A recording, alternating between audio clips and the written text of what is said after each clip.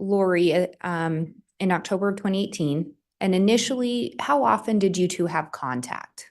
In the beginning, it was almost daily, with the exception probably of a day or two a week. And that was probably for maybe about a month or two. Do you recall approximately when the contact wasn't as frequent or what was going on at that time? Yes, it was after January when she started to move around. She moved multiple times, so I couldn't keep in contact with her. And that would be January of 2019? Correct. And to be clear, she wasn't moving around to avoid contact with you. Right. But just as she moved around, Right. you'd lose track of her? Well, we wouldn't see each other. Yeah. Did you still talk to her on the phone? Yes. And after that first conference in October, do you recall the next time that you saw Chad Daybell? The next month, November 2018, he came down for a conference in Arizona.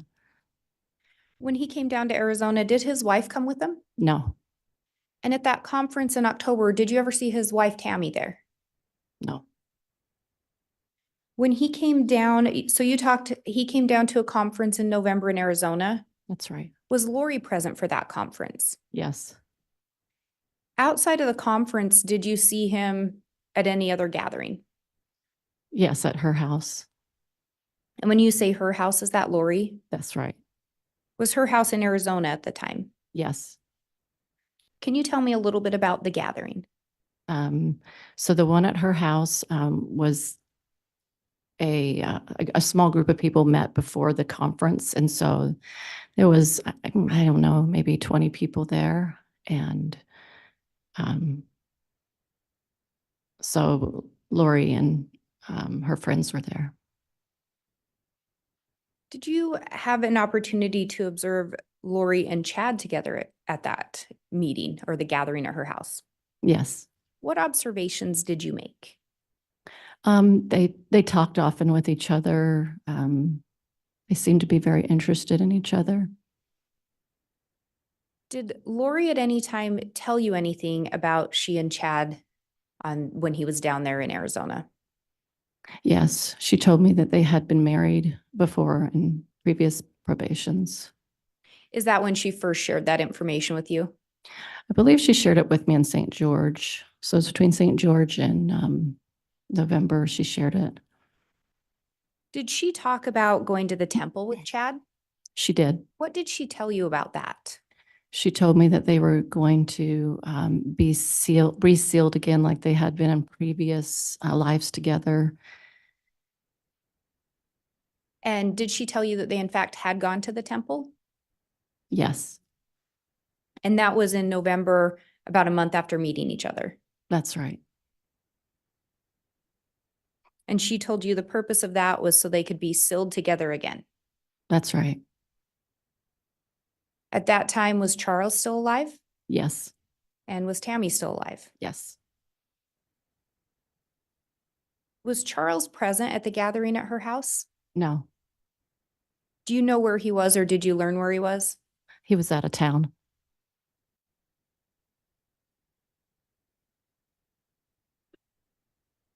Do you know what Chad did for a living? He was a sexton and he wrote books. With regard to his books, had you ever read any of his books? Yes. Do you know if Lori had read any of his books? Yes. Did she seem interested in his books? Yes.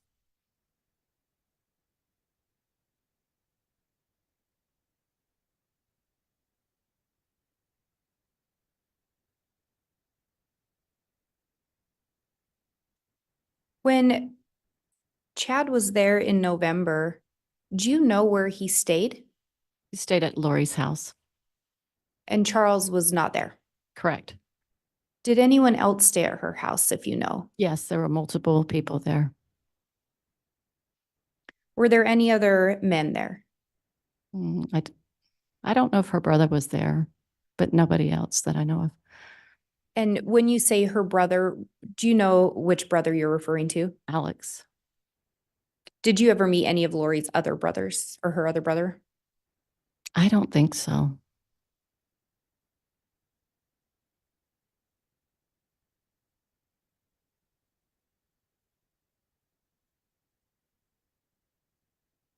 Did Lori ever talk to you about her conversations with Chad? Yes, Do you know, did Lori ever share with you if she turned to Chad for advice? she did. And we talked a little bit about the multiple lives or multiple probations already, correct? Yes, At some point, did Chad or Lori share more information about that with you? yes. And which one of them? They both did. Do you know which one of them seemed to have the most understanding regarding multiple probations? Yes, Lori would often call Chad and Chad would give her the information and then she would come back and share it with me and her other friends. And when she would share the information, would she tell you she got that from Chad? Yeah,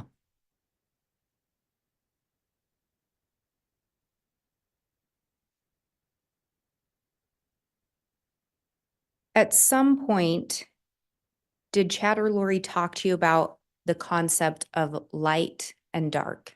yes. Do you recall who talked to you about that? Lori shared it with me. Did she tell you where she got that information from? She got it from Chad. What did she share with you about the concept of light and dark? So if someone was light, they had made contracts with Jesus Christ before they came here. And if they were dark, they had made contracts and promises with Satan.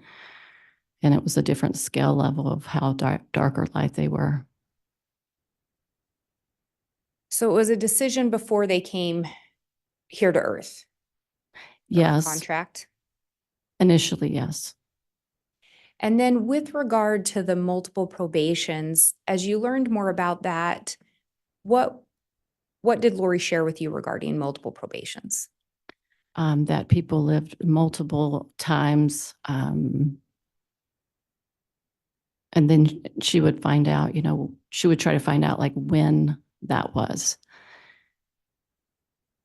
And was there some kind of a rating system or a system to easily identify if someone was light or dark or what level they were? She would ask him and he would somehow find out. And he would find out, how many times they'd been on this planet or any other planets, I guess. And he would just find that out by asking questions the way he did. And then she would share it with us. And the he you're referring to, is that Chad? Yes, At some point, were people designated with a number and then either an L or a D? correct. Where would those designations originate? From Chad. And if someone was designated a D, did that stand for dark? Correct. And the L was for light. Correct.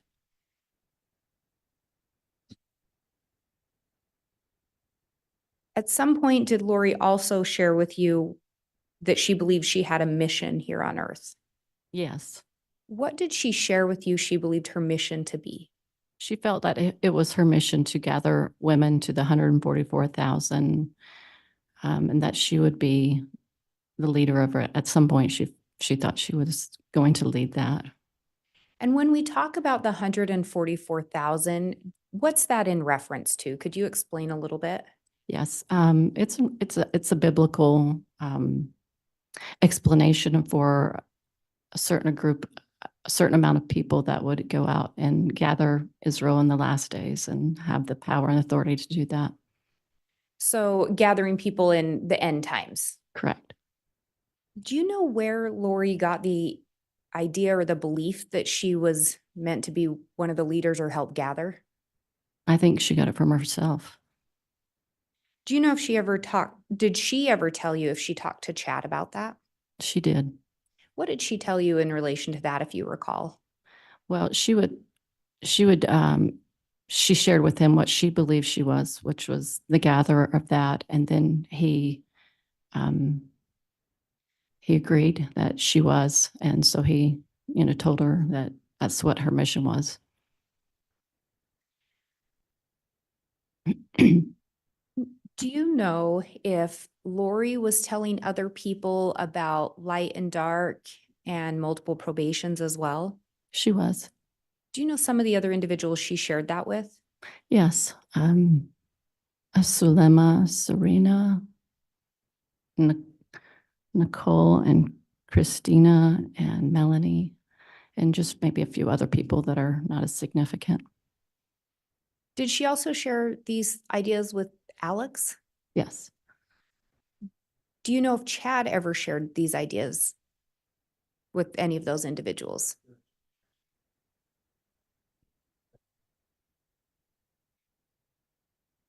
If I may respond. Okay, and I'll note on the record, it didn't pick up on the microphone. It's an objection based on lack of foundation.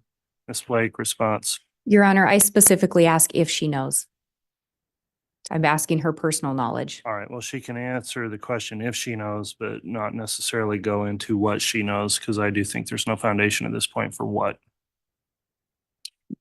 Do you know if Chad ever shared those teachings or beliefs with any of those individuals? Yes. And did he? Yes. Were you present? Yes. And again, when Lori would tell you these things, she would explain she received the information from Chad. Yes.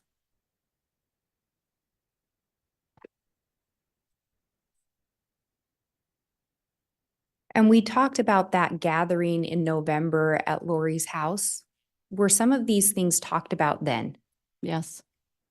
Was Chad present? Yes. Was Lori present? Yes. Were they both talking about these ideas? Yes. Had you heard of these concepts before? Yes. Had you heard of them in the way that Chad was teaching them? No.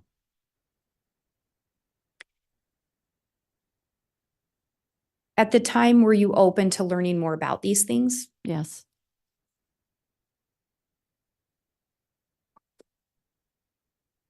Did Lori or Chad ever talk to you about if a person could switch from being light to dark or vice versa? Yes. What did they tell you regarding that? That they might be light, for example, and then some maybe evil entity could enter them and then they would become dark. So a light person could become dark. That's right. When they, and I say they, do you recall if it was Lori or Chad that would tell you these things? She would tell me. And would she tell you where she received the information? Yes. And- Always she went to Chad with it. Thank you. Do you recall when Lori first started talking to you about people becoming dark? I would say sometime between January and February of 2019. Do you recall the first person she talked to you about becoming dark, the first specific person? Yes, it was Charles Fallow. Did she tell you where she received that information? Yes, she received it from Chad.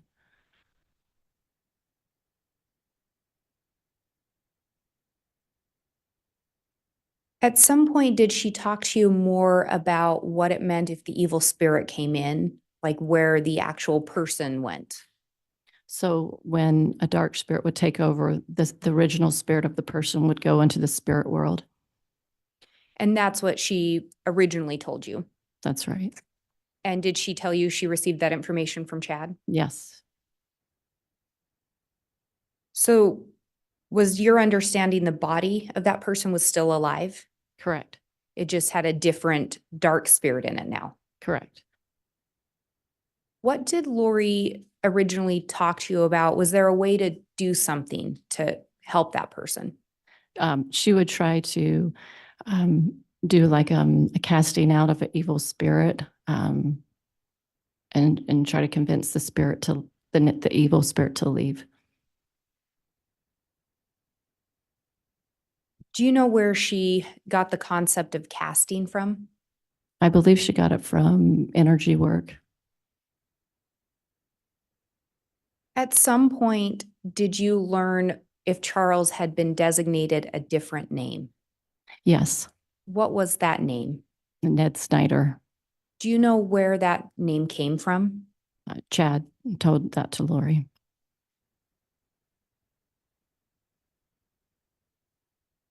At some point, had Lori talked to you about her having a dream regarding Charles? Yes. What had she told you? She said that when it was after Christmas and he was out of town, I believe he went to Texas and he took JJ. And she had a dream during that time that they were not going to come back, that they were going to get in a car accident. And that's what she saw. And that they would be Charles and JJ? Correct. Did she believe Charles was going to be killed in that accident? She did. Was Charles killed in a car accident? No. Was it sometime after that that he was labeled dark? Yes. Judge, how about some foundation? Your Honor, it's a question to her personal knowledge. I guess I can rephrase. Go ahead, Ms. Blake. Thank you. At some point, did you learn or did Lori tell you if he was labeled dark once he did not pass away in that accident? Yes. And again, Judge, if I could have some time, date, place. You'd like to lay additional foundation, you may, Ms. Blake? Do you recall approximately when Lori told you or when you learned Charles was not killed in an accident? January 2019. And do you recall approximately, I think you've already said, but do you recall approximately when you were told Charles was dark? It was, I would say, weeks after that. And that designation came from Chad. Correct. And then we started talking a little bit about the idea of casting. Right. Did you ever participate in any castings? I did. Can you tell me a little bit about what would happen at the casting?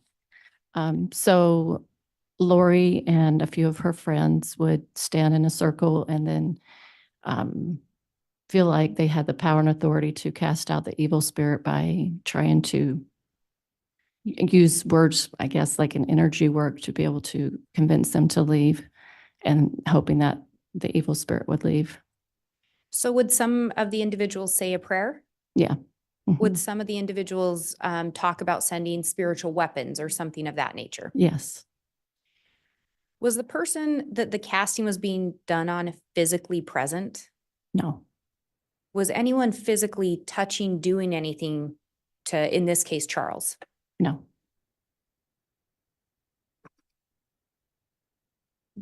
Do you recall, did you participate in the castings for Charles? Yes.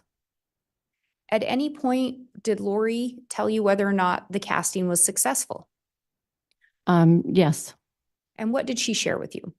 She would say that Ned had left, and then shortly after, she would say somebody else got in, another entity. Do you know who told her that information or where she got it from? Yes, she got it from Chad. And did she tell you that? Yes. At some point, did you learn what would happen to the body if the casting was actually successful? She would say that the body was supposed to die if the evil spirit left. So in Charles' case, Ned's out and a new spirit's in. Correct. Do you know if there were additional castings Yes. in relation to Charles, I should say? Yes. Did you participate in any additional castings? Yes. Do you know if at any point the next entity or spirit was cast out of Charles, according to Lori? Yes. And was it? According to her, it was And did she tell you where she received that information? from Chad. And then what happened in relation to Charles when that next entity was removed, according to Lori? Nothing happened to Charles, Did a new entity come in? according to her. And did she tell you where she learned that from? Yes, Chad. Was Chad ever present for any of the castings? Yes. Were there castings done on other individuals besides Charles that you know of? Yes. And who were some of those individuals? Brandon Boudreaux was one that I know of. And did you participate in a casting on Brandon Boudreaux? I don't know if I said anything. I was there when they did it. Do you know if Chad was present at that one? Yes, he was. And who was Brandon Boudreaux? He was Lori's niece's, which her name is Melanie's husband. Had you met Brandon? Yes, At any point, did you learn if Brandon had been designated as dark? yes, And had he? according to her. Did she tell you where she received that information? Yes, from Chad. Do you know if any castings were ever done on Tammy Daybell? Yes, Were you present for them that you recall? I don't recall. Do you know if castings were done on Tylee or JJ? Not that I know of. You were not involved in any if they were? I don't recall any of that. And the castings in relation to Charles, do you recall approximately what period of time those were occurring? So sometime between January and February 2019 up until I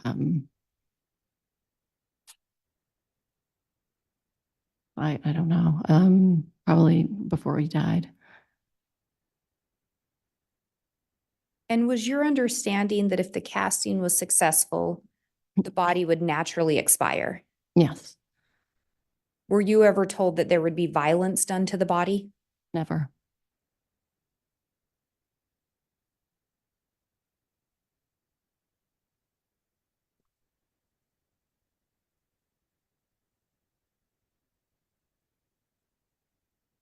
Were there other individuals that were involved in the castings besides you? Yes, Did some of them seem to have more involvement? yes.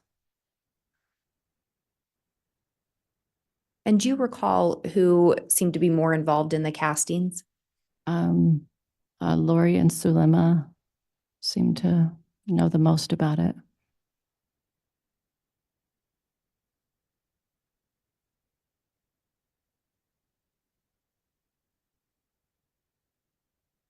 And the casting that we talked about Chad being present for, do you recall where that would have occurred?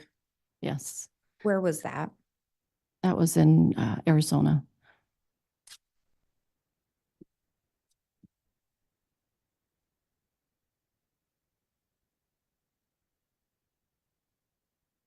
Are you aware when Charles Vallow was killed?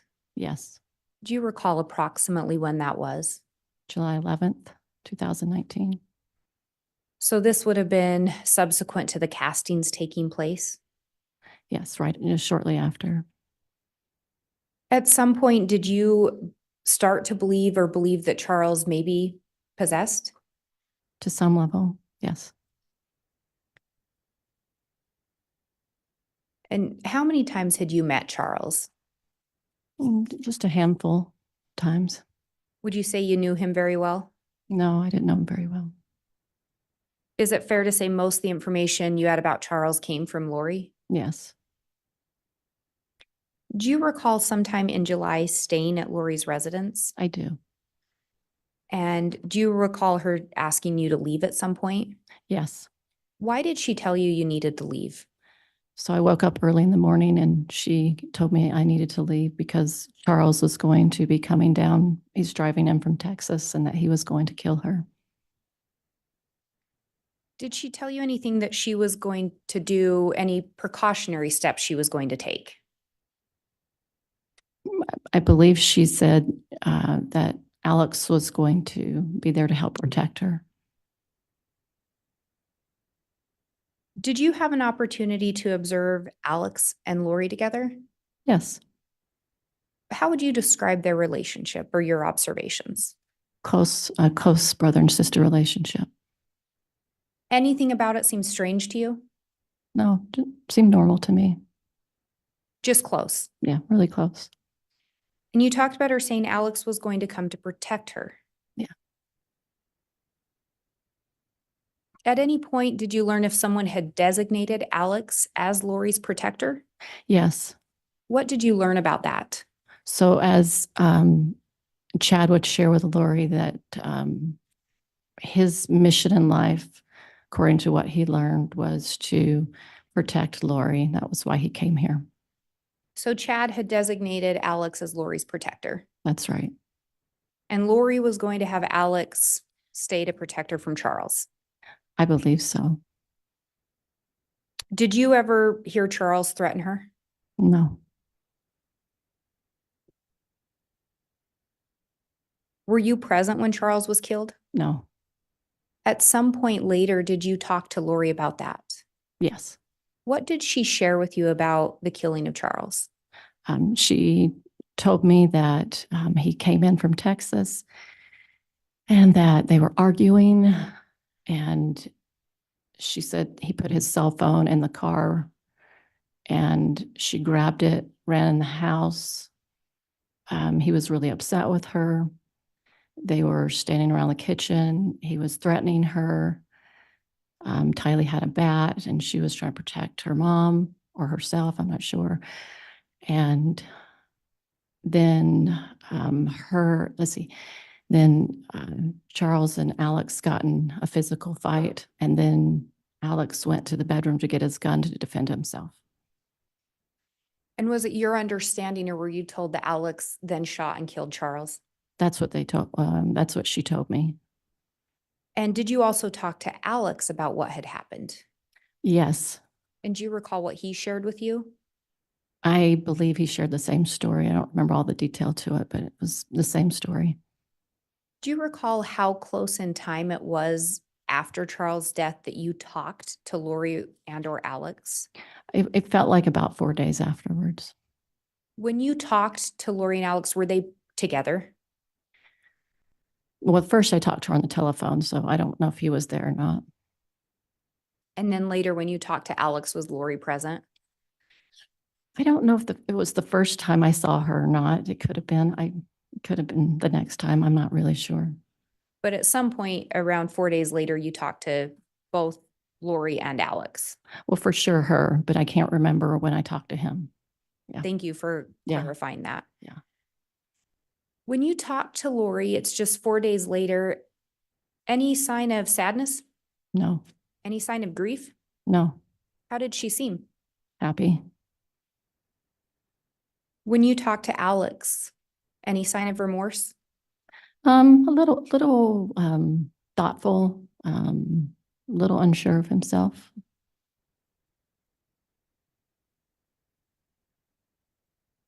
At some point after Charles is shot and killed, did you see Chad Daybell again? Yes. Do you recall approximately how long after? So it must have been a couple of weeks after Charles's death. He was in Arizona at Lori's house.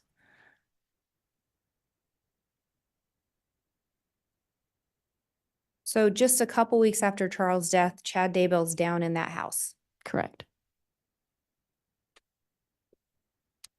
Do you know at that time if Tammy Daybell was still alive? She was. Do you know where Chad stayed when he was back down in Arizona? I believe it was Lori's house. Did you have an opportunity to observe he and Lori together? Yes. What observations did you make? They seemed super excited to be together. They were standing, talking to several of us at the kitchen table, and they're standing side by side and, excited to share, their future plans together. Any sign of grief from Chad? No. And you talked about they were excited to share their future plans together. Yeah. So Chad and Lori were planning a future together? Yeah. Yes. Yeah. And Tammy was still alive? Yes.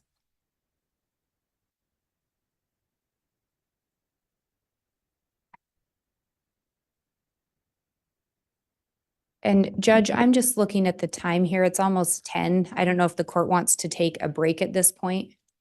I Or was keep going. thinking anytime between now and 10:15 or whenever you feel like is a logical break point is fine. I think this may be a logical break point. Okay, let's go ahead and take our mid-morning recess then, and it's right about 10, so we will resume right back about 10:30 with further testimony. All rise, please.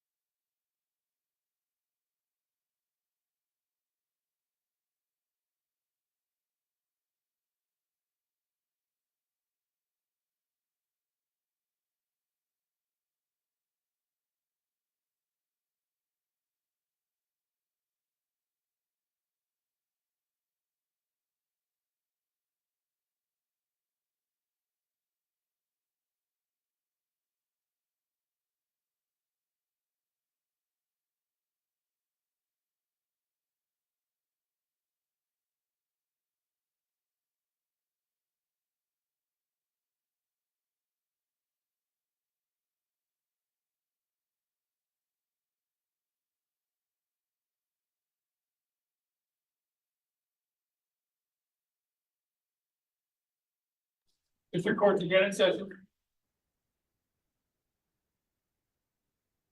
Thank you. Please be seated.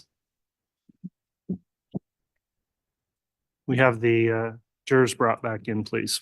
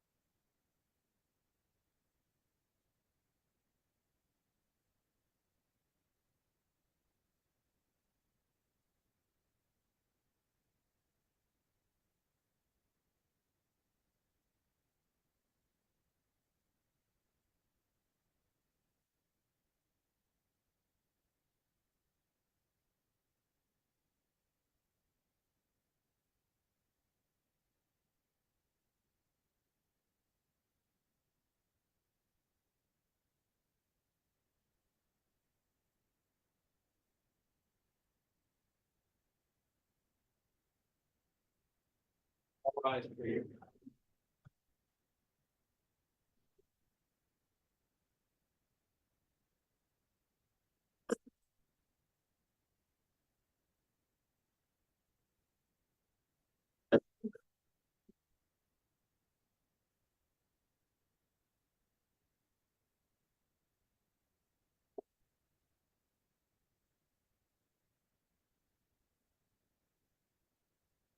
The jury is present and accounted for. Okay, thank you. Please be seated.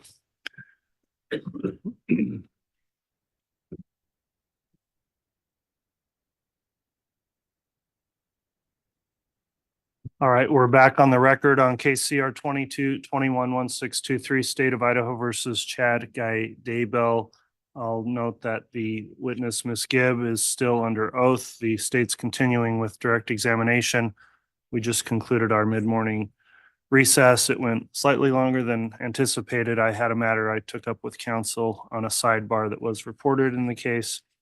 I believe we're ready to commence then with further examination. And Ms. Blake, just for scheduling purposes, we do want to take a lunch break today, approximately noon, if that works out with your scheduling. Thank you, Your Honor. I'll watch the clock. Thank you. Go ahead. Ms. Gibb, before we took the break, we'd been talking about the killing of Charles and your observation shortly after that. Prior to Charles' death, did you and Lori have conversations about her relationship with Chad? Yes. Yes. Do you recall if she shared with you the nature of their relationship? Yes. And what did she share with you, if you recall? That they really loved each other. They had been in multiple lives. They had missions together. That there was some physical affection, contact. And this was when Charles was still living as well? Yes. And we talked about when Chad came back down, or when Chad came down to Arizona after Charles had been killed, Lori and Chad talking about plans for a future together. Right. Did that include talk of the missions that you just referenced? Yes.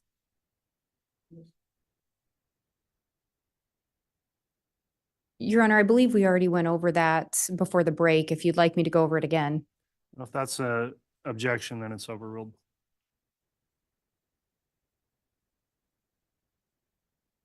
And she shared with you that there was some kind of physicalness within their relationship. Correct. Did she tell you whether or not she thought that was okay because they were both married?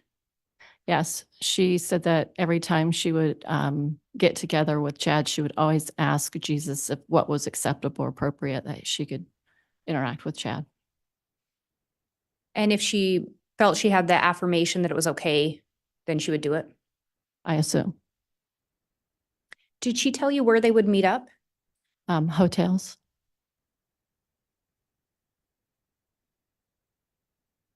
Did you ever talk to Chad or Lori about whether either of them were seeking a divorce?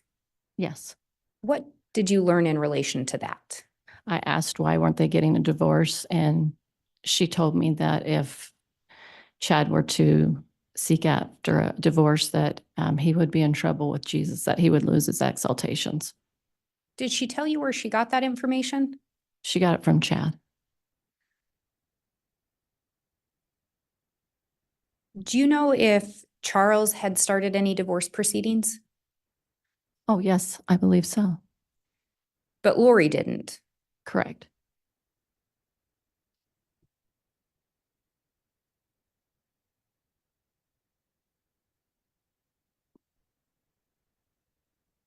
Did you ever see Lori with more than one phone? Yes. Do you recall approximately how many phones you saw her with? 3. Did she ever tell you anything about why she had 3 phones? One was her own personal phone, and then one was she just had a connection with Chad through the other phone, and I'm not sure about the other one. So one of the phones was to communicate with Chad.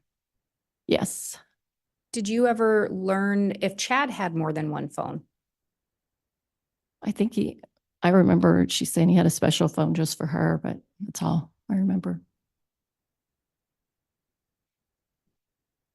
Did Lori ever share with you how often she and Chad were in contact? It was mostly daily. I'm sure there was times where she said, she couldn't contact him for certain reasons, but mostly it was daily. And would that have been approximately since they met that they stayed in that type of contact, if you Yeah. know? Yes, that I know of.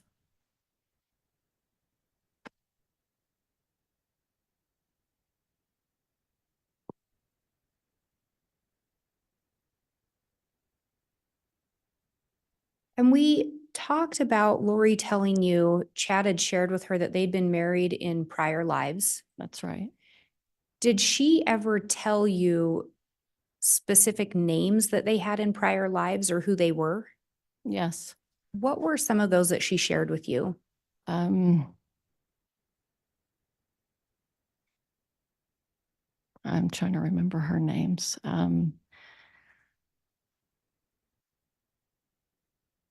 I'm not remembering her names. I remember certain positions though. And what were those positions? She was married to Moroni, and she was married to James, and she was she was Chad's wife, but he was James, and she was, I think, Elena. And then Chad was considered to be Methuselah, and she was his daughter, I believe, but I don't remember a name. Seemed like there was another time she was a lady that was married to a relative of Joseph Smith, but I can't recall her name right now. I can't, and there could have been another one. I'm just not recalling it. And when you say you remember positions, were those biblical or figures within some scriptures? Yes. When she was Elena, do you know who Chad was supposed to have been in that life? James, one of the apostles of Jesus Christ. And is that one of the times that they were married in a previous life? Yes.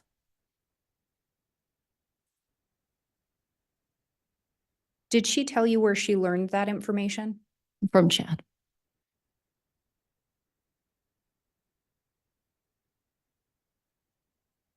Did she ever tell you how Chad would get his information? She said that he would sit in his portal and ask questions. Did you ever see the portal that was referenced? Yes. Oh, well, not his, but hers. And what did you observe in relation to Lori's portal? It was nothing but, just a spot in her closet. I mean, it didn't look like anything. She just considered it her portal, but it looked like just a regular space. And who told her that was a portal? Chad told her and taught her about it.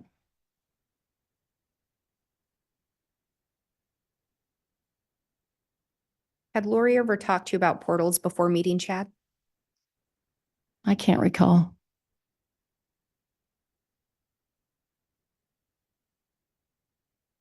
Do you recall when the last time you saw Tylee was? In Arizona, July or August of 2019.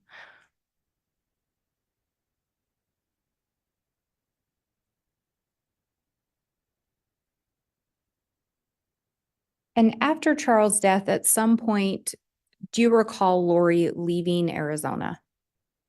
Yes. Do you know where she relocated? She relocated to Rexburg. Did she ever talk to you about why she left to Arizona to go to Rexburg? Yes, she wanted to be with Chad and start their missions together.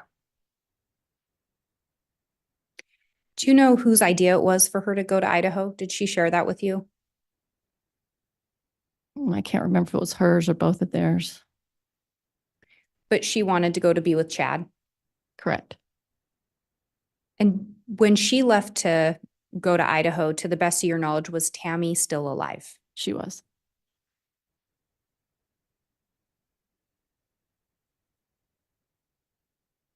We had talked about people being light and dark. Do you recall if Lori ever said anything to you in relation to Tylee and whether or not what her level was or her rating? She did say she was dark at some point. I don't remember the rating.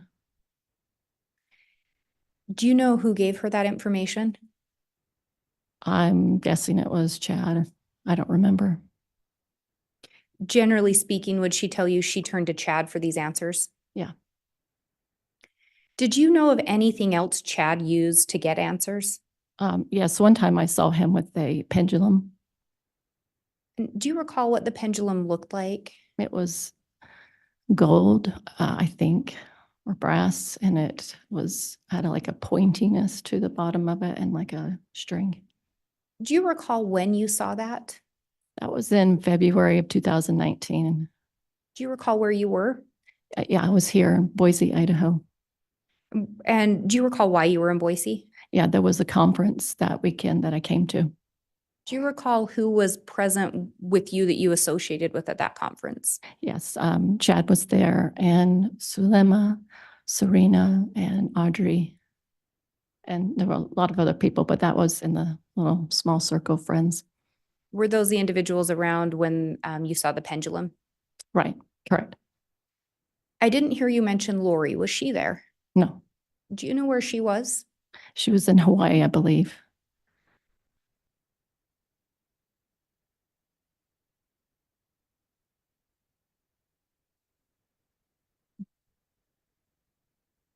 When Lori moved to Idaho, do you recall who went with her? JJ and Tylee and Alex. He was either there before or after. I don't know. I know at some point he was up there. So Alex, her brother, moved around the same time she did? Yes, And this is after Charles has been killed, correct? correct. And it's after Chad has told Alex that he's Lori's protector. Is that correct? I believe so.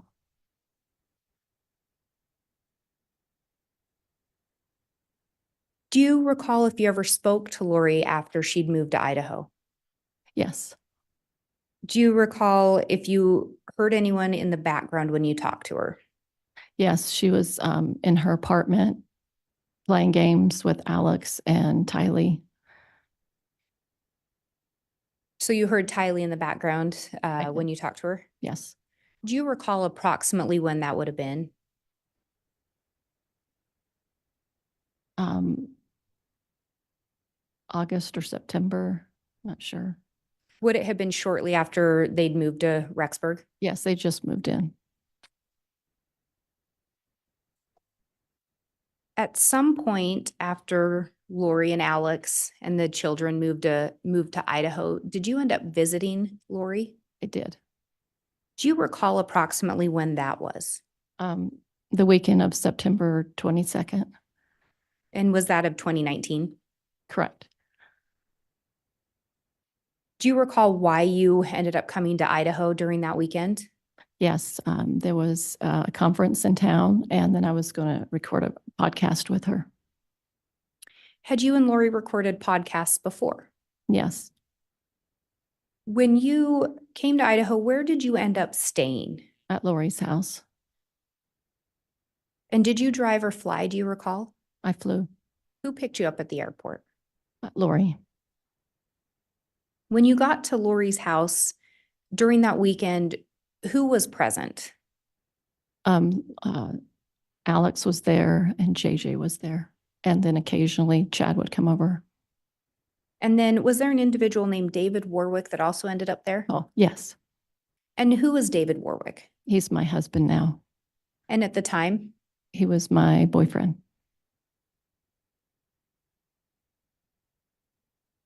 Do you know if Alex had his own apartment as well? Yes, And he did, he did. but he would be at Lori's at times? Yes. I didn't hear you say anything about Tylee. Did you ever see Tylee when you arrived in Idaho? No.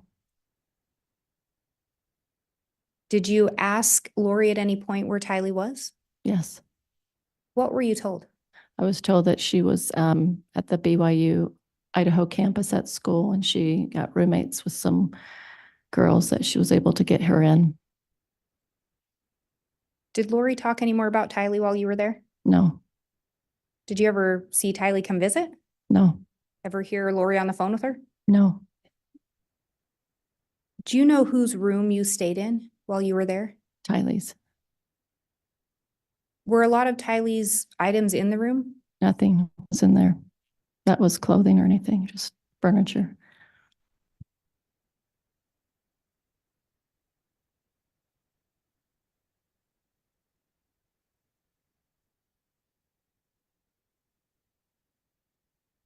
Did Lori talk to you about JJ while you were there? Yes. What did she tell you? She told me that the day before I arrived that he became dark. So previously she'd told you Tylee was dark, Correct. correct? Yeah. And now JJ was dark. Correct. Did you observe JJ that weekend? Yes. Did you observe any behaviors that caused you concern? No. Do you recall her telling you why she believed he was dark? Either Chad told her or she figured it out herself. I'm thinking it was Chad, but I'm not remembering. And Chad was present at times that weekend, Yes. correct? Yes. Was he present when there was talk of JJ being dark? It's possible. Did you ever observe any interactions between JJ and Chad while you were there? Yes. And what were those? Um, JJ seemed to be upset, and so Chad took him upstairs with him, and they went into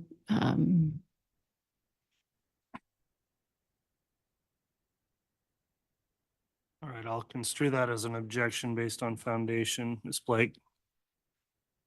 Ms. Gibb, do you recall approximately when in your visit the interaction occurred? I feel like it was Thursday, like I got there on a Wednesday, I believe. I feel like it was the next day. And I guess for reference, how long were you there at Lori's? From Wednesday to Monday morning. So best of your recollection, this is around your second or your first full day there. I think so. And if you could go ahead and tell us again what you observed. Okay. He took him upstairs, and then after a period of time, he came back downstairs. I believe he was holding his hand, and that's what I observed with them. Did you observe any injuries to Chad? He had a red scratch on his neck. Did he tell you how he got that? I asked him, and he said that JJ had scratched him. Had you seen many interactions between Chad and JJ before that? No,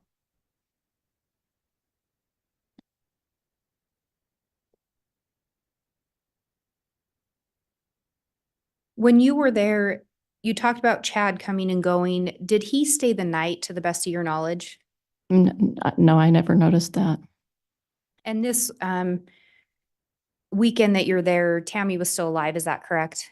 Yes, Did you ever hear Chad talk about Tammy? a little bit. Do you recall what you heard? Chad and David Warwick were speaking at the island, and David was asking him questions about Tammy, and Chad said, please don't share this with anybody, my relationship with Lori. And so David asked questions about the relationship he had with Tammy.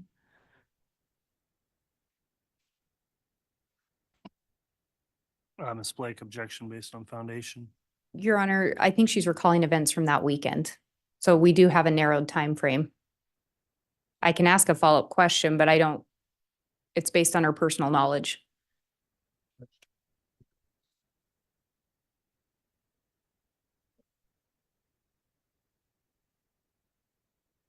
I'll sustain the objection if you want to ask additional foundational questions, Ms. Blake. Do you recall approximately when you heard this conversation between David and Chad during your stay? It would have been on the weekend because David was there already. He didn't come in until Friday, so could have been like on a Saturday or Sunday. So sometime around Saturday or Sunday? Yes. And what did you hear Chad say about Tammy? That she was a good wife, I believe. I'm not recalling right now what he said. Do you recall him ever mentioning that he was going to divorce her? Never heard that. Ever hear him talk about getting separated? No. Did you observe Chad and Lori interact while you were there? Yes. Did you observe them interact several times through your stay? Yes. What were your observations of their interactions? They seemed to be a couple that was close and loved each other. There was affection, hugging. I saw her kiss him on the cheek. They were singing together, maybe a little dancing. So affectionate with each other. Yes. Do you recall ever seeing them act affectionate outside of the apartment? Yes. What do you recall about that? We were walking around the campus and they were holding hands.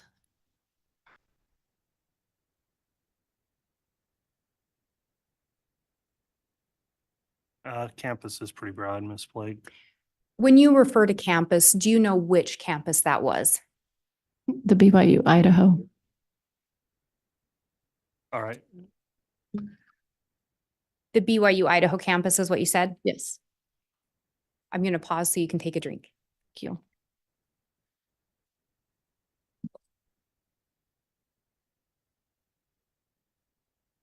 And do you recall approximately when you went and walked the track during your time in Idaho?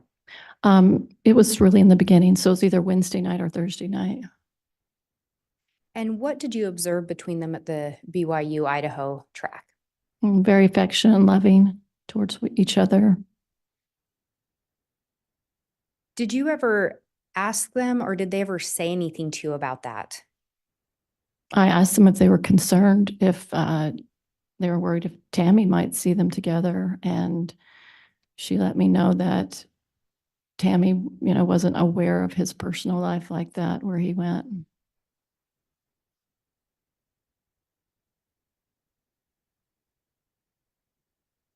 But again, no indication of divorce or separation.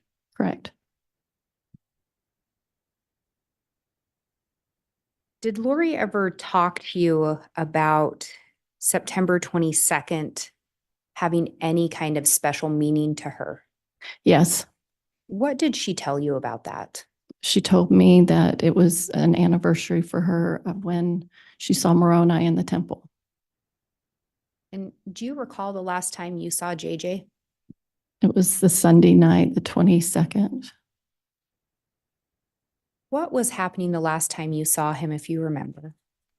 I was in the house, Lori's house, and I was doing a recording with Lori and David, and Alex walked in the door holding JJ on his shoulder and was taking him to bed. He had fallen asleep.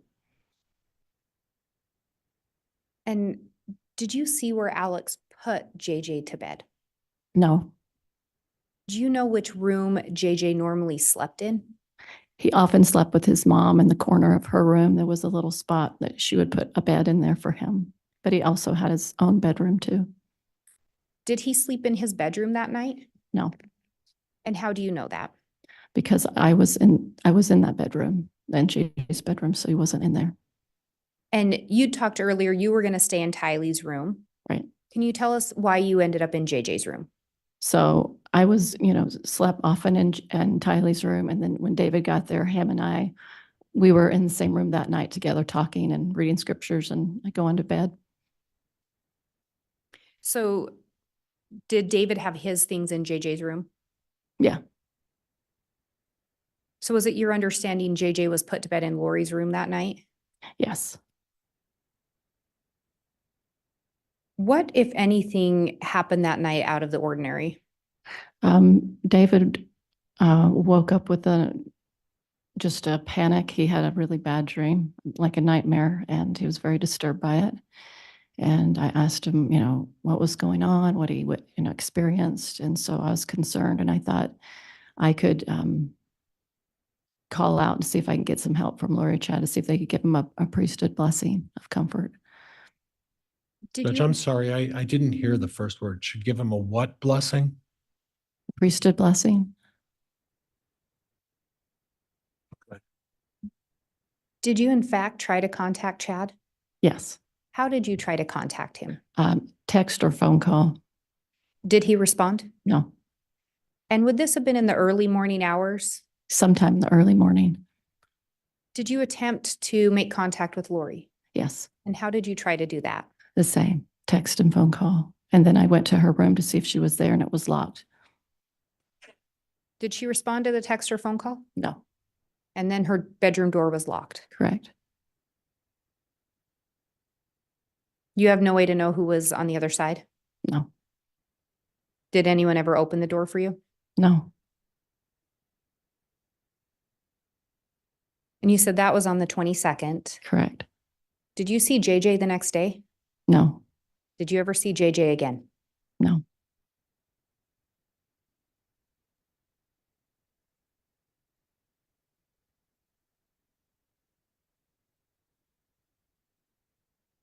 After Charles was killed, did Lori ever share with you how she was going to survive financially?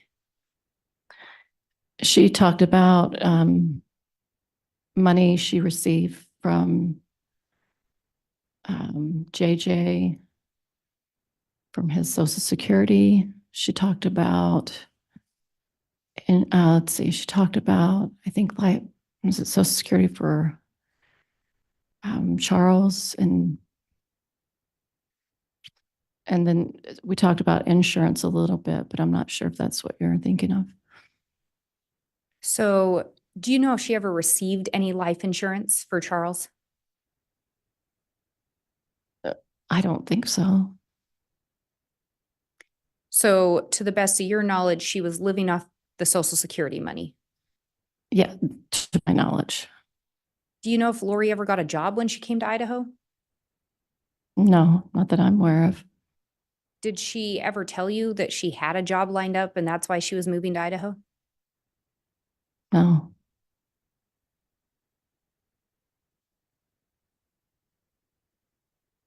At some point, did Lori talk to you about some struggles with JJ? Yes. What did she share with you about that? She said that he was acting out more as far as the weekend that I was there in September, that he was acting like he was possessed. He was, 1 minute he would be upset, 1 minute she would say he was talking very intelligent, just a variety of different behaviors. She seemed troubled by it, that he had been taken over by evil spirit, that he was upsetting. I don't know. She just seemed kind of upset by it. Did she ever indicate any kind of a plan of how she was going to handle that? Yes. What did she tell you? She said that she wanted Kay to have JJ. Did she ever talk to you about a plan to get JJ to Kay? Yes. What did she tell you?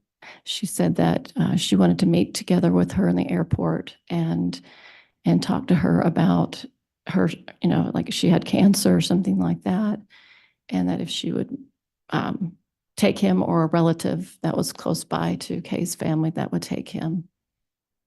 And did Lori talk to you about coming up with what to tell Kay to get her to take JJ? Yeah, we talked about that. And did you help her come up with an idea to tell Kay that Lori was sick and so she needed Kay to take JJ? She was throwing different ideas out with me, and so we talked about that kind of scenario. Yeah. Was it your understanding that Lori actually did in fact contact Kay? Is that what she told you? Yeah, she did. Did she tell you that in fact she had given JJ to Kay? She did. And we go back to the last time you saw JJ is the night of September 22nd. Yes. That next morning, did Lori say anything in relation to where JJ was that day? I believe she said that David remembers this more than I do, but that he was with Alex that morning. And is it sometime after that that Lori leads you to believe that she sent JJ to be with Kay? Yes. Did Lori talk to you about how she transferred JJ to Kay, the custody? Yes. And how was that? She said they met up in the Salt Lake City airport and she took JJ.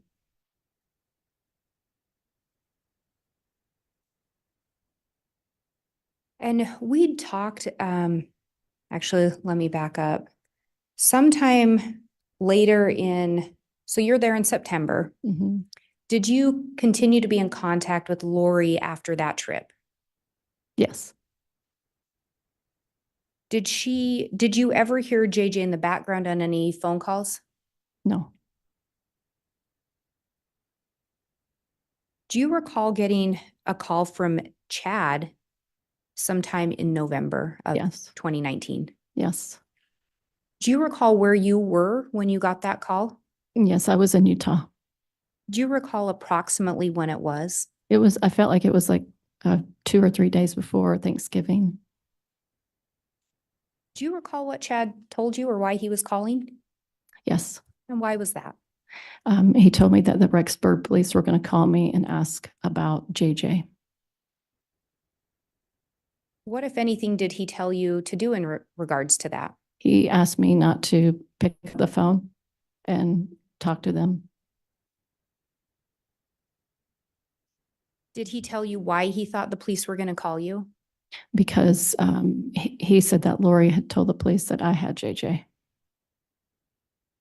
How did Chad sound in that phone call? Nervous.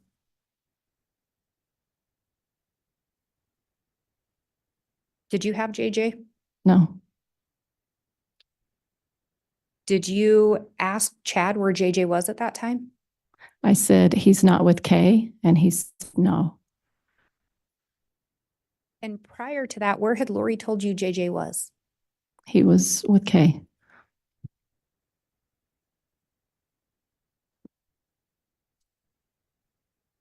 Did Chad tell you anything else that you recall? He said that Lori would shortly be calling me after that, but she was talking to the police. I can't remember right now everything else. It was very brief. Do you recall if Chad indicated where he was when he placed that phone call? I don't recall. Did you learn at some point where Chad and Lori were? What state? Oh, Idaho.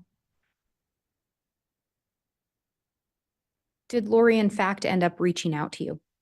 She did. Do you recall what she told you? When she answered the phone, or when I answered the phone, she was very positive and upbeat as if everything was okay. And she said that she was protecting Tyleen and JJ because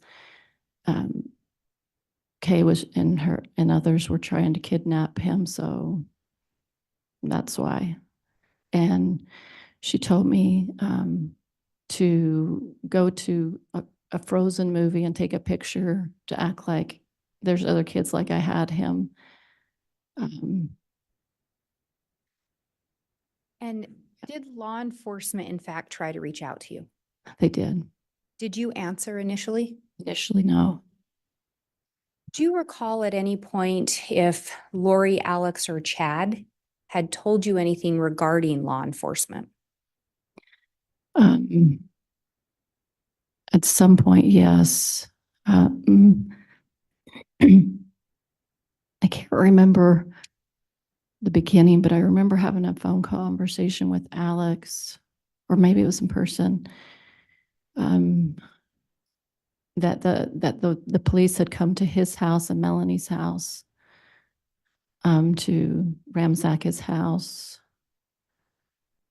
And they came questioning, asking about where JJ was. At any point were you told whether or not law enforcement were dark? Yes.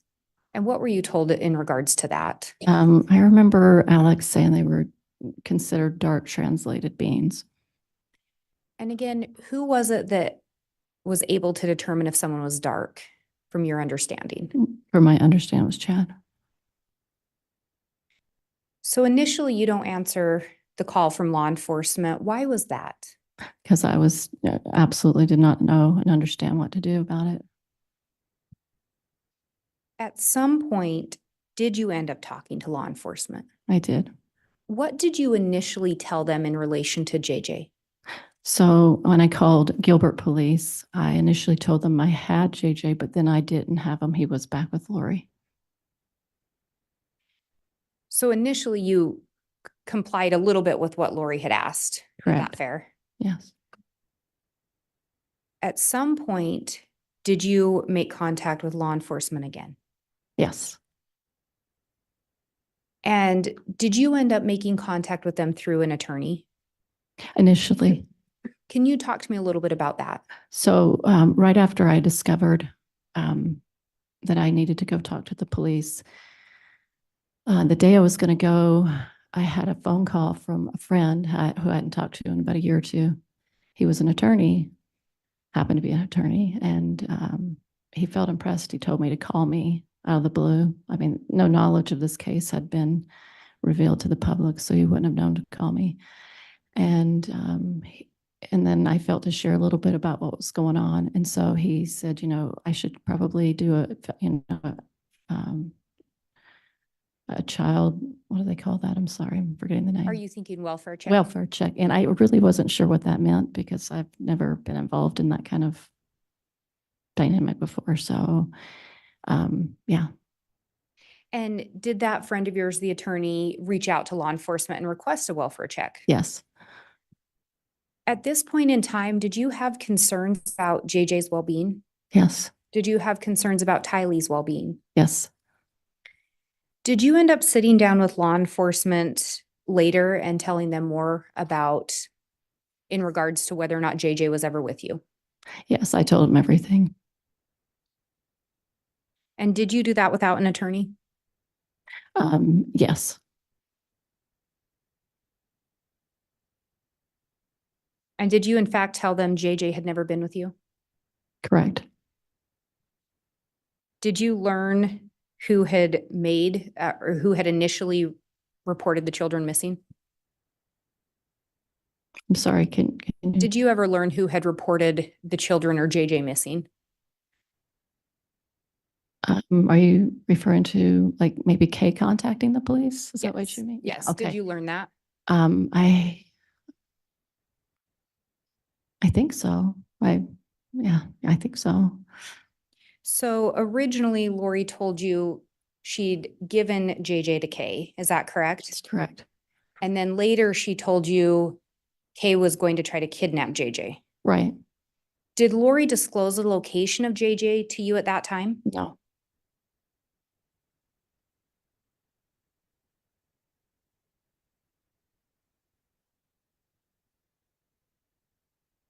At some point, did you end up, or let me back up.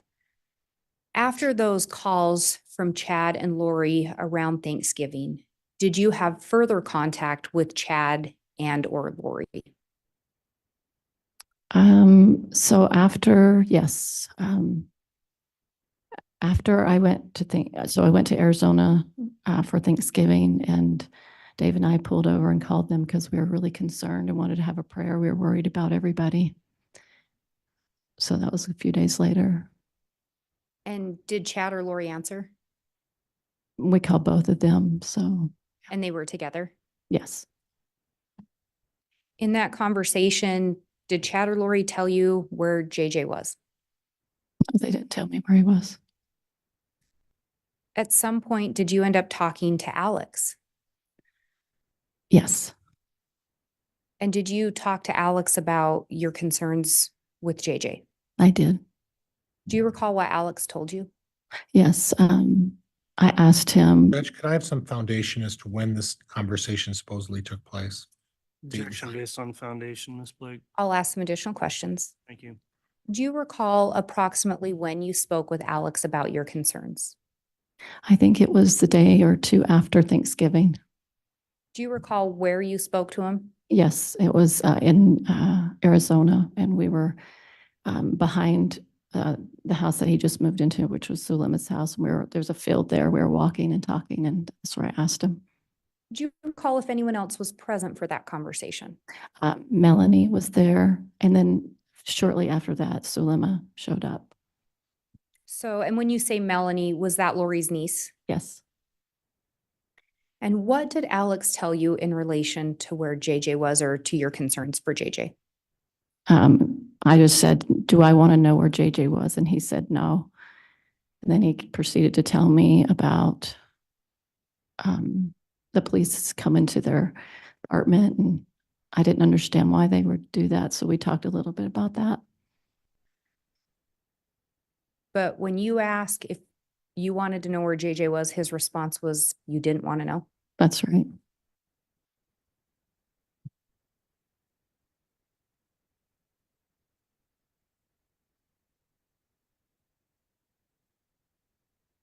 At some point, did you end up making a phone call to Chad and Lori on December 8th of 2019? Yes. Who was present when you made that phone call? No one. Did you record the phone call? Yes. Was someone there recording it for you? No. What device did you use to record it? Cell phone. Had law enforcement ask you to make this phone call? No. And you did in fact record it? Correct. Judge, I have what's been marked as State's Exhibit 42. It's a jump drive. I have a copy for counsel. And I would request to publish the first portion for identification purposes only. All right. Before it's I have one. published, of course, we'll go through the question of admissibility. Mr. Pryor, is there any objection to Exhibit 42 being admitted? I would have preferred a little more foundation, Judge, but at this point, I'm going to stipulate to the admission of the exhibit and allow her to move forward. Okay, Exhibit 42 is admitted, but pending an additional or a first proffer that it is actually the exhibit Mr. Pryor believes it in the court improperly marked. In other words, Ms. Blake, if you just start a portion of it and let everyone confirm it's the call you're referring to. Thank you, Your Honor. And that was actually my intention in order to lay more foundation.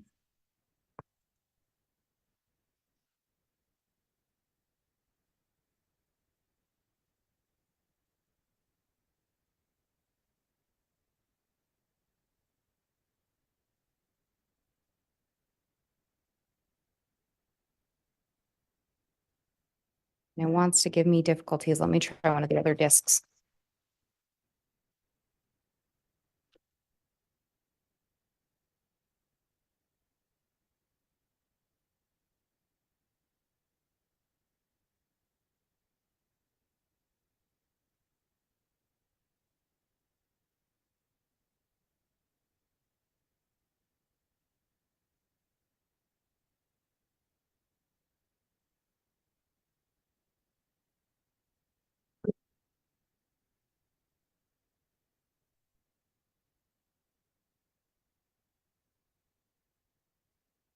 Your Honor, if I may have just a moment. You may.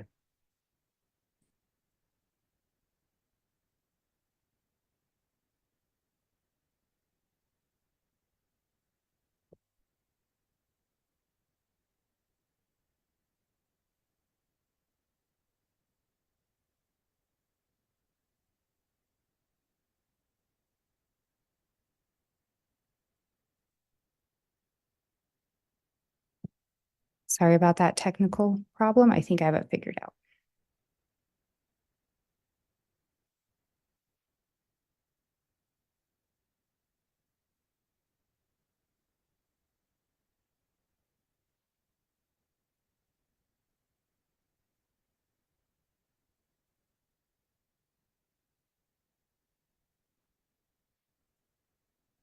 Not just.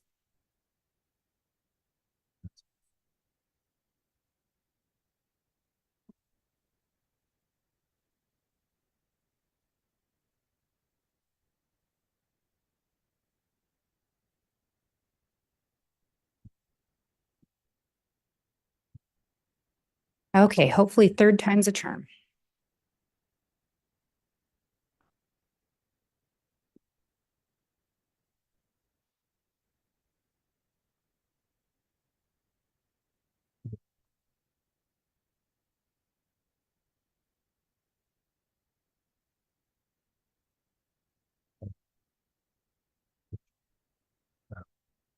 No.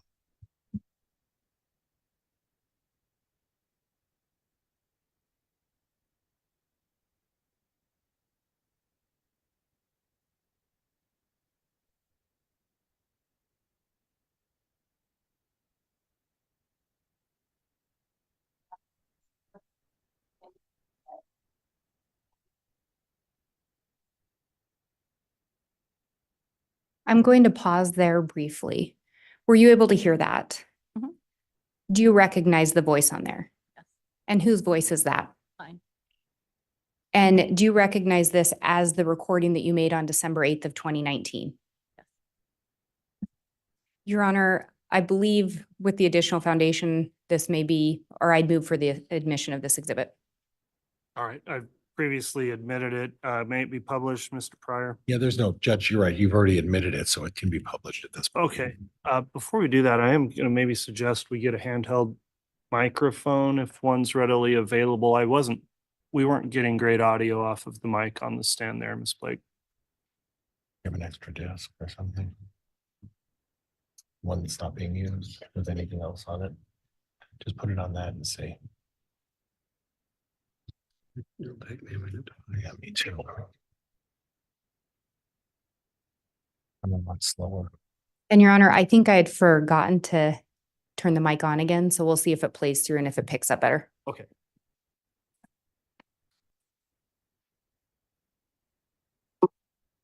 And I am calling Chad Daybell's phone number. And hopefully I will be talking to both of them, Chad and Lori. So here goes the phone call.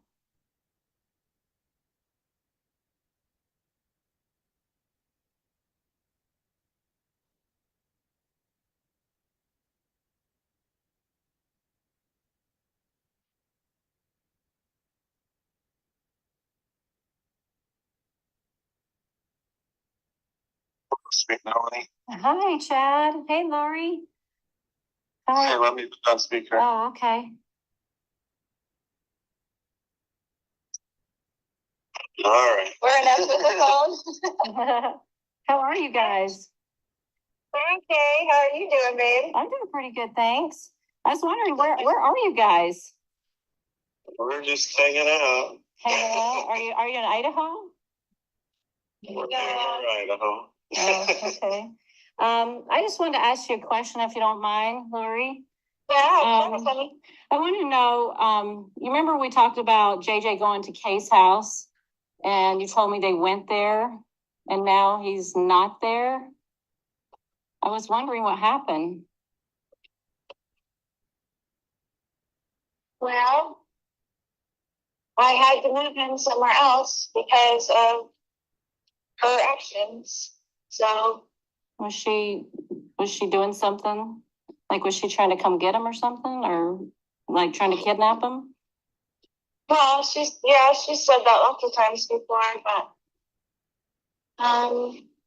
Okay, when I asked Chad the other day, I was like, hey, where is JJ? And he said, for my security, he didn't want me to know. So is there a reason I should be in danger to know where he is? no, it's nobody, it's his danger. It's the danger that there's people after me. Okay, We just felt that if you knew, that puts you in a danger.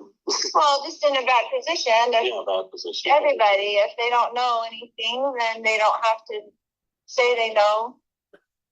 right, so you're just worried, okay. I'm just to keep him protected and keep you protected. keep everybody else. I appreciate that. Well, I was wondering why you told the police why he was with me.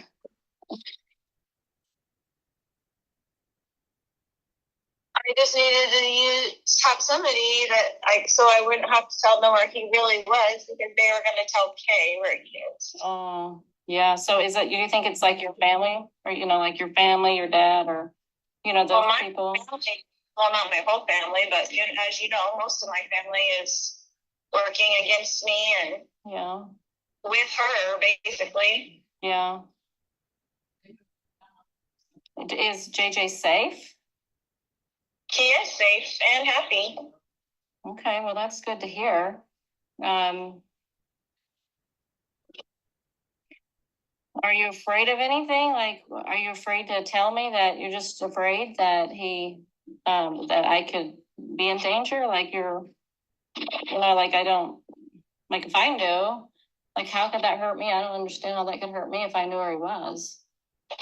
Well, I'm just not telling anybody so that nobody has to say where he is or get questioned to where he is, so I can keep him as safe as possible. Yeah. Okay, I hope that he's okay. I hope you guys are okay. But I did have a question that I asked Al at one point, your brother, if I wanted to know, like where he was, and he said I did not want to know and that he could not be found. So what does that mean? I don't know why he would say that, but it's the same story. Like Yeah. I don't even want Al to know. I don't want anybody to know so that nobody has to be worried about it. I mean, nobody has to be questioned about it, so he can be safe. Yeah. So how long are you gonna be away for? Like are you ever gonna be able to come out and come back to society again? Or are you gonna keep, come back? I mean, like, what does that look like? I will do whatever the Lord needs me to do every day. So I just wondered if I was ever going to see you again. Absolutely, you will.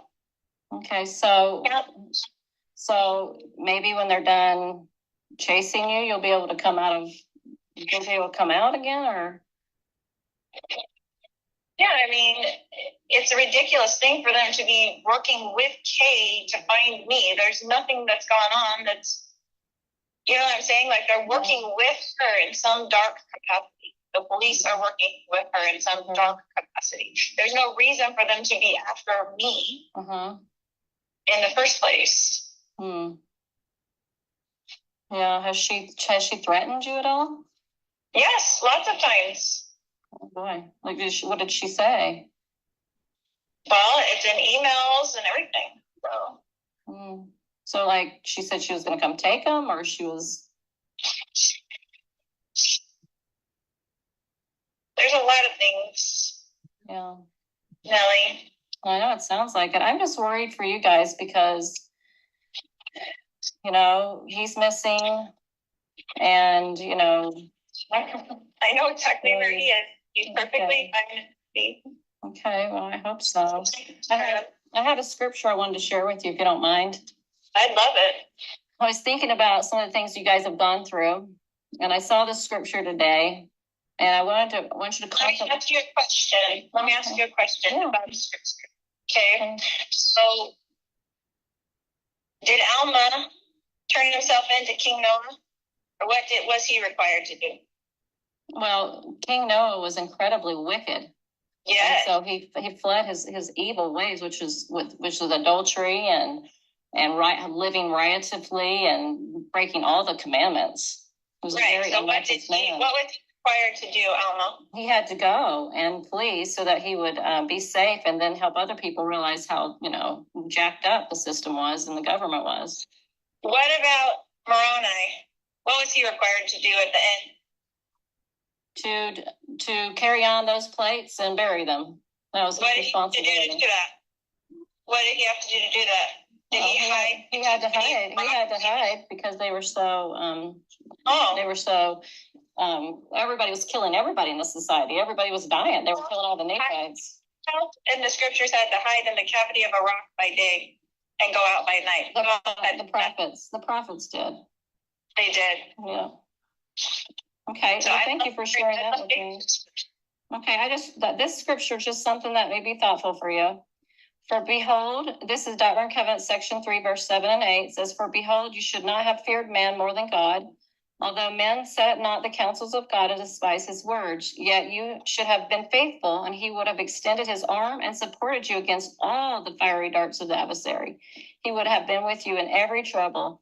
So when we work with the Lord and are obedient, He's going to protect us from adversarial darts and all kinds of negativity. But when we open the door to Satan, he comes in and then he attacks. And then he takes away to make it look like somebody else took it away. But that's not how God works. He doesn't work in darkness. I agree with you 100%. And that's what the Lord is doing for me. Exactly what he's doing for me. Oh, it just sounds weird. For darkness, Mel. Darkness is knocking on the door all the time because that's the way dark works with the light. And I promise you that I have done nothing wrong in this case, but sometimes you have to hide in a cavity of a rock for your own life safety. And that's what the Lord requires of you sometimes. And that's how it is. And I'm sorry that's how it is, because there is a lot of darkness on the earth. I know. That's been after me for zero reason besides the darkness of Kay, which you already know she's dark. I haven't met her enough to know if she is dark or not. I've just met her slightly and she seemed like a normal kind of person, but then I haven't engaged with her that much. So I don't know that personally. So you don't know about her changing the thing for herself to be the beneficiary of the policy and all that stuff. None of that's dark, right? Well, I haven't seen those documents, so I have no way of knowing. I've seen them on my computer. No, I have not. I haven't even looked on your computer before. You haven't showed me anything. Being controversial to me, or if you're recording this conversation for the police or whatever, I don't know what your intention is on this phone call. Well, but I love with all my heart, and I have forever, and I will always love you. I appreciate those words, but if you really love me, you wouldn't have told the police that I had JJ with me. That's not what a friend does. I mean, that just makes me look weird, and it's not safe for me. That doesn't look good. I mean, you had to think of my welfare if you love me. I do, and I did exactly what I felt the Lord was instructing me to do. And I appreciate you, and I love you. I'm just and I never do anything to harm you. And you can have all of this confirmed to you by the Lord. I have. And my conscience is clear. I feel very understanding what's really going on, Lori. And I believe that you have been very deceived by Satan. I believe that he has tricked you. And I don't believe that what you're doing is correct. I just don't. I mean, Tammy dies, and then your husband died, and then he's missing. It just doesn't sound like God's plan to me. It just sounds, it gives me a gut feeling, like in my gut, it feels weird. It doesn't feel right. I don't have peace about it. I never have felt 100% peace about it. I always felt like a little weird in my stomach about all these things. You know me, Mel. You know me. This does not sound like you. This sounds like you've been influenced by somebody dark who wants you to believe dark things and have fear of the celestial world. I don't have fear. You obviously do. No, I have a peace of conscience and I can see clearly. Well, I'm sorry that you feel that way. I love you so much. I know you do.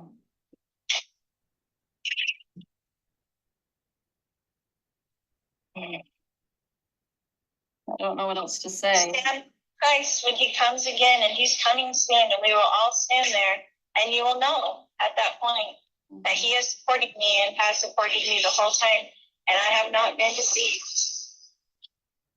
I just want to testify that I know Tammy does have the conspiracy theories. My sister-in-law's right behind it all, and I hope that you're not being influenced by that dark team. I don't know who she is. I'm sorry, you said your sister-in-law? I don't even know her. Oh, I know, but she's coming up with the same type of theories. Mm-hmm. And it's just not true. My own children were there. They testified that Tammy had been getting weaker and sick, and I begged her to go to the doctor. Her heart was failing her. She was physically falling apart, but she hates doctors, and she just passed away. That's how it happened. My son Garth was right there with me the whole time. My kids were at the house within 20 minutes of her passing. There were 2 coroners. They checked her out right there on the bed. All these conspiracy theories just make me sick to my stomach. Just absolutely sick. I know I've been told for years that Tammy would pass away at a young age. And I had no idea that Lori would even be a part of my life. I just knew that my life had 2 segments. And that I know Tammy's on a special mission and she's with my kids. She's visited them. There's so much, Melanie, that you just have to have faith. And this is not some sort of master plan. There's no way Lori and I should ever come up with this. It's just, You can understand my concern, correct? I can from an outside perspective, but From someone who knows as much as you know, no, not really. But we can feel Dave's influence on you. I can feel that for sure. He's a very good man and he has a very strong foundation, that I know. I know, but he seems to be the one that's putting the doubts in your mind. No, you know what? I have come to understand that my gut feeling, I was not listening to it. And I always felt uncomfortable with many things. Okay. Well, I'm sorry that I included you in those teachings then for your own sake, because I wish that you didn't have as much knowledge as you have, because you will be accountable for the knowledge that you do have, Mom. So are you. I agree 100%. Yeah, so are you. 100%. I have no fear. Yeah. I have no fear of that. But I really, as I was reading the story of Korihor, and it is so very similar to this. You just can't see it, but he did it because he was trying to reclaim a people, and he thought at the very end, because of his carnal and natural desires, that's what influenced him. And he was very deceiving. Natural desires. Well, honey, you got a lot of natural desires. We all know that. That's what you think is me, Korihor? Are you kidding me right now? I think both of you have similarities. It's in the scriptures. It's in the scriptures. And the scriptures are very powerful.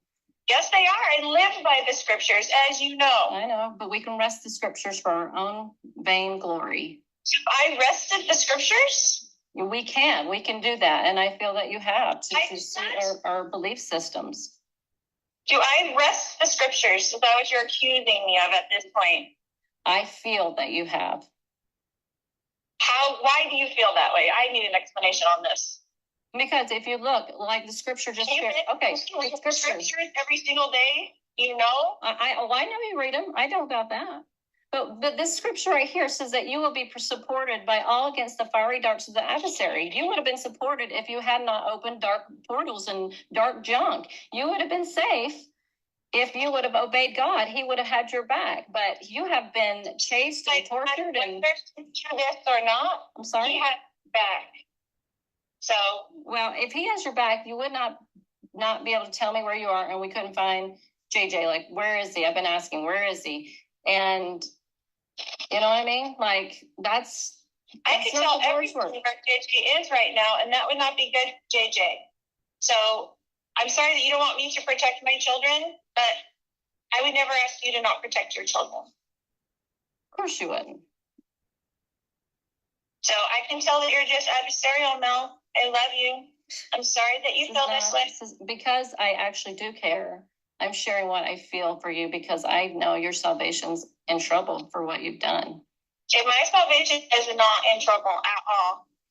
And I think you should check that with the Lord again. Oh, I've felt a lot of things from the Lord. And this doesn't feel right. Well, I'm sorry that you feel that way, sweetheart.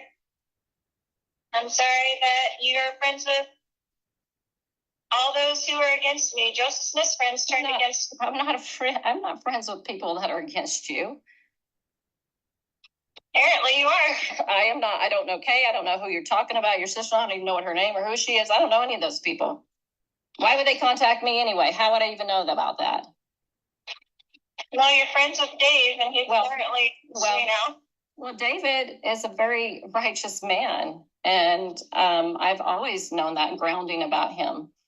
And he has a lot of beautiful experiences with the Lord, and these are not the same. You know, when you get the priesthood, that's Peter, James, and John shows up, and then he confirms all of those in the circle that are to get it, and everybody's a witness of that. Everybody's a witness that the pattern is in the scriptures. There's no witness that you ever receive what you think you received. Nobody has seen that but you. There's no witness. The witness, Joseph Smith, Oliver Cowdery, Martin Harris, the 8 witnesses, they all showed up. Is there a witness when Jesus, Heavenly Father, gave that to Joseph Smith by himself in the grove? Was there a witness? No, but they had it later with other people. That was one experience, but others joined in later. When he brought other people into it, they had experiences. Scriptures, yes or no? I'm sorry? Is that in the scriptures, yes or no? That Joseph was alone when he saw God the Father and Jesus Christ? Yes, he was alone. He was alone. But he had to open it up first. That's not a pattern at all.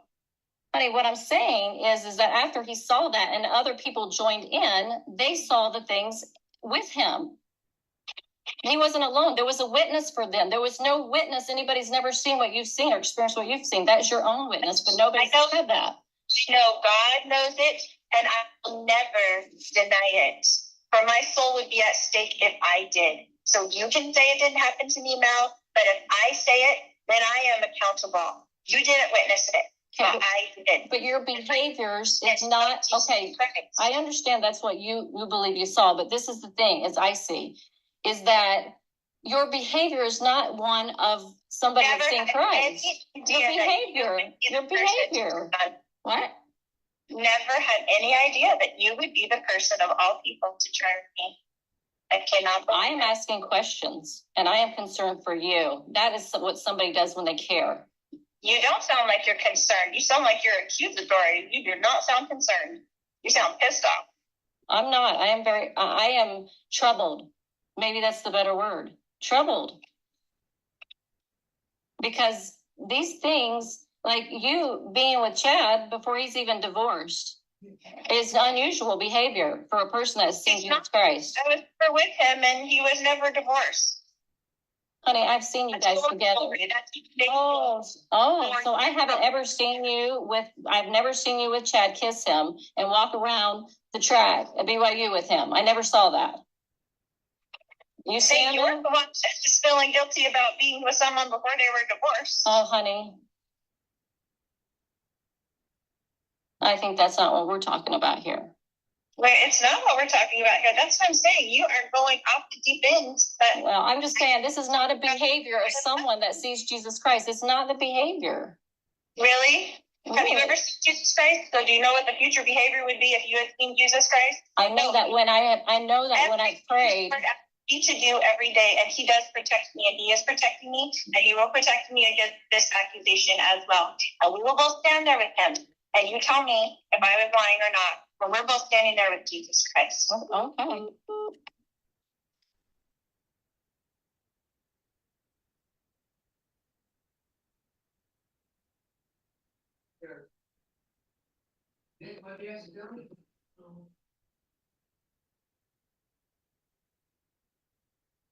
And Miss Gibb, it sounded like that call abruptly ended. What happened? Just disconnected. Sometimes it disconnects in that particular area that we're in.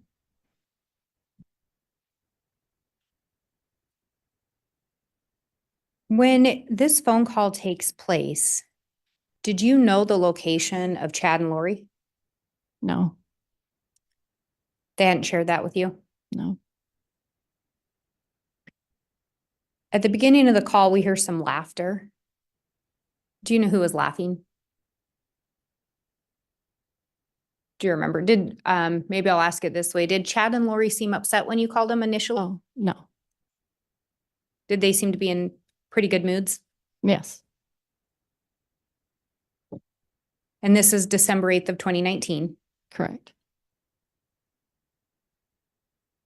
JJ is still missing at this point. Is that correct? That's correct.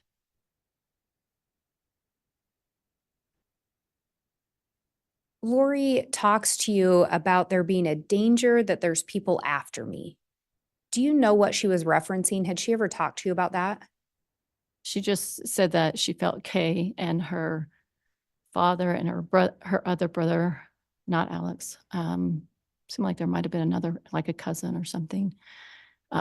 And possibly she put in there the police. It's kind of, lots of conversations together. But anyway, that they were all after her. Did she ever express why these people were after her, why she thought they were? Because she considered them dark. They knew who she was spiritually, and so their goal was to take JJ, and possibly her life might have been in danger. And again, to the best of your knowledge, who was it that would determine if someone was light or dark? And that was Chad.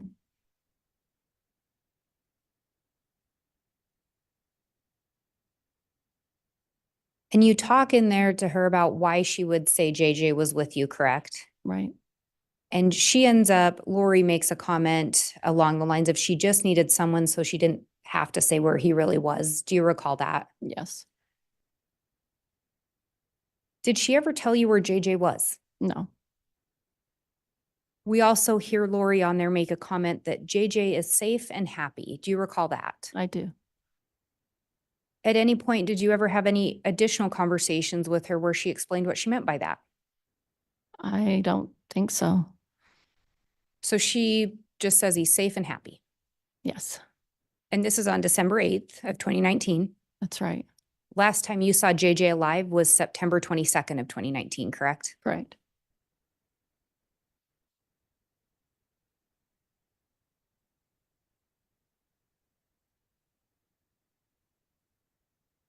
And in this recording, Lori mentions Kay as being dark, correct? That's right. You say you've never met Kay, Briefly, I have. just briefly? Yeah.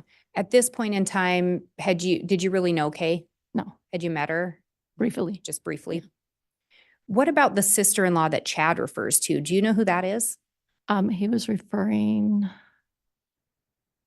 was it Heather Daybell? I think her name was. Had you ever met Heather Daybell? I had not at that point. I had never met her.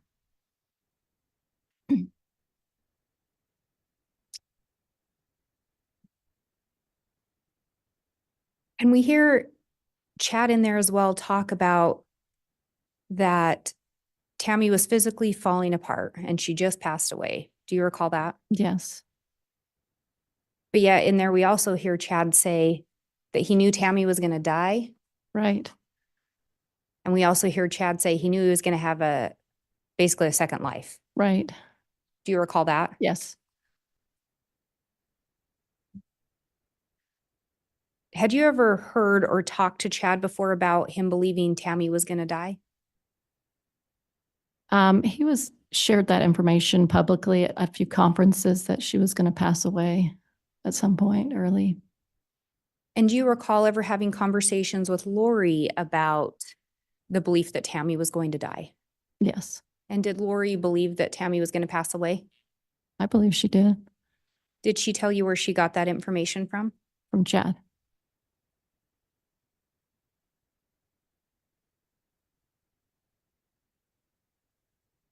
There's a statement in there for someone who knows as much as you know, from Lori to you.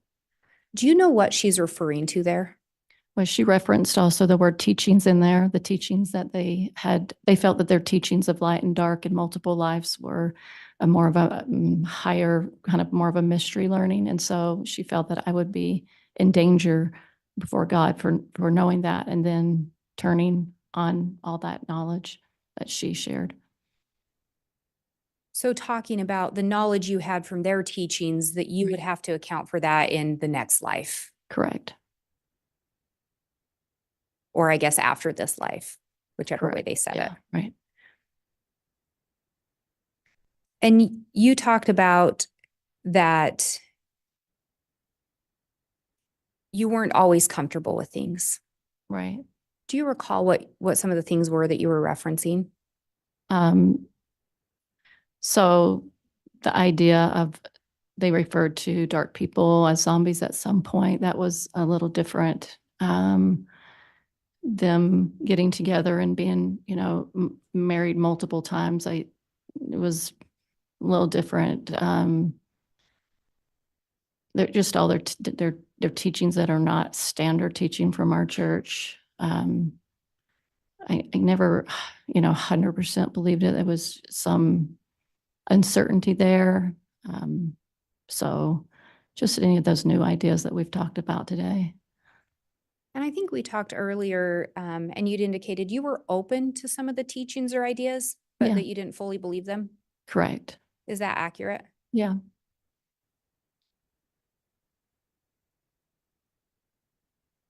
And in that recording, Lori, again, she indicates that she knows where JJ is, correct? That's correct. And Chad's right there with her when you're talking to her. That's right.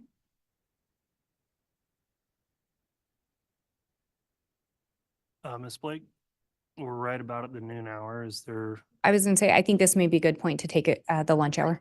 Okay, thank you. Let's go ahead and do that. We will recess for the noon hour for 1 hour. I will remind the jurors again over the lunch break. Please don't discuss the case amongst yourselves or with anyone else. Thank you for those in attendance for maintaining order pursuant to the court's conduct order, and we'll be back around 1 o'clock for continuing testimony. All rise, please.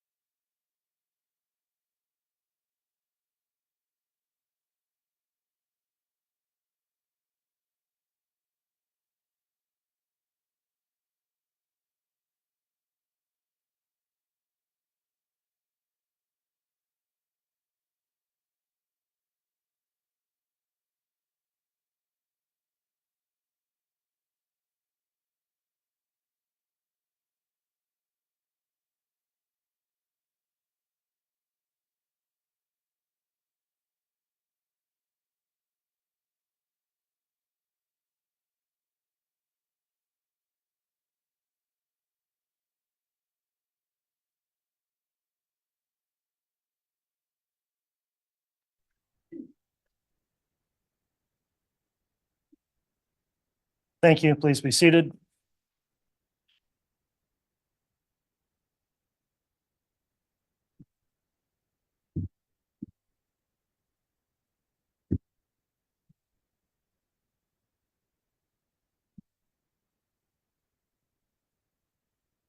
All right, Mr. Bailiff, we could have the jurors return, please.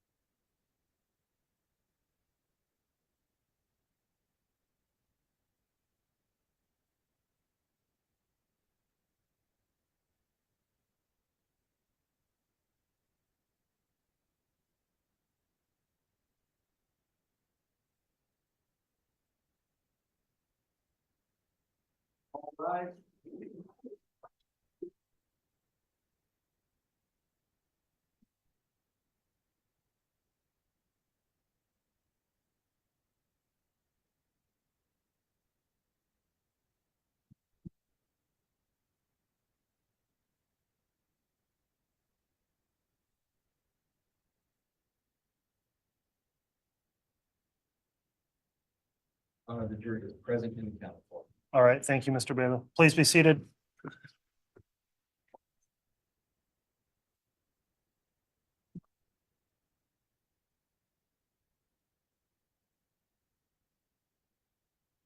Okay, we're back on the record on case CR 22-21-1623, State of Idaho versus Chad Daybell. I'll note the prosecution's present. In addition, the defendant and defense counsel. Continuing with direct examination of Ms. Gibb, I'll remind the witness you're still under oath for your testimony. Ms. Blake, I believe you have continuing direct. Is that correct? That is correct, Your Honor. All right, you can proceed. Miss Gibb, we were talking about that recording and that Chad had made some comments about how Tammy was going to die. Do you recall that? Yes. Do you recall approximately when Tammy actually died? I'm not sure the date. I believe it was in October 2019. Do you recall learning of that, of her passing? Yes. When you learned of her passing, did you reach out to anyone? Yes. Who did you reach out to? Lori. Do you recall if it seemed like she already knew when you reached out to her? Yes. And did she already know of the passing? It seems that she did.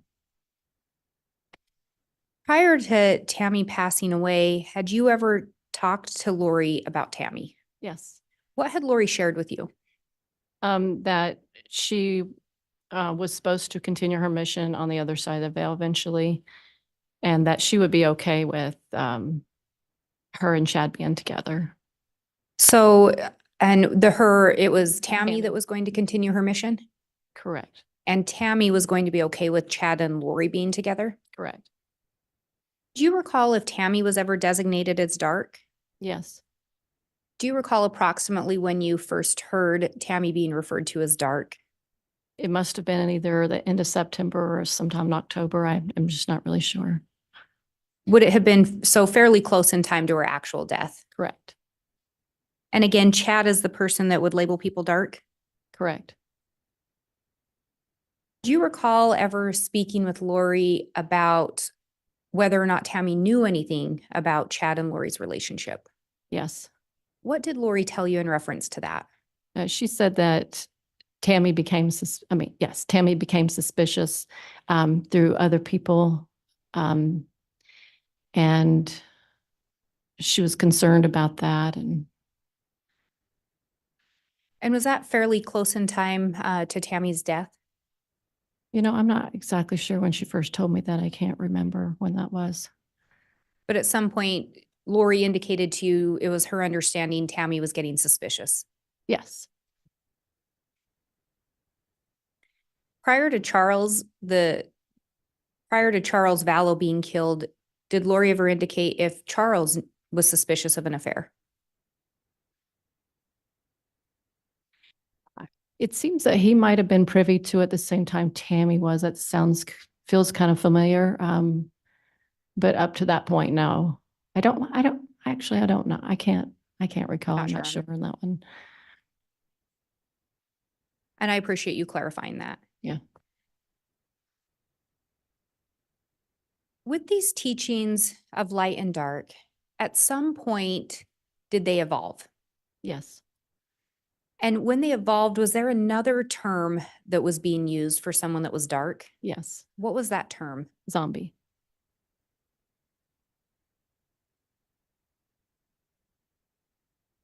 Did some of the other teachings evolve over time? Yes.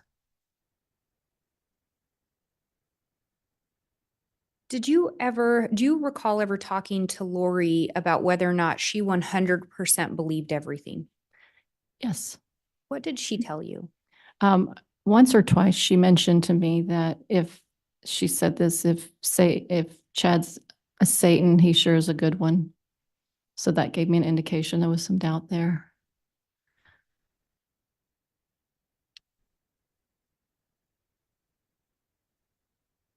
And Lori would tell you she received her information from Chad. Correct. And she would go to Chad with her questions. Correct. Did you ever talk to Alex Cox about whether or not he believed what was being taught? Yes. What did Alex indicate to you? I asked Alex if he 100% believed that zombies were really true, and he said he 100% believed it.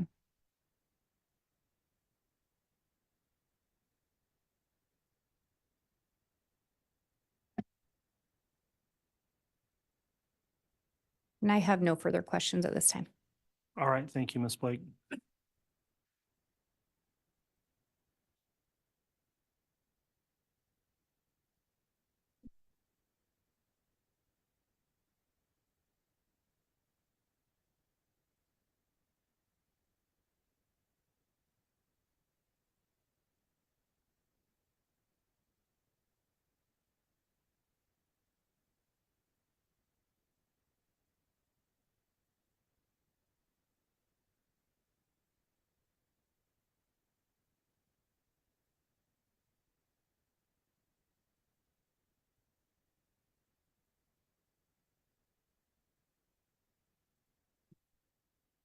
All right, Mr. Pryor, you can conduct cross-examination when you're ready.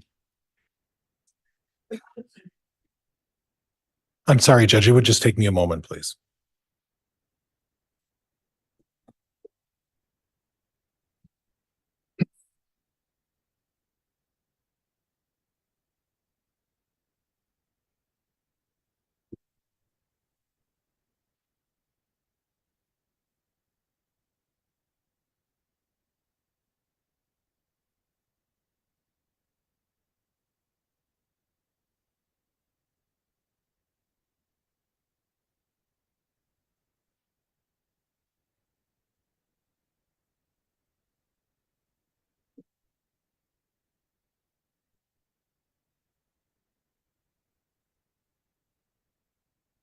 Good afternoon, Ms. Gibb.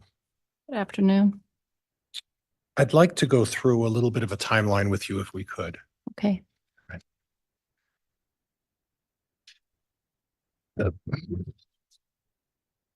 You, and in particular, I just want to talk about Chad, Lori, Alex, your husband, David, Zuluma, yourself. So you met Chad approximately when? The summer of 2017. And that was at a preparing the people encampment, correct? Correct. Okay, and before we go too far, preparing the people is an organization that talks about when there's going to be a second coming and how you respond to that. Is that correct? It had multiple levels to Okay, so talks. talk to me a little bit about that. What were the levels? Some people shared conferences about science, and some shared about the Book of Mormon and the evidence of the Native Americans. Some people shared their visions. Some people talked about ancient scripture information. Some person talked about the stars, and so those a variety of subjects. All right, and I'm not just talking about the one that you went with Mr. Daybell. You had participated in these Preparing the People conferences previously to that. Is that right? That was the first time I'd actually been to one when I first met him. Okay, and then thereafter, how many of these conferences or these mountain retreats would you go to? I think I've only been to 2 like mountain retreats, but the conferences were generally in a conference center. Okay, and the frequency of those? Let's see, once or twice a year. Up to- A handful of times I went. I can't recall how many. Okay, and sometimes 3 times a year. It could be. And is that where you initially met your husband as well? Future husband, excuse me? No, not at theirs. At one previous to that? A different one. Yeah, and that was previous to the one that you're talking about where you met Chad, right? Yeah. All right, so you were at a Preparing the People conference or an encampment, you met your husband there, and then, I'm sorry, future husband, just met him, and then subsequent, you met Chad at a similar encampment, is that right? No, Okay, please clarify that for me. no, I didn't meet David at a camp. I met him at a conference previous to meeting. Oh, I'm Chad. sorry, I didn't understand. Okay, so you met him at a conference. Was it similar type of conference? A Preparing the People conference similar to that? It was kind of similar. It was more about the study of Isaiah. Okay, all right. Religious-based conference. Yes. Okay. Now you talked about part of the instruction at these conferences were a variety of subjects. A lot of them, well, most of them based in some sort of at least religious theology or religion of some point. Is that fair? Yes. And most of them are geared towards the LDS faith. Yes. And would you say that these preparedness conferences and these meetings that you attend are consistent with your beliefs in the LDS faith? Yes, mostly. Not all, not completely all of it, but mostly. Okay. So when you talk about visions Mhm. and you talk about, I'm going back to what I think I kind of understand is that visions are like premonitions. Is that kind of what they're all about? I wouldn't say that. Okay. So what's the difference between a vision and a premonition? Well, I would, from my opinion, a vision is something someone sees while they're generally sleeping, and but it's a really live experience, as if it's really happening. It's something they feel like they're in that vision, as if they're part of it. It's like we are here, it's something you could actually see. You're Okay. part of that. Premonition, at least my understanding, premonition is just kind of a gut feeling about something. Okay. Like you feel like something's going to happen, but it's no visionary experience. Okay. And there's nothing inconsistent with the LDS faith about having visions while you're sleeping about things that you believe are going to happen in the future. Is that right? Sure, that's right. Okay. So if, and before we go there, and I'm going to hack this up because we've spoken before. And I think the first time we ever spoke, it was your boyfriend, right? Right, And now it's your husband. correct. And how long have you folks been married? About 3.5 years. And you folks live together where? We don't live together. Have you ever lived together? Yes. Oh, I'm sorry. Is there a time, how much of a length of time did you folks actually live together? So after we got married, we lived together for about, I want to say 9 or 10 months. Okay. And then now you live in different households. Yes. Okay. And that's just by choice, right? Yes. So you live in Arizona Correct. and he lives in Utah? Yes. Okay.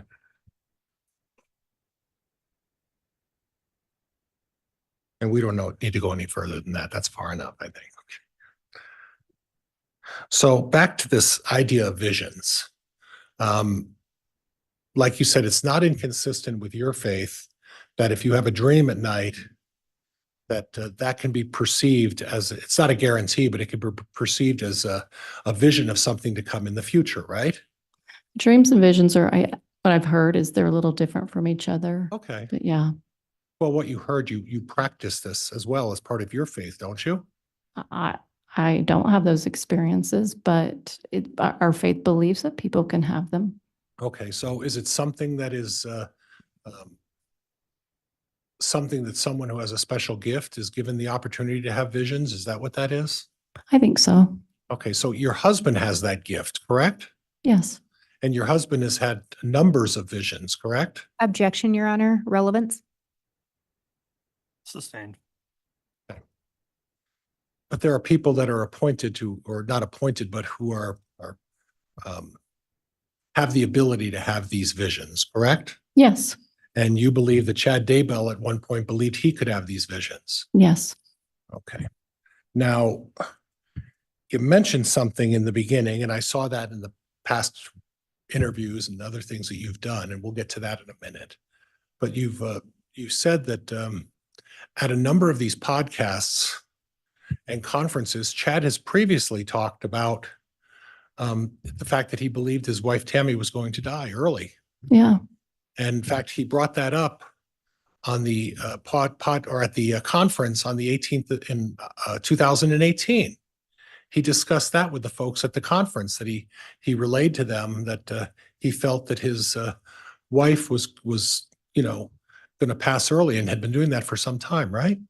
I'm not sure exactly when that he shared. I just remember hearing it. Okay, so it's possible that on Yeah. October of 2018, at the very time that he met Lori Vallow, the same conference, he had already relayed to the people there that he felt his wife Tammy did not have a long life, that there was a vision he had about that, right? Before that conference, it was before he met Lori. I knew that information. Oh, I wasn't aware of that. Yeah. And thank you for clarifying that, because I Mhm. may have looked at that differently and I viewed that in a different way. So before Chad even approached the conference with Lori, he had been making that revelation at conferences prior to that about his wife Tammy. Yes. Okay. And if I were to tell you that he'd been making that revelation since 2000 or 2015 or 16, would that be consistent with what you know as well? Objection, Your Honor. Stating facts not in evidence. Sustained. Do you have a time frame as to when Chad started making that revelation? Any idea? Since I got to know him at least in 2017, I would say between 2017 and 2018. Okay. And that's when you first learned of it. Yeah. Okay. That may not have necessarily been when Chad started, expressing his vision about seeing that sort of thing, right? Can you rephrase that? I'm sorry. Well, that's not necessarily, you heard about it in 2017 or believe that's when you thought it was starting, but it could have been earlier than that, right? Could have been. Okay. Okay. And do the only two people you know who have visions, Chad Daybell and your husband, Objection, Your Honor. Relevance? Overruled. are the only two people you know who have visions, Chad Daybell in your church, the LDS faith, are the only two people you know who have visions, Chad Daybell and your husband? No, there's others. Okay. And it's not an unusual thing, right? Right. Okay. Now, I do want to go to an area that I think I've heard you discuss before. And you talked about it when the prosecuting attorney was talking to you, Miss Blake. you use the phrase, and I need you to explain this for me. You use the phrase energy work. Yeah. And I'm not, I don't understand that very well. So could you explain to me what energy work is? Yes. My exposure's been that when you have a practitioner that is communicating with you or your body, they have a certain method that they use through like muscle testing, which if you want me to explain that, but anyway, muscle testing, and they ask the body questions about what's going on in your body physically, spiritually, emotionally, mentally. And then they find different ways to help you feel better by just their different methodologies that they would communicate. It's kind of fun. I don't really know how to explain it very well, but Okay, well, we'll work through that a little bit, just so we kind of maybe try to make it a little easier for everybody to understand. So methodologies, meaning prayer. well, maybe some people prayed, sure. Meditation. I don't know. Okay. It's possible for some people. I haven't had that experience. Okay, something you've talked about in previous interviews with a number of different people is vibrations. Yeah. Let's Yeah. talk a little bit about what the concept of, in terms of energy work, what are vibrations? To my understanding is vibration would be more like a frequency of your body, just like music has a vibration and energy to it. And so it has a certain megahertz.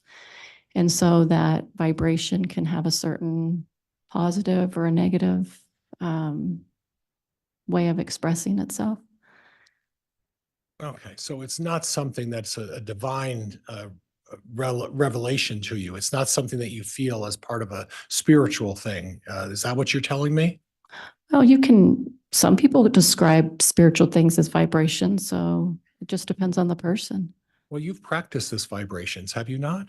Well, I don't know that I practice. I don't know what you mean by practice it. All right, you utilize it.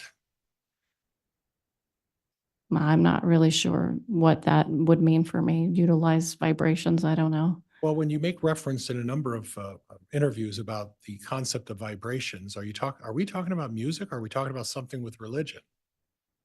I'm just talking about in general, vibration is an energy that people have around anything that, the world has a vibration. People have vibrations. It's just a frequency that's put off.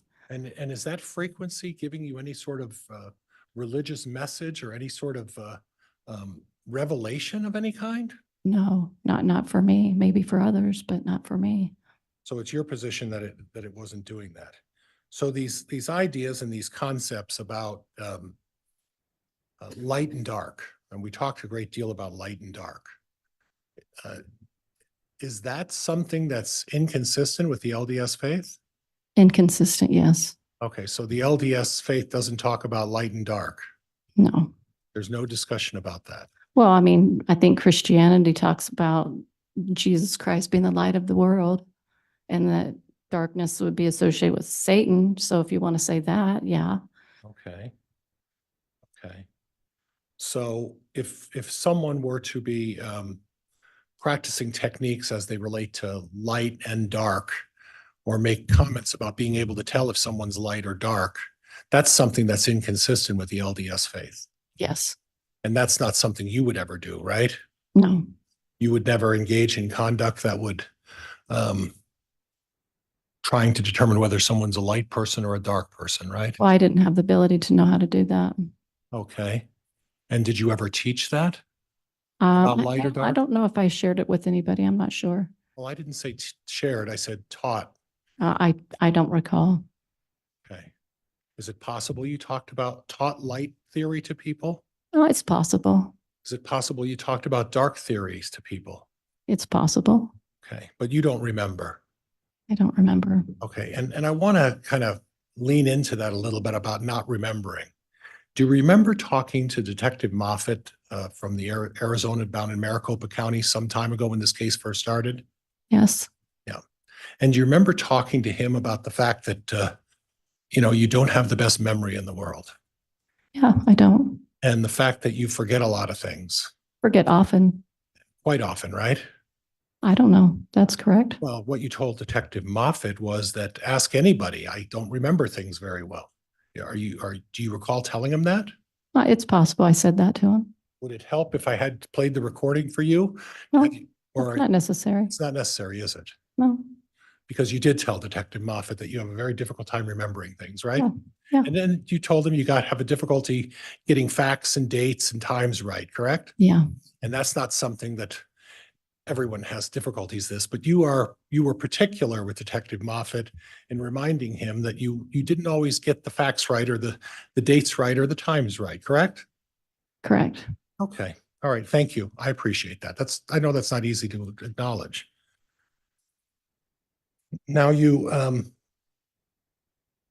the conference in October, when Lori and Chad first met, Chad was there to sell books, right? Correct. Okay. Now I understand that you've taken a jab at writing books as well, right? A little bit. You wrote, and I don't want to misrepresent. I know you wrote one book. Right. And when did you write that book? Right about the time I finished it up, about the time I met Lori, so 2018, 2019. And when did you start writing that book? When? When? Probably, I would say sometime in the middle of the year 2018, maybe. Okay. Yeah. And please straighten me out if I get the title of the book wrong. I meant to bring it in and I didn't bring it in because I have a copy of it. It's called The Fire Within. No, Okay, tell me and I knew I was going to get it wrong. So correct me. Feel the Fire. Feel the Fire. I'm sorry. That's right. Mhm. A lot of reading lately, so I may get it wrong. Feel the Fire is about your religious experiences and the things that you felt going through the development of your LDS faith, right? Yes. And you talked about your personal experiences doing that, correct? Yes. Okay, and then I kind of noticed that there was a discussion with one of the officers, and I think it was with one of the officers. You've interviewed a lot of people. You've spoken to a lot of people, right? A few. Wouldn't say a lot, but a few. Well, you've spoken to a lot of police officers, right? I'd say a few. Okay. Well, you spoke to Officer Duncan, right? Right? And you've communicated with the Lieutenant Ball from up Yes. here, Yes. or Lieutenant Hermosillo. Yes.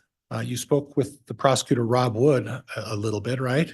Mhm. Was that a frequent conversation with Prosecutor Wood, or was there some level of regularity with that discussion with Prosecutor Wood? It was infrequent in the beginning, but yeah, just for a short period of time. It was infrequent for a short period of time. Yeah. Okay, all right, and we'll revisit that in a minute.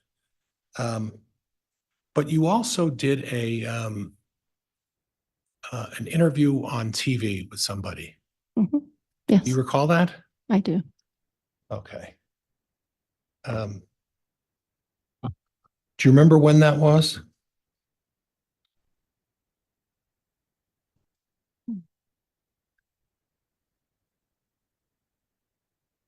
2000, let's see, 2000, no, I'm not recalling that exactly when that was. Okay. It's been so long. I'm sorry. That's okay. And I know there's always, and if you would just bear with me.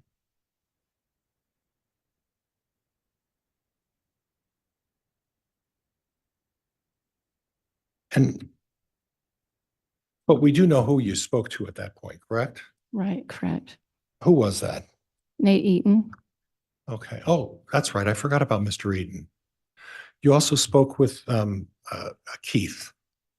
Yes. Who was that? He is one of the interviewers for Dateline. Okay. And you gave a lengthy interview with him on a national audience interview. Is that right? Yes. Okay. Now, as part of your preparation for that interview, were there any conditions put in place that you were not going to agree to talk about?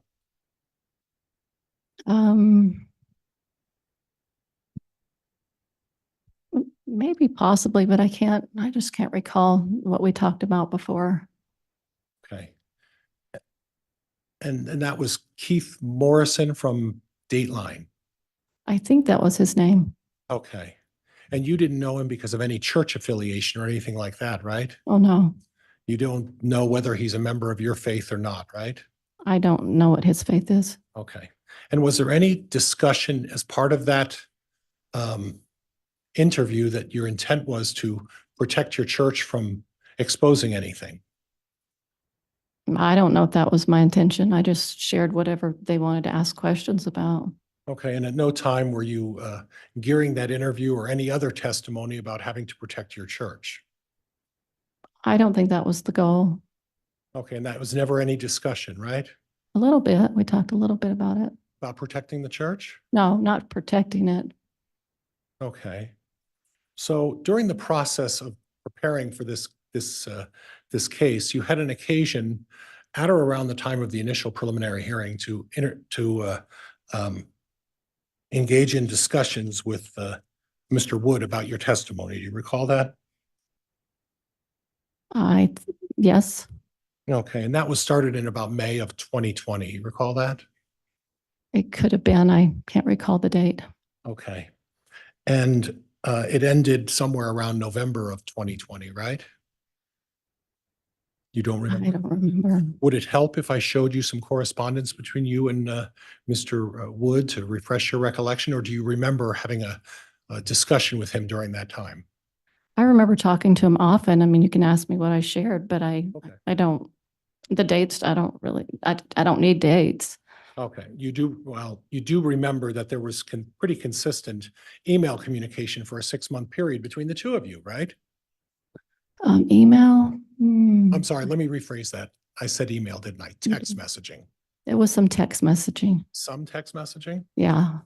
Would it surprise you to learn, and if we need to refresh your recollection, I can stop things. Judge, it'll take me a little while to get them hooked up, but would it surprise you to learn that between May 20th, May 6th of 2020 and November 4th of 2020, the two of you exchanged text messages between you over 340 times? It's possible. I really don't know. Okay. Would it help to refresh your recollection if I showed you all 340 of those text messages?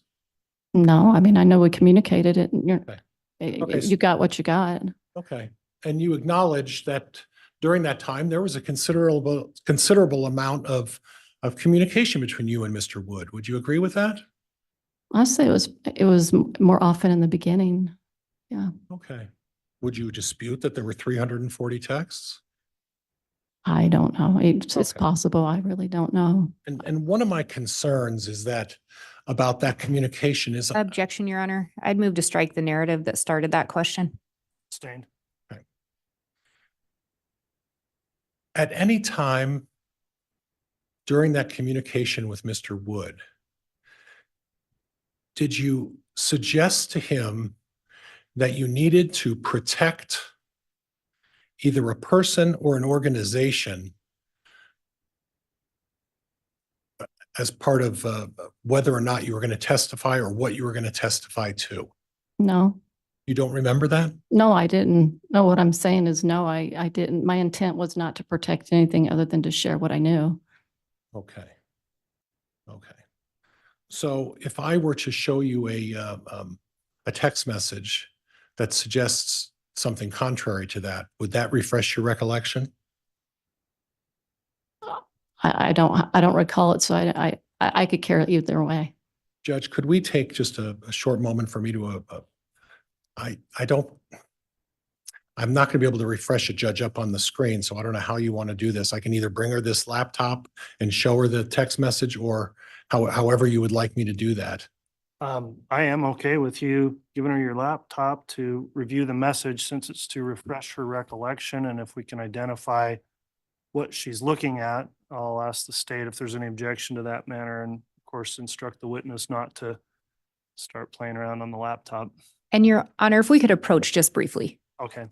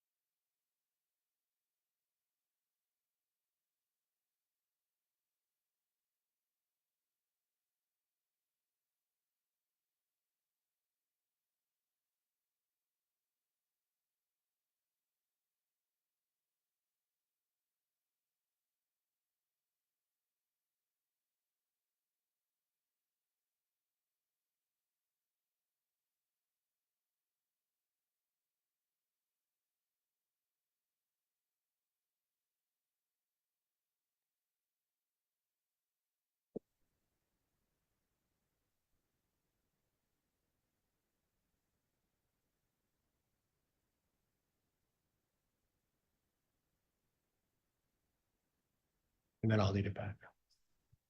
They've seen it, just bring it. And Ms. Gibb, after you have a chance to read that, would you hand it back to the bailiff and have him return that to me, please? I'm All sorry, right. what did you say? Ms. Gibb, after you have a chance to read that, it's the third box down. Right. After you've had to read it, hand it back to the bailiff and then we'll talk about it. And if you could identify what was said and the date and time, I would appreciate that.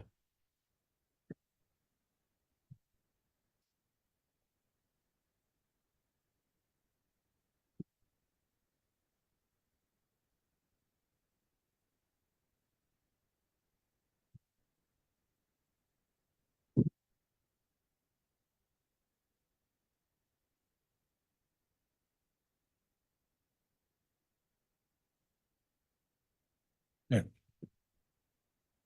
So in looking at that, does that refresh your recollection about discussing protecting someone in this case? That sounds familiar. Okay, and in this particular instance, isn't it true that when you were communicating with Mr. Wood, you mentioned to him that you and Mr. Morrison want to make sure the church is protected, right? Well, I think in my feeling, what it meant to me is that when we talked about these things, that we would share that this was not the teachings of the church. So that's what I meant by it. No, it wasn't that what you were trying to do is you were going to testify. It wasn't that you were trying to testify in a court of law or in talking with Mr. Morrison and not disclose too much about some of the secrets of the LDS faith. Is that what you're telling me? No, You were trying to protect some of the secrets of the LDS faith from No, being exposed? no, I'm sorry. I guess it's the way you're phrasing it. Okay. So in other words, what you're saying is that you were just wanted to be careful about what you said when you're talking to a prosecutor in a criminal case. Is that what this means? I'm not sure how you're explaining it, that you need to be more clear with me. Okay, I'll be really clear. You and Mr. Morrison sent a text to a prosecuting attorney, correct? I don't know who sent that. I'm sure I'm not that text, even though I guess I didn't understand. Was I texting that to Rob? I'm not sure. Well, Judge, I think what I'd like to do is have the bailiff come back up, take the document, have her look at it and see who it was from and who it was to. And then after you do that, we'll take a look again. I'll permit that. So, Mr. Bailiff, if you'd please retake this paper, not yet admitted as an exhibit, but it is shown to the witness to refresh recollection. The witness may review again the text. Okay. I just And missed ma'am, when that you're part. done, just put it down because all we're allowed to do is refresh your recollection. Hand it back to the bailiff if you would, and he'll return it to me, ma'am.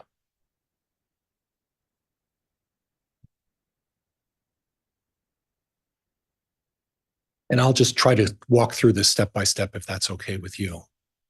You sent Rob Wood a text at that time, correct? Yes, And the text was from you to Rob Wood. correct. And in the text, you talked about Keith, the guy from Dateline, and I, right? And is that the Keith Morrison? Is that the guy we're talking about? Yes, Okay. Want to make sure the church is protected. Do you recall that? yes, He has done a good job so far. That's why I feel comfortable talking to him. Is that what you said to the prosecutor? I think so. Yes, Okay. Is there any reason to dispute what I just read is not what you read just 2 minutes ago? yes, that's fine.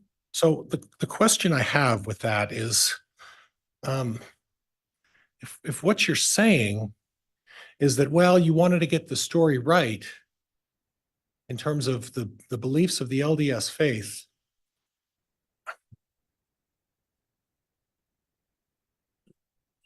why are you sending that to a prosecuting attorney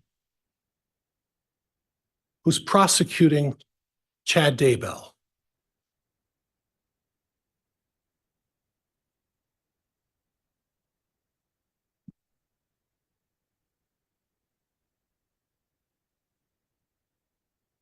Are you finished? I am finished. I'm waiting for an answer. I felt comfortable talking to Rob to let him to know what I was doing. I just felt comfortable sharing that just to let him know what I was up to. Yeah. So you were sharing with Rob Wood, the prosecuting attorney, that it's your intent to protect the LDS Church with your testimony, right? I guess you could say that. Okay. That wasn't the whole point of the interview, but I understand that. Yeah. But the point of this text was that, right? I guess so. Right. And the 340 other texts between May 6th of 2020 and November 4th of 2020, were those just to say hi? No, Okay. So in other words, what was happening here is that there was at least some sort of a relationship built between you and this prosecutor about how and when and where you were going to testify about things in this case. Is that right? Objection, Your Honor, misstates the testimony. Sustained. The point of all this communication between you and Mr. Wood, the prosecuting attorney in this case, was to establish how you planned on testifying in this case and what you were going to say. it wasn't the established reason why I communicated with him.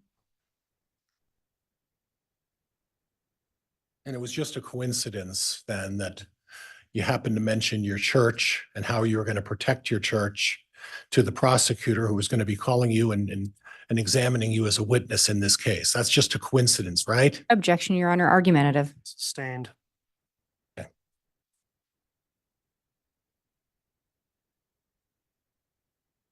Judge, I'm going to need to move for admission of exhibits 6 and 7. These were previously stipulated by the parties, part of the agreement between the prosecuting attorney and myself about what we would stipulate to in terms of exhibits. All right, there's been offered exhibits 6 and 7, I believe not, well, confirm with the clerks, those are not yet entered into, admitted. Defense exhibits 6 and 7, not yet admitted. Is the state aware of what these are, and is there any objection once you've reviewed them, please? Thank you, Your Honor. I was just double checking defense exhibit list. It's my understanding that this is the Lori for Style at iCloud and also the Lolly Time at iCloud, the Cellbrite of those. If that is what those are, they are stipulated to and there's no objection. That's what they are, Judge. And the subparts that go with it, I believe under 6, it's A through F, and then 7 is 7 is like A through D, I think, Judge.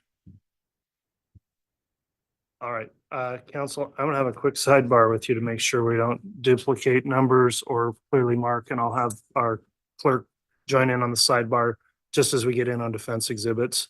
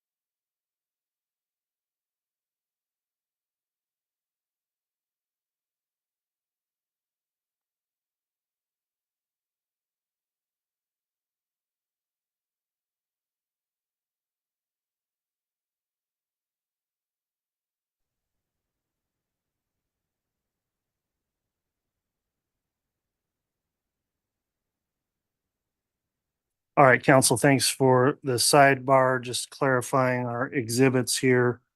What is being offered, and I believe stipulated to by the state, would be Defense Exhibit 6A through AA. And on that set of exhibits, does the state stipulate those may be admitted?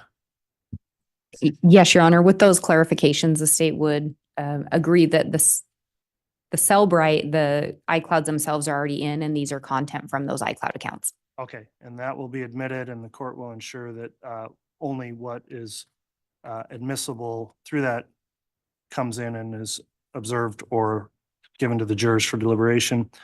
Likewise, there is Defense Exhibit 7, and that consists of two subparts 7A and B also. Does the state agree to the admission of 7A and B? Yes, Your Honor. Thank you. Okay, thank you. We'll take the same precaution with those before they're submitted for deliberation. With that, then, Mr. Pryor, if you'd like to continue, you may. Thank you, Judge. Oh, thank you.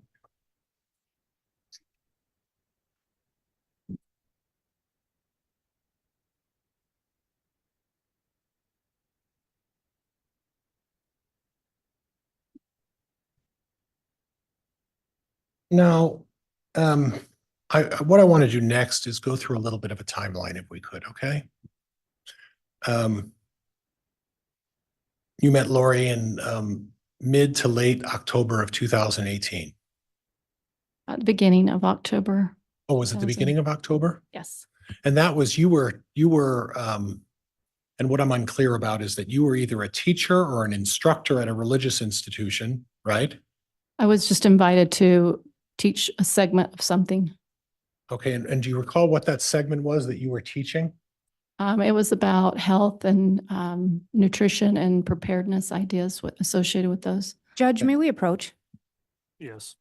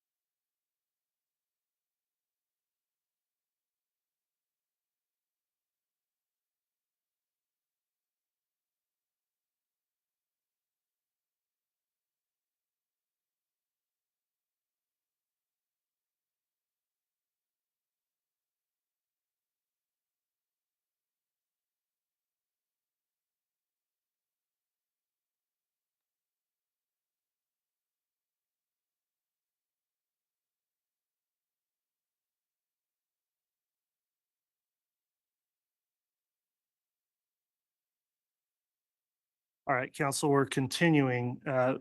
Just now, apparently there was published to the jurors something that may have had information that was inadvertently published that was not to be given to the jurors. So with what was just published potentially on your monitors or the large screen here, I am going to instruct the jurors to disregard what they saw or anything that was read on there that may have been inadvertently published. It wasn't the intention of counsel to do that or the court to allow it. So whatever you may have read or seen on that, please disregard that and do not consider that in any way in your deliberations or consider it as any evidence in this case.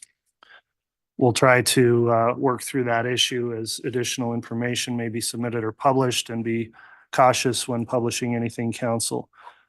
With that in mind, Mr. Pryor, once you're ready, you can continue with your Thank cross-examination. you, Judge.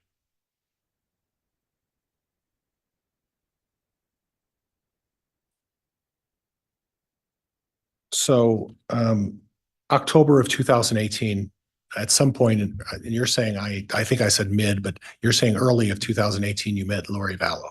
Correct. And from previous testimony, you discussed statements you made that you discussed that you would talk to her almost regularly. Correct. Now, today, you talked about the fact that you spoke with her almost regularly up until January of 2019. Is that correct? Yeah, like more of like a daily occurrence until, I'm not sure exactly when it started changing, but Okay. I would say somewhere between January and February. And then she started what you described as moving around a little bit. Correct. Okay. And when she was moving around, let's talk a little bit about that. When she was with you, she was in Arizona. When she was with me, when I met her, When you first met her in October, that was somewhere in Arizona, right? right? And she was there, you folks were there at the same vicinity up until the first part of January. Is that fair? I believe so. Okay. And then did she move somewhere around the 1st of January? So I remember she had the first house. It was either Chandler or Gilbert. I get confused. Okay. They're right beside each other. And then she moved to another house, maybe within less than half an hour away from there. Okay. And during that time, you weren't seeing each other every day then at that point, correct? When she moved to the second house? Yes. I don't know. We saw each other often. I don't know how at that point. I don't remember. Okay, you don't remember. Okay, and then at that point, after that second house, then where did she go? She went to Hawaii. And that was around February 1st, right? It was in February. I don't recall when she actually flew out there. So if I were to represent to you that around February 1st to the end of March, Lori Vallow was living in Hawaii, is that something that you would have any reason to disagree with? It could be true. Okay, thank you. Thank you. And then when she's living in Hawaii from February 1st of 2019 till the end of March, how often did you see each other in person? Oh, just once. Okay. Saw each other once. Tylee was out there at one point as well, right? Prior to me coming, yes. Okay. And please excuse me, but your relationship with Tylee would be described as not the best. Would that be fair? I would just say no relationship. Okay. And that's what you've previously said. There just wasn't any relationship, right? That's right. You folks didn't particularly care to be around each other. That's not true. It just didn't. Okay. Just no relationship. Right. So when you testify that you met her a couple of times, I think is what you said earlier today. Is that right? A few times I've been around her. Okay. It wasn't of anything of any substance, correct? Correct. So anything she would have said or not said to you, it wasn't anything of any significance, correct? She wasn't talking to me. Okay. Okay. That's no relationship. I agree with- Objection, Your Honor. Strike the narrative. Sustained. Well, during that February 1st to the end of March, how often would you talk to Lori on the phone?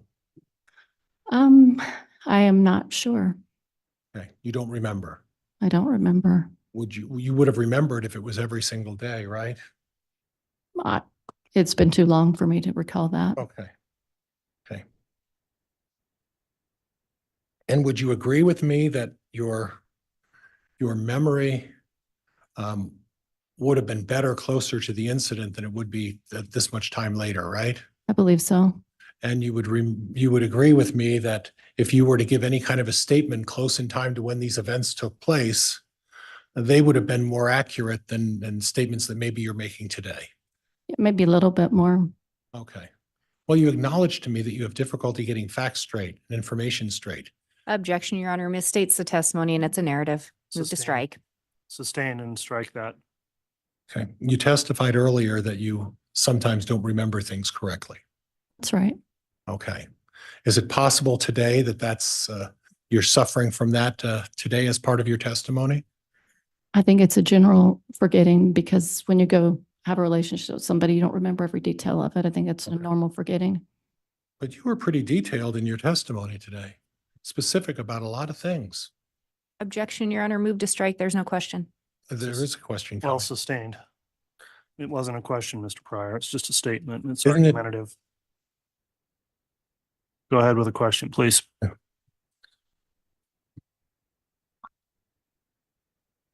So what you're telling me is that your testimony today is based on, to the best of your recollection, what you remember happened back several years ago, right? Yes, And that today you're not influenced by your difficulty remembering things sometimes today, right? Just for today. well, the same, Objection, Your Honor. Argumentative. Sustained. Ask another question, please, Mr. Pryor. You're not suffering through your testimony today of the issue we talked about you being somewhat forgetful, right? it's a hard way to answer that question because of the things that we're talking about today, I've shared so often that those are the things that I remember. Okay. Okay. And we're going to get to that a little bit about some of the things. Now, after the end of March, then where did Lori go? I know she at one point was with Alex, and I can't recall exactly when that was, but it was prior to her going to Texas. Was with Alex somewhere. Yeah, she went to Alex's house, Where did Alex live? in his house. What town? It's either Queen Creek or Santan, Arizona. That's in Arizona. And then at some point she went to Texas. Is that what you were saying? I just remembered she went to let's see. She had another house she went to. I'm just trying to remember where that fit in. Okay. But in any event, she was moving around quite a bit. Yeah. Okay. Now, if I go back to February through March, February 1st through the end of March, when Lori was in Hawaii and she was in a place called Kauai, Correct. one of those islands over there. Correct. Okay. And she was with Tylee for at least a portion of that, right? I believe Tylee, and I think she had a friend with her too. Tylee's friend and her. Okay. That's my memory. Okay. Yeah. Okay. But JJ was with the father, Charles, correct? I would assume. Okay. You don't know. I haven't thought about it. Okay. So you don't know where JJ was at this point. I probably knew that then. Okay. Yeah. You knew that then? You just don't recall now, right? Haven't thought about it. I don't recall. Okay. Okay. So for a 2-month period, Lori didn't have JJ with her when she was in Hawaii. JJ, at least we think, was with Charles for that 2-month period. I would say so. Okay. Okay. And were you aware that there were divorce proceedings filed by Charles at some point? I was aware of that. Okay. Were you also aware that subsequent to those divorce proceedings, there was a reconciliation between Charles and Lori? I believe so. Yeah. Okay.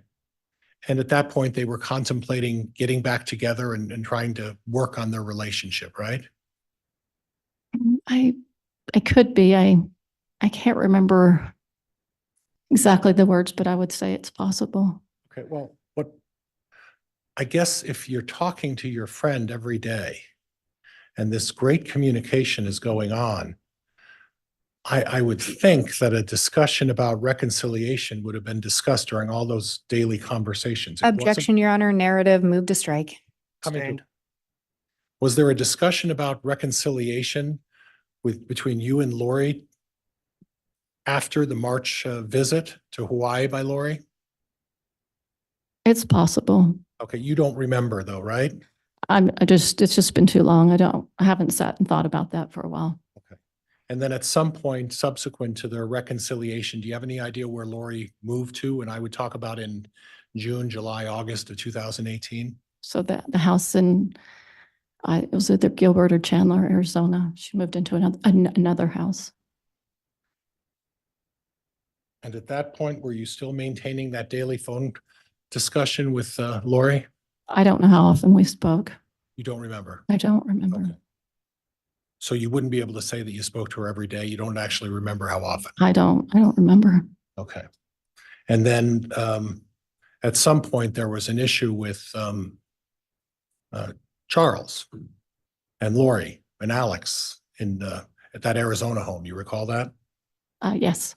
And that was a situation where you had previously testified that there was an altercation with a bat, and excuse me, Tylee was there. And at some point, Alex went into the bedroom to retrieve his gun because he was feeling threatened. Correct. And at that point, it came back and there was a shooting. Yes, that's what I heard. And to your recollection, on the premises at that point, Lori Vallow was there at that point? I'm not sure exactly where she was at that point.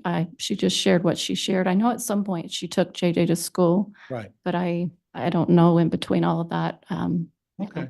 When she left and when she stayed. Okay, but initially, Lori was there. Right. Initially, Tylee was there. Right. Initially, JJ was there. Right. And initially, Alex was there. Yes. And initially, Charles was there. Correct. And then after the shooting, or at least at some point, Lori left and took JJ and Tylee somewhere else. Is that what you recall? I remember something to that nature. I don't know exactly when they left and stayed. I don't remember all that. Okay. Okay. Now, did you have information about, and just tell me yes or no, did you have information about Lori's financial situation? Only what she shared with me. Did she share with you about the life insurance she got as a result of Joseph Ryan's death? Oh, yes, she did. Okay, that was a significant amount of money. I think it was 2,000 a month for Tylee. Well, I'm talking about Together. life insurance. Oh, seemed like it was about $20,000 if I remember. Is it possible you're confusing what Alex took to Idaho and what Lori got? I have no idea what he took to Idaho or if he even did that. That's not my knowledge. And you didn't have regular communication with Alex Cox. Is that what you're telling me? Right. Okay. And when I say you didn't have regular communication from October of 2018 until January of 2020, how often would you say you've actually spoke with Alex Cox? Oh, I couldn't recall. And Judge, I'm looking at 215. I'm inquiring of the court as to whether or not you want to take a short. I've got a bit to go, Judge. I understand. Let me have a quick sidebar with counsel.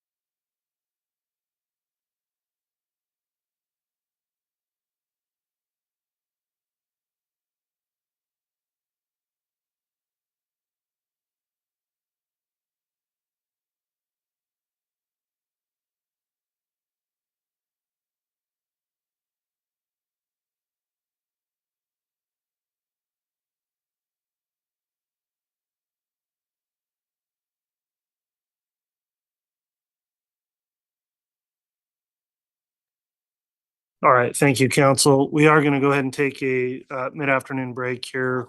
We'll try to keep this break if we could to about 20 minutes, but I understand it takes time for movement of the jurors, et cetera. we'll come back on then, and we're going to try to wrap up with evidence today at 3:15 instead of 3:30. So with that in mind, if we can try to abbreviate the break, we'll do that now. All right.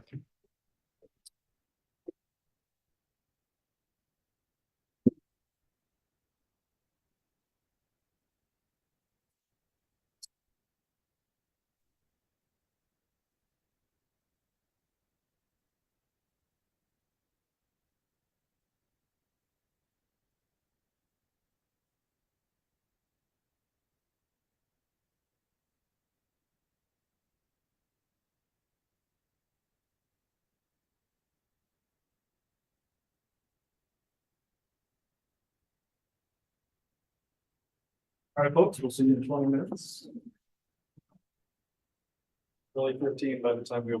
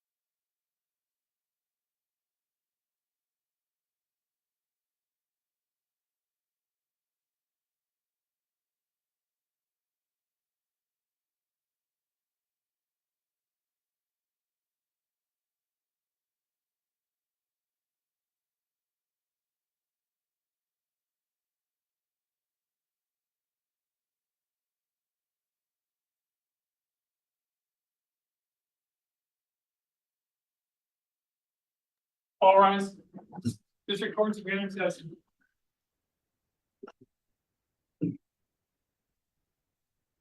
Thank you. Please be seated.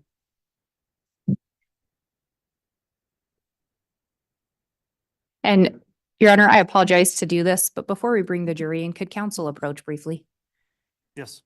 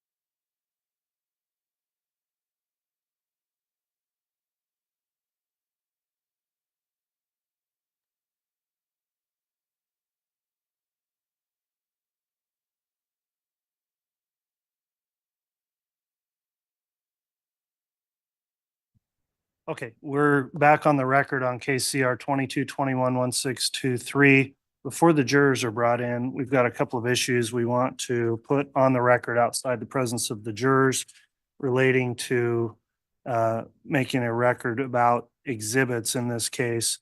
The first matter the court would bring up is that earlier in the trial, the court noticed that several of the state's marked proposed exhibits had reference as sort of Bates numbers or other markings on some of those exhibits that referenced the term Vallow/Daybell. The court raised a concern sua sponte about a possible appearance of the fact that in Lori Vallow's case, the trial's already concluded and she was convicted. I didn't want reference necessarily expressly on all the exhibits to that trial, as some of the jurors may or may not know about that, depending on what they revealed in voir dire.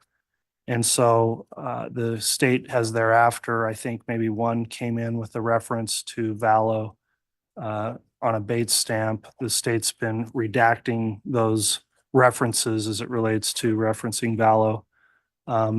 From the state, does anyone wish to mention anything further to clarify the record on handling those exhibits and how they've been admitted in the case? No, that's an accurate representation, Your Honor, and we'll continue to redact those Okay. if there's any left. All right, so that's the issue there. On other exhibits that came in today, they were offered as defense exhibits 6 and 7. The court in a sidebar got together with the evidence clerk as well as staff attorney and counsel to look at those exhibits before they were admitted or published and make sure they were properly marked. It was pointed out that many or most of those exhibits contained improper dialogue, written expressions on them or labels that would not be admissible, descriptions, for example, that were argumentative. And so while the court is permitting the defense to go forward and those exhibits have been admitted, the court is going to ensure that before they're published, they will have those references removed, and we won't give those to the jurors for deliberation or publish them unless those references are not included in the actual exhibits.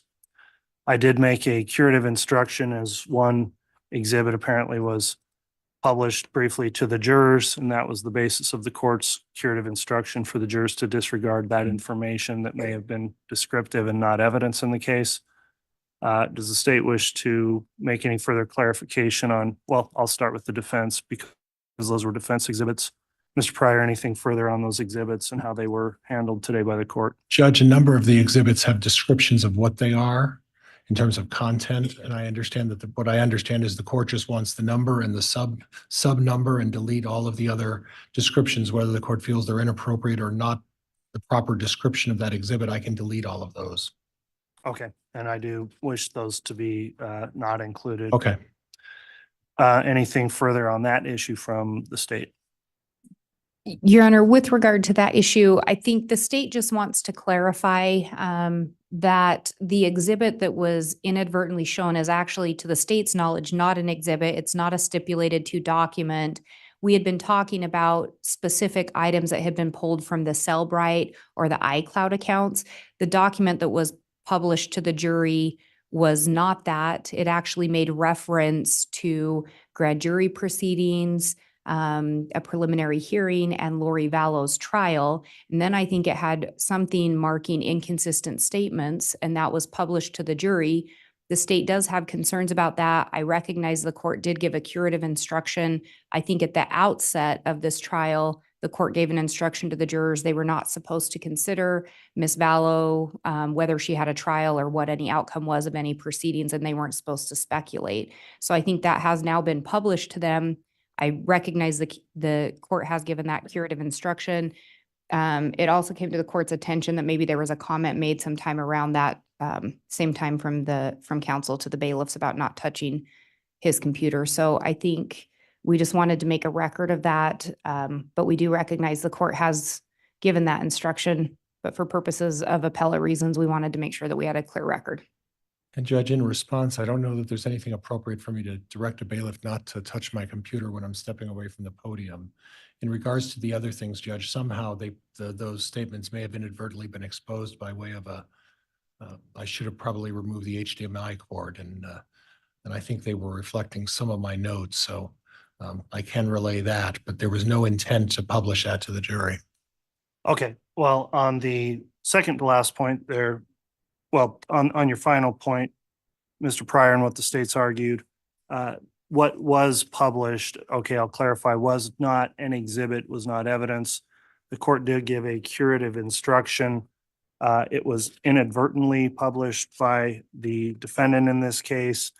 At this point, because it was published, all we can do is have that curative instruction and make sure we have additional instructions in our final instructions to the jurors that they are only to consider admitted evidence, and that they were specifically instructed that evidence is not admitted in the case, and leave it to the jurors to commit to following those instructions. So from what I briefly saw, I'll note it wasn't up there that long. I don't believe it created more of an issue than is necessary that could be cured by the curative instruction given. So I won't draw any further attention to it on behalf of the jurors hearing about it, other than a general new instruction that will come with them for deliberations about what may be considered. On the point of what apparently was said by Mr. Pryor to the bailiffs, I'll just indicate, of course, the bailiffs are in charge of the courtroom at the direction of the court. And I'll instruct all counsel to be respectful of the bailiffs as they do their jobs, and in particular to not make any sort of comments in front of the jurors that may confuse the jurors or concern the jurors as it relates to how the bailiffs are doing their job in here. I have full confidence in the way the bailiffs have handled this courtroom throughout the trial. And so I'll just leave it up to counsel to follow that instruction as well, and refrain from any types of editorial type comments in front of jurors, please, while this trial goes on. So those are the issues we needed to discuss outside the presence of the jurors. At this time, then, we'll continue with the cross-examination. Is the defense going to be ready to proceed and have the jurors returned? Yes, Judge. And for a clarification, we are ending at 3:15 if I'm going to try to get through this. We are going to end at 3:15 today because Okay. we've got another hearing at 3:30. Okay.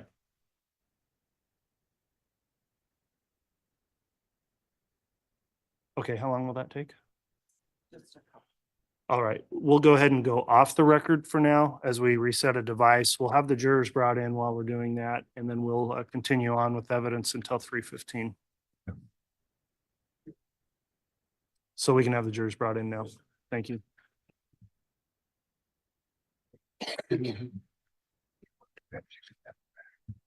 Sure.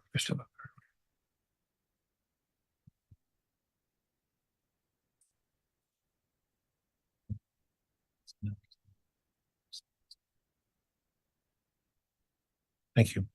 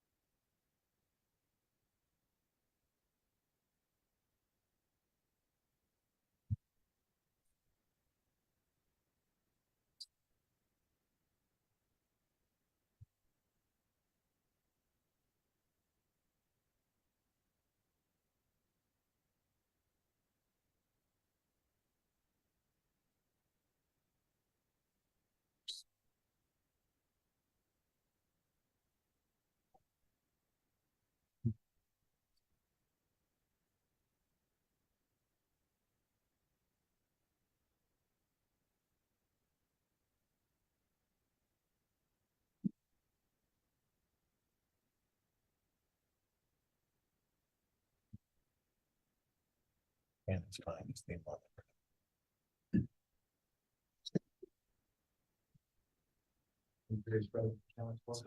All right, thank you, Mr. Bailiff. Please be seated.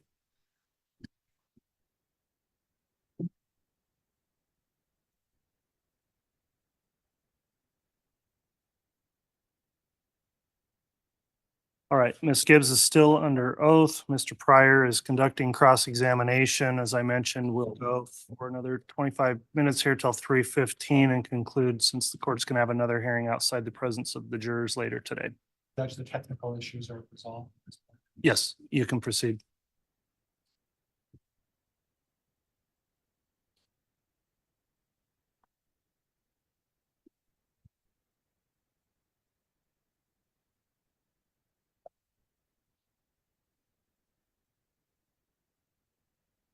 Now, Ms. Gibb, I need just a clarification if I could. You talked about how light and dark are they something that's not within your practice? Is that what I understand? And not the way that they described light and darkness in my beliefs as a member of the church. I would just talk about light being the light of Christ. Okay. So in other words, identifying someone as light or dark would not be something that you would do. No. Okay. And discussing the issue of portals, there was some discussion with the prosecuting attorney about portals. And and please bear with me, a portal is what exactly? It was made known to me by Lori that portals are something they created by saying some type of prayer, I think, and Okay. creating a place where they could communicate spiritually to each other. Okay, and that's not something that you would practice as well? No. Okay, okay. Um, I noticed that a lot of your testimony, when you were talking about zombies and talking about um, uh, information about various levels of light and dark, and quite and frankly, most of the subject was information that was conveyed to you by Lori. Would that be fair? Yes. You didn't talk to Chad very often, did you? No. And in all the time that you knew him, I would say what, less than a handful of times you actually spoke with him, right? I'd say so. Would that be fair? To be fair. Okay. So when I was listening to your testimony earlier with Miss Blake, a comment that you continually made was that Chad told Lori and Lori told me, and I may be paraphrasing that the wrong way, but in essence, that's what you were saying, right? Correct. So I guess what I'm asking is you're relying on what Lori Vallow is telling you, and you don't really know whether what she's telling you is the truth or not, do you? I would say I wouldn't know 100% sure. No. Okay. Because Lori has lied to you before, Yes. and she's been untruthful to you about other things, correct? Yes. I mean, you talked a little bit about the whereabouts of JJ, and in your view, she lied to you about that, right? That's right. Okay. Now, when I listened to the tape recording, remember the tape that Miss Blake played at the end of the conversation that you tape recorded? Now, prior to that tape recording, had you talked to any law enforcement agency about recording that conversation? Never. And I noticed it was interesting because before you started the tape recording, you identified who you were and time and all of that, and made a very clear and succinct record of what was going on. And it sounds like you just deliberately knew in advance you were going to tape. Is that correct? Well, yeah. Okay.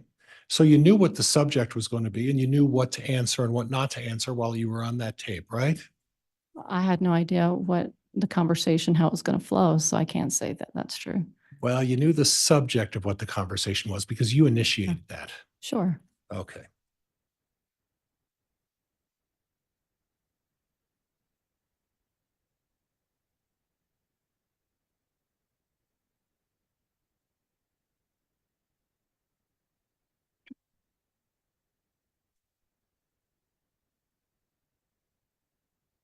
And when I listen to the tape, and if we have to listen to it again, we can. But when I listen to the tape, it sounded like Lori's responses were in the singular. And what I mean by that, as an example, I had to move her to somewhere else, talking about Tylee. It wasn't they had to move her, it was I had to move her. Do you recall that? I believe so. And then the other one again in the singular. I will do whatever the Lord needs me to do. Yes. Okay. So again, in the singular, when you and Lori and I guess Chad was in the background, he talked a little bit about his experiences with Tammy, but Lori Vallow's comments were not we will or they will. It was I will in the singular. Do you recall that? That sounds familiar. Right. Yeah. Well, do you need to listen to it again to make sure, or are you pretty No. clear? Oh, it's good. Okay. And then when you talk to Lori about Alex, about saying the things that Alex did about, you don't want to know. Okay. She said again in the singular, I don't know why he would say that. Not we don't know why he would say that. It's I don't know why he would say that. Right? Right. Okay. Now, initially when the investigation started over the disappearance of JJ, and that was close to Thanksgiving time, correct? Between October and November, yeah, Well, the end of November when the Yeah. police showed up, right? yeah, You remember that, right? I do. Okay, so you do have a recollection of about that when this took place, right? Okay. Basically, you received a call from the police, correct? Correct. And initially, it wasn't that you kind of lied, you lied to the police officers. Remember that? I do. So when you said you kind of maybe weren't truthful in the beginning, no, you lied to the police, Sure, correct? sure. Okay. And then after you told the police a lie about having JJ with you, correct? You then, after some more prompting from the police, you sort of cleared that up, right? Objection, Your Honor, misstates the prior testimony. Sustained. Okay, so how did that play out then after you initially lied to the police?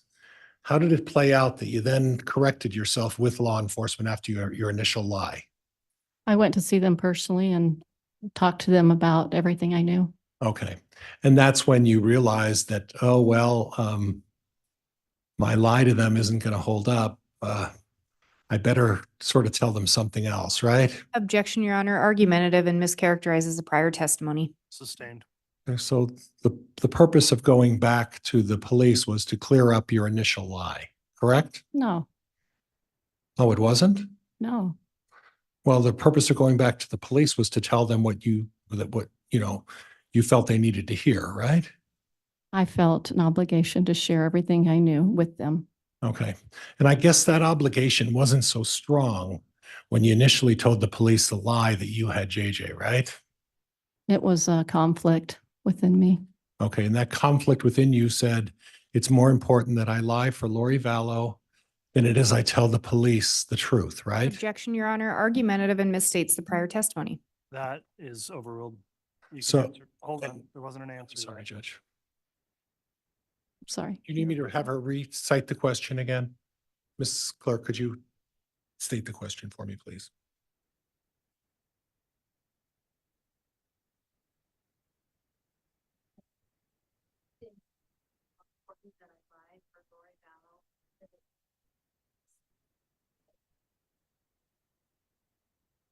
I don't know how to answer that other than say it was a difficult moment for me, and that's just what I did. Okay, so is being here today a difficult moment for you? Of course it is. Okay, and you're having some struggles because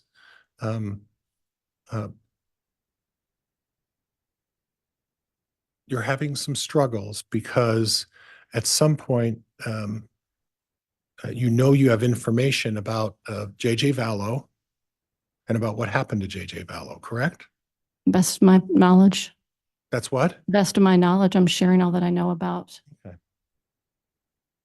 So I want to go to the timeline of Chad Daybell a little bit.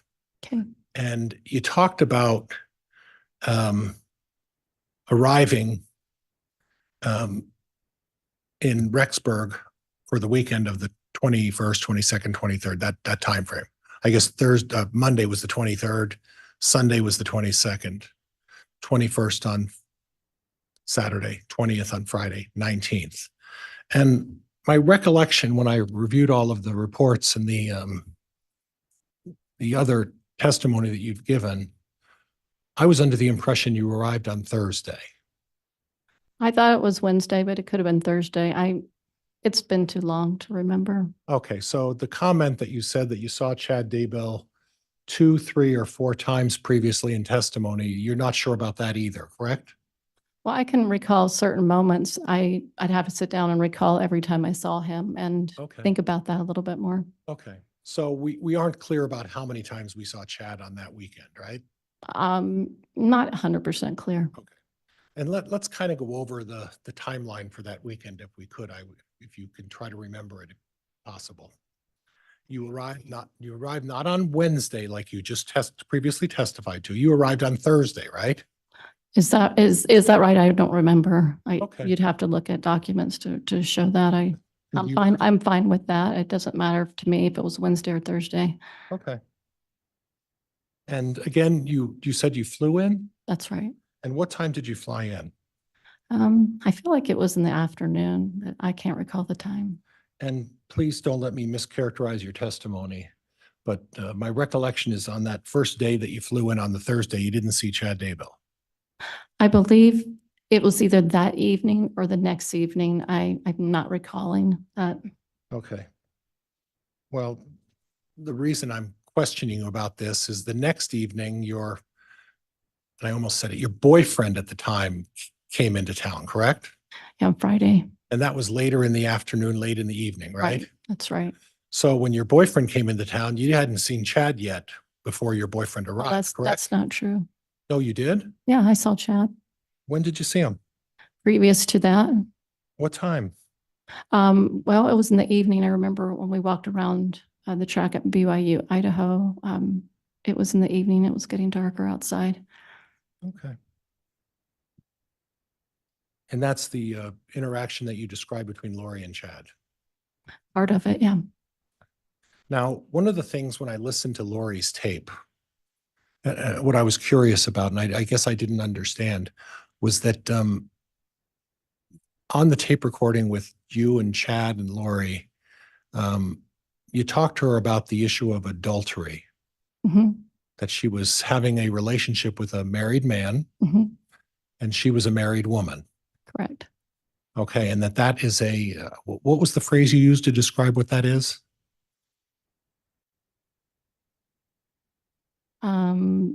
Inappropriate, maybe? I don't remember. But it had a religious connotation to it, that it was in violation of something. We were referencing one of the people in the Book of Mormon and talking about a certain king that had that type of behavior. Okay. Yeah. And she said something about divorce. Right. And I'm going off of my recollection, but while you and David were going through your relationship in the beginning, he was still married, wasn't he? Or had he completed his divorce at that point? He was in the process of completing it. So he was still technically married at that point, correct? Objection, Your Honor, relevance. Sustained. Okay. Okay.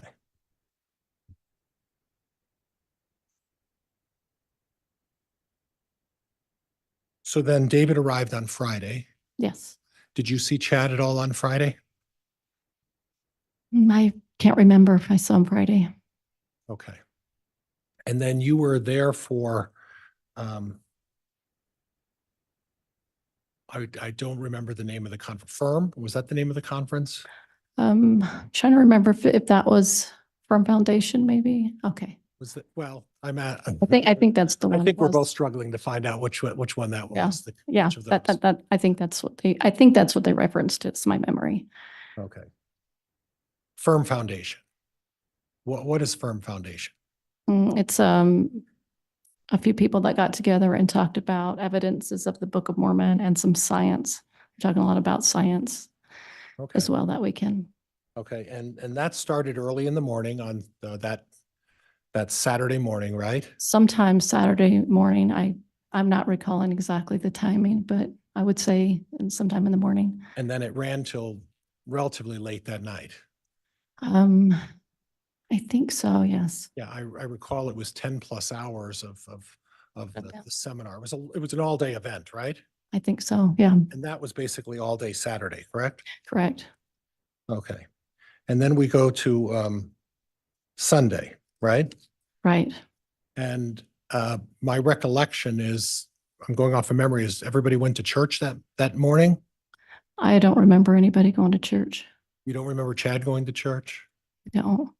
Do you remember a discussion with Chad and David about going to see a piece of property after Chad gets out of church on Sunday? Oh, yeah. I don't remember him saying it could be. I just don't recall it, but it could be. But yes, they were going to go look at some property. And after church, after they got done with their services and everybody was going to church and I can't remember if you and David went to church that morning, but there was a reference to Chad and you guys were waiting for him to finish up church before you went to visit a piece of property, right? Yeah, I feel like he might have been the only one if he did go. Yeah, I don't recall anybody else going. I just don't recall it. Okay.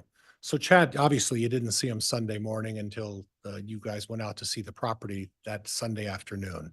I don't recall seeing him Okay. till then. But you do recall going out to a piece of property, and I want to say south and east of Chad's property. I wouldn't know the directions. Me neither. But you went out there and do you recall who was out there when you went to look at that piece of property? So it was Chad and I believe a man that was a realtor and me and David. I think Alex might have been there. And then there was a couple that drove by and, spoke to all of us for a few minutes and then they left. And I don't recall, was Lori there as well? No, she wasn't. Okay. She was at home with who? I'm assuming she was at home with her son. JJ. Okay. Because after you folks went out to look at this piece of property, you went directly back to Lori's townhome, correct? I think so. Yeah. And we don't know where Chad when he went home, I presume, right? You don't know. I don't remember. Yeah. Okay.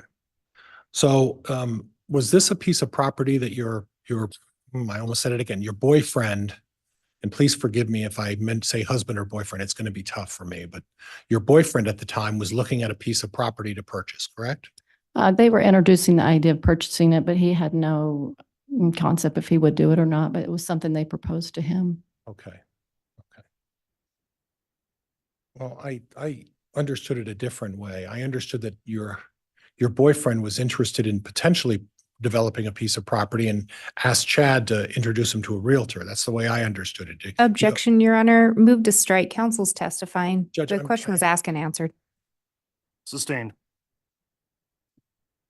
Is it possible that it was your boyfriend who was looking at a piece of property and asked Chad to refer him to a real estate agent?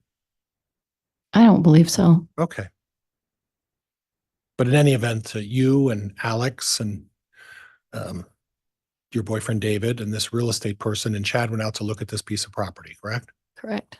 And then you went back home, and that was late afternoon, if I recall. Is that correct? It feels like it was. Yeah. And then at that point, the one of the projects that you and Lori, I think it was just you and Lori, were involved was starting to prepare to do what's called a podcast. Are you talking about the evening, the one on Sunday evening? That Sunday, we're on Sunday right now, I think. Yeah. So yeah. We were going to sometime do it. We weren't sure exactly we were going to get to it, but we finally got to it on Sunday night. Right. And correct me, was it just you and Lori, or was David involved in that too? All three of us. The Yes. three of you. Okay. Mhm. Okay. And then you were going to do this podcast. And you did that. And my recollection is it started at like 8 or 9 o'clock, Yeah. That sounds about right. and it went till after midnight. Yeah. Somewhere. I knew it was like around midnight. I don't know if it was after it. I just know it was kind of late. Okay. So you didn't see Chad other than on Sunday. You saw Chad for the land. And you didn't see him that night during the podcast, right? He might have come over after the land. I don't recall, but he was not at the podcast. Okay. And you don't recall whether he was there after the land, though. You're saying he may have. It's possible. Okay. Okay. But then during the podcast, my understanding is that sometime during the podcast, you observed Alex Cox carrying JJ Vallow on Sunday night with his head on his shoulders upstairs. That's right. Okay. And you don't know which bedroom he put JJ in, is that right? I did not witness where he put him, but he was not in JJ's room or he was not in Tylee's room. Okay. But you and David were in Tylee's room that night. No, we were in both. Well, no, it was JJ's room. Oh, you were in JJ's room? Yeah, it was JJ's room. Okay. Now, in terms of the bedrooms, when you walk up the stairs, there's 3 bedrooms up there, correct? Yes. And they're all relatively close bedrooms. Would you agree with that? Tylee and JJ's were close and Lori's was down the hallway. Okay. But when we say down the hallway, that's a relative term, isn't it? Well, they're not as close as the other two. Right. But they're also not a long distance away. This was not a large townhome, was it? No, it was just from one end of the townhome to the other. Right. It's a short distance to one I bedroom. guess relative to a lot of things, yes. Okay. Okay. So when you went to bed at whatever time that was after the podcast, at that point, you were presuming that Lori also went to bed and decided to lay down with JJ, right? Yes. Okay. And then you and David you went to sleep after some prayer. Yes. Okay. So you don't know where JJ was that night, correct? No, I don't. Okay. Okay. But you were in the house when Alex brought him up initially at what time was that when Alex brought him up again? You know, I don't recall. It was a little bit, maybe a few hours into us doing the podcast. Okay. And then you said David had, I don't want to put words, and he had a nightmare or a vision? They kind of felt like both. I'm not really sure. It was just a bad experience he had. Okay. You have to ask him what he felt like it was. You don't remember? I remember he was very alarmed by it and upset by it. Okay. And was he alarmed enough and upset enough that did both of you get up and knock on the door of Lori's door? No, Did either of you try to locate Lori and say, is everything okay? Because this was alarming. I did. Did you knock on the door of the Yeah, I went over to her door and tried to open it and it was locked. okay, but you didn't knock, right? I might have. I don't recall. Oh. I just know I tried to get in. Okay, and it wasn't opened. Right. Did you go down to the other bedroom that was closer to where you and David were staying and checked on that bedroom? No. Okay. Okay. And then after this alarming event that was so traumatic to David, you slept in until what time? Oh gosh, I don't know. I probably woke up around 7 or something in the morning. I don't know. Okay. And from previous testimony, you indicated that you took off and left at about 9:30. Does that sound about right? Sounds about right. Okay. And at that point, again, even though David had this traumatic experience about this nightmare, you didn't ask to see JJ, did you? Objection, Your Honor, argumentative. Overruled. You didn't ask to see JJ. It's possible I did. I don't recall what I said to her when I came downstairs. Okay. Well, you make a lot of comments, it's possible, but you don't remember asking to see JJ, do you? I remember when you're meeting with somebody for a full weekend, you don't remember all the conversations you have. You do your best to remember all that you can recall. Well, I appreciate that because, in the beginning of your testimony with the prosecuting attorney, you were very clear about all of these memories that you had about zombies, about dark and light. Objection, Your Honor, this is a narrative. Move to strike. It's argumentative. Sustained. You were very clear on your testimony about zombies. You didn't have a memory loss about that, did you? No, You didn't have a memory loss about dark and light, right? no. You didn't have a memory loss about how often you saw Chad, right? Sometimes I remember seeing him. It wasn't a memorable weekend to remember when he came in and out all the time. But you were very clear about all of the things that Lori Vallow told you at the bequest of Chad. You were real clear about that, weren't you? No? I said, yeah. Okay. Judge, I don't know if you want to, I unfortunately have quite a ways to go now, and I apologize to the court, but I got a ways to go. Oh, you don't need to apologize, Mr. Pryor. We'll take our time to get through this witness, but we are towards the end of where we're going to get with the witness today. As I mentioned, the court's got another hearing to take up this afternoon. So if there's no objection from either side, I would like to recess for the day and resume tomorrow. State okay with that? Yes, Your Honor. Thank you. Thank you, Ms. Blake. Yes, Judge. Very well. Ladies and gentlemen of the jury, as you retire for the evening, go home, please Follow the court's continuing instruction and admonishment to not discuss this case amongst yourselves or with anyone else. And please don't do anything to research or look the case up, so you can remain unbiased in the case and make your decision just based on the evidence you hear here at trial. If you happen to run across any media about this case, please try to avert your attention from that. And with that in mind, I look forward to seeing you all tomorrow morning. Thank you. All rise, please.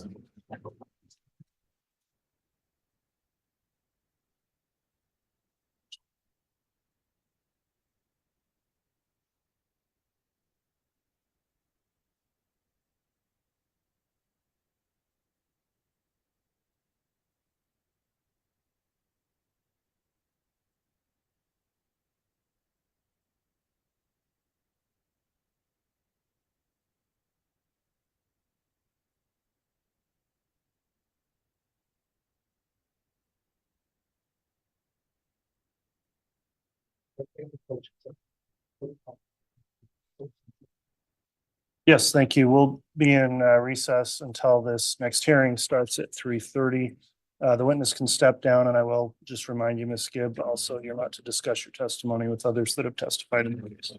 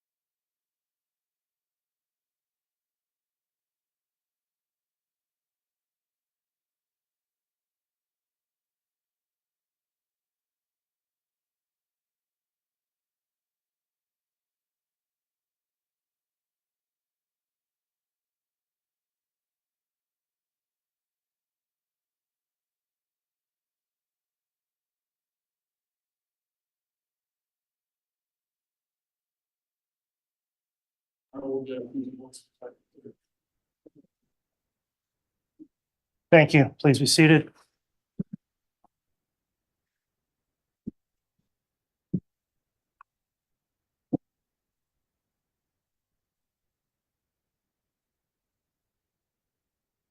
All right, good afternoon. We're on the record on case CR 22-21-1623, State of Idaho versus Chad Daybell. Mr. Daybell is here present, represented by his attorney, Mr. Pryor. The state's here present, not currently seated at the prosecutor's table. Seated there is attorney Terry S. Ratliff, along with another attorney, Mr. Bartlett, who represents Mr. Ratliff.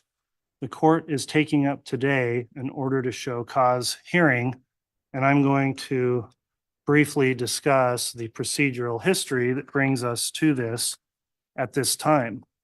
I'll note that this was a motion that was filed by Mr. Ratliff, who is a bar licensed attorney through the state of Idaho, and filed a pleading purporting to be the attorney for the defendant in this case.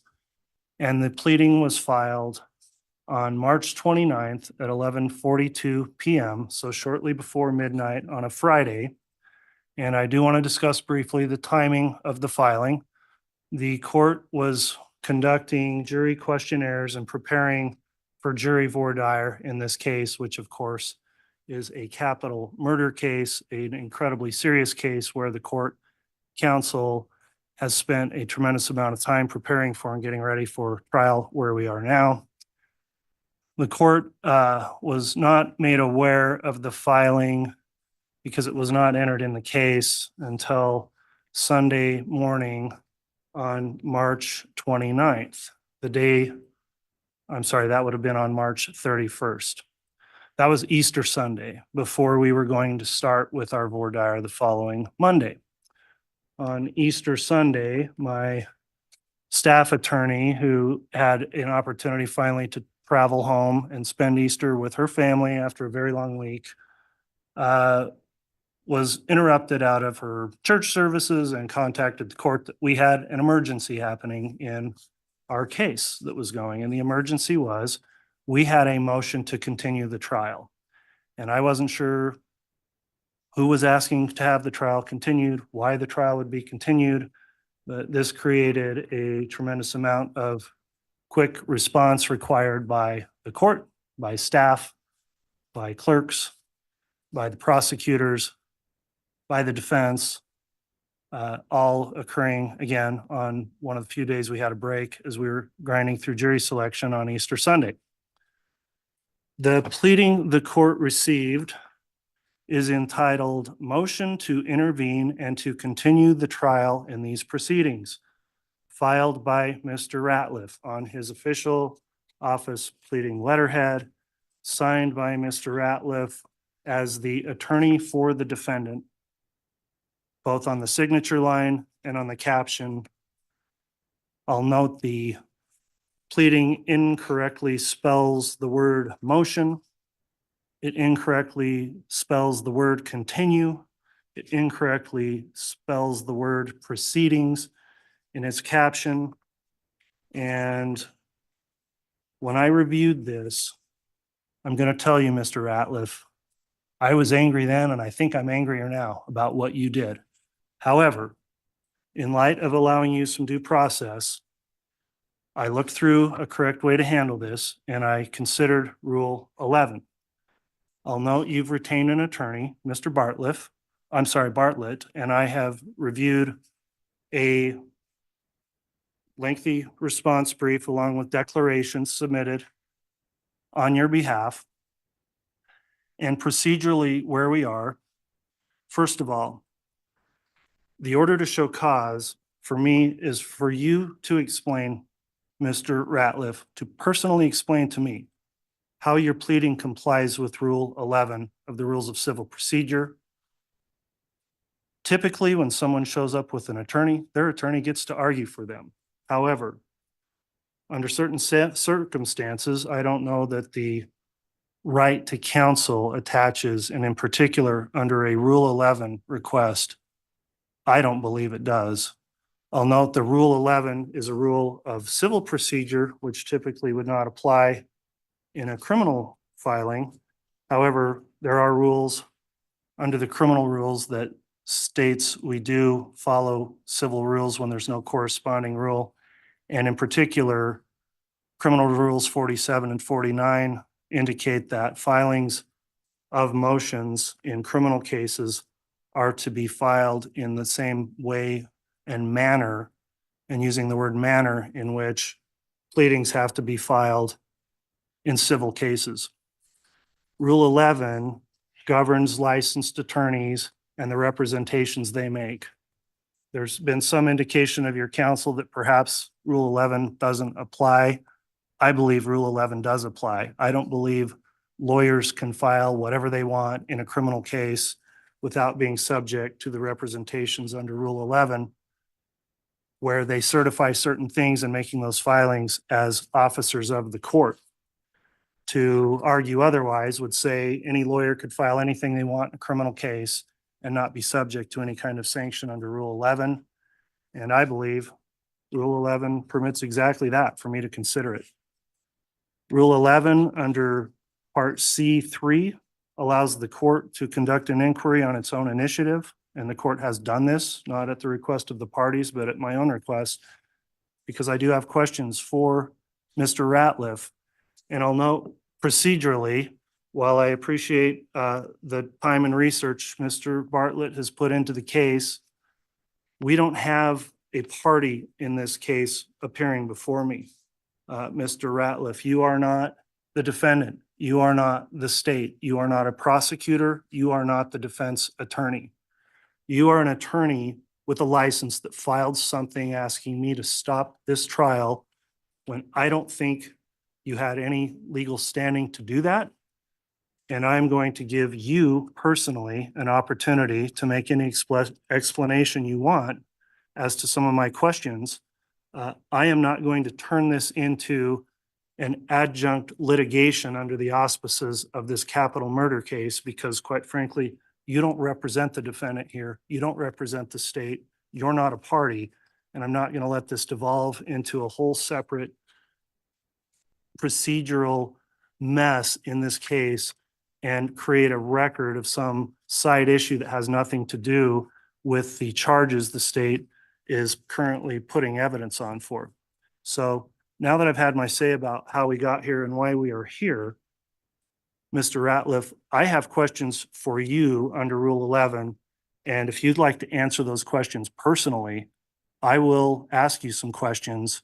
If you don't want to answer those questions under the advice of counsel, I'll understand that as well. And I don't know that I even need any input from the parties. So, Mr. Ratliff, are you going to answer the court's questions as it relates to Rule 11?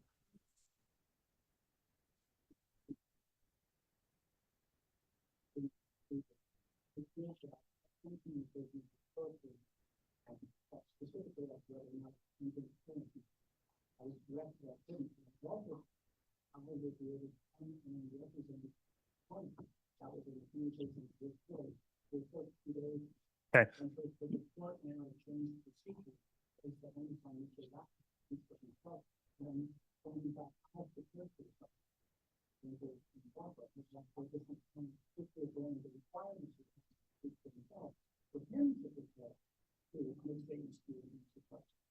Otherwise, I think during the early process, I think the process will be valid. So the rules regarding contempt. I'm not in contempt. I'm not in contempt, Mr. Bartlett.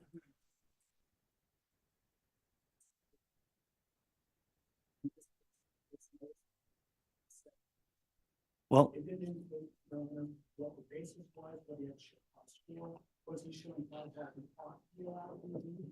Was he showing cause whether or not he complied with Rule 11?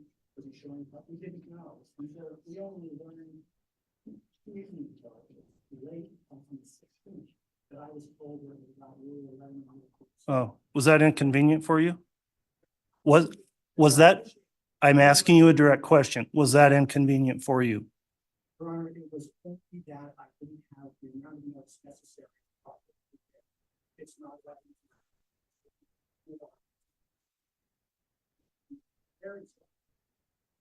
sorry, the inconvenience, no trees. Mr. Bartlett, hold on. I indicated I wasn't going to have you argue this motion. I allowed you to start making it, and you are doing precisely that. I've thought this through. I'm in Rule 11 here. I'm in a rule that governs lawyers and their pleadings. When lawyers sign off on pleadings, lawyers are responsible for their pleadings. Lawyers, unless they're facing a sanction of jail under contempt, do not necessarily have the opportunity to have counsel represent them on a Rule 11.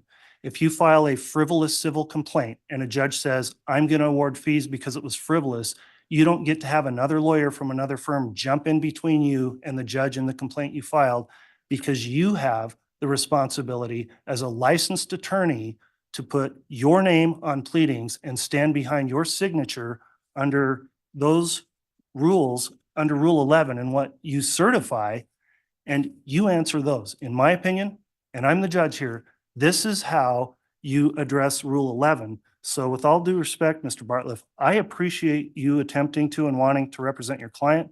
Again, you can do that. You've talked to him before. You can talk to him after. But the questions I have on Rule 11 relate directly to a pleading that Mr. Ratliff filed as licensed attorney in this case. And I have a right to ask him about his pleading that he filed. And so if you want to take a moment to consult with him, you can do that, but I'm not going to have you argue the merits of this. That will be up to you or Mr. Ratliff. That I have an opportunity to speak with him. So thank you so much for that. Okay, I'll take the time you need. I don't want to spend much more time this afternoon. We're in the middle of this trial. We've had evidence today. We're going to have evidence tomorrow. Make it quick and then let me know what your client wants to do. Yes, Your Honor. Hold on.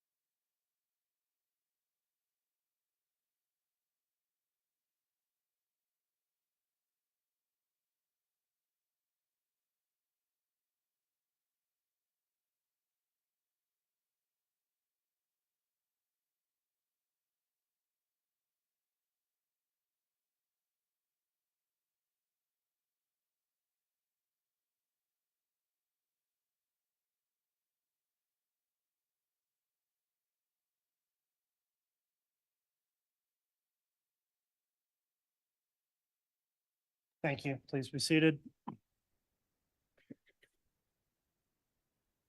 All right, Mr. Ratliff, I have some questions about your pleading. Are you willing to answer those? Sure am.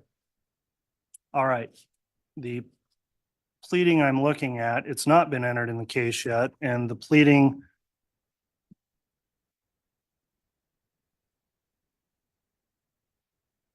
give me just a second.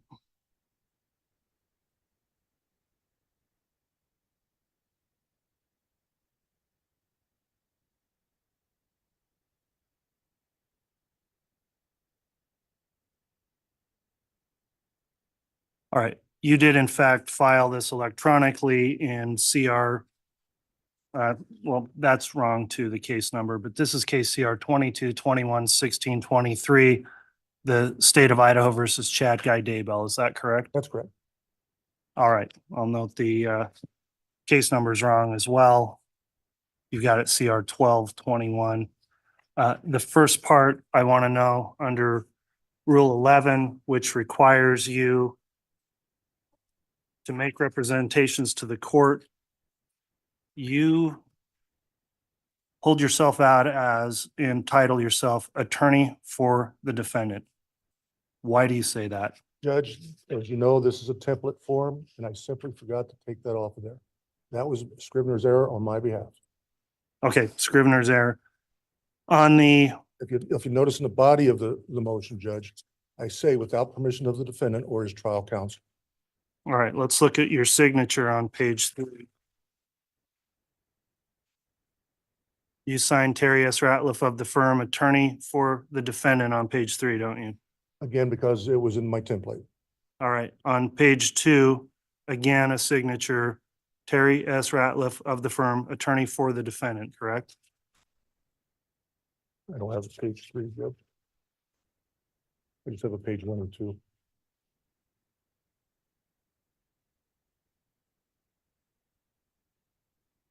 The bottom of the certificate of service is one signature, another at the bottom of the contents of the pleading.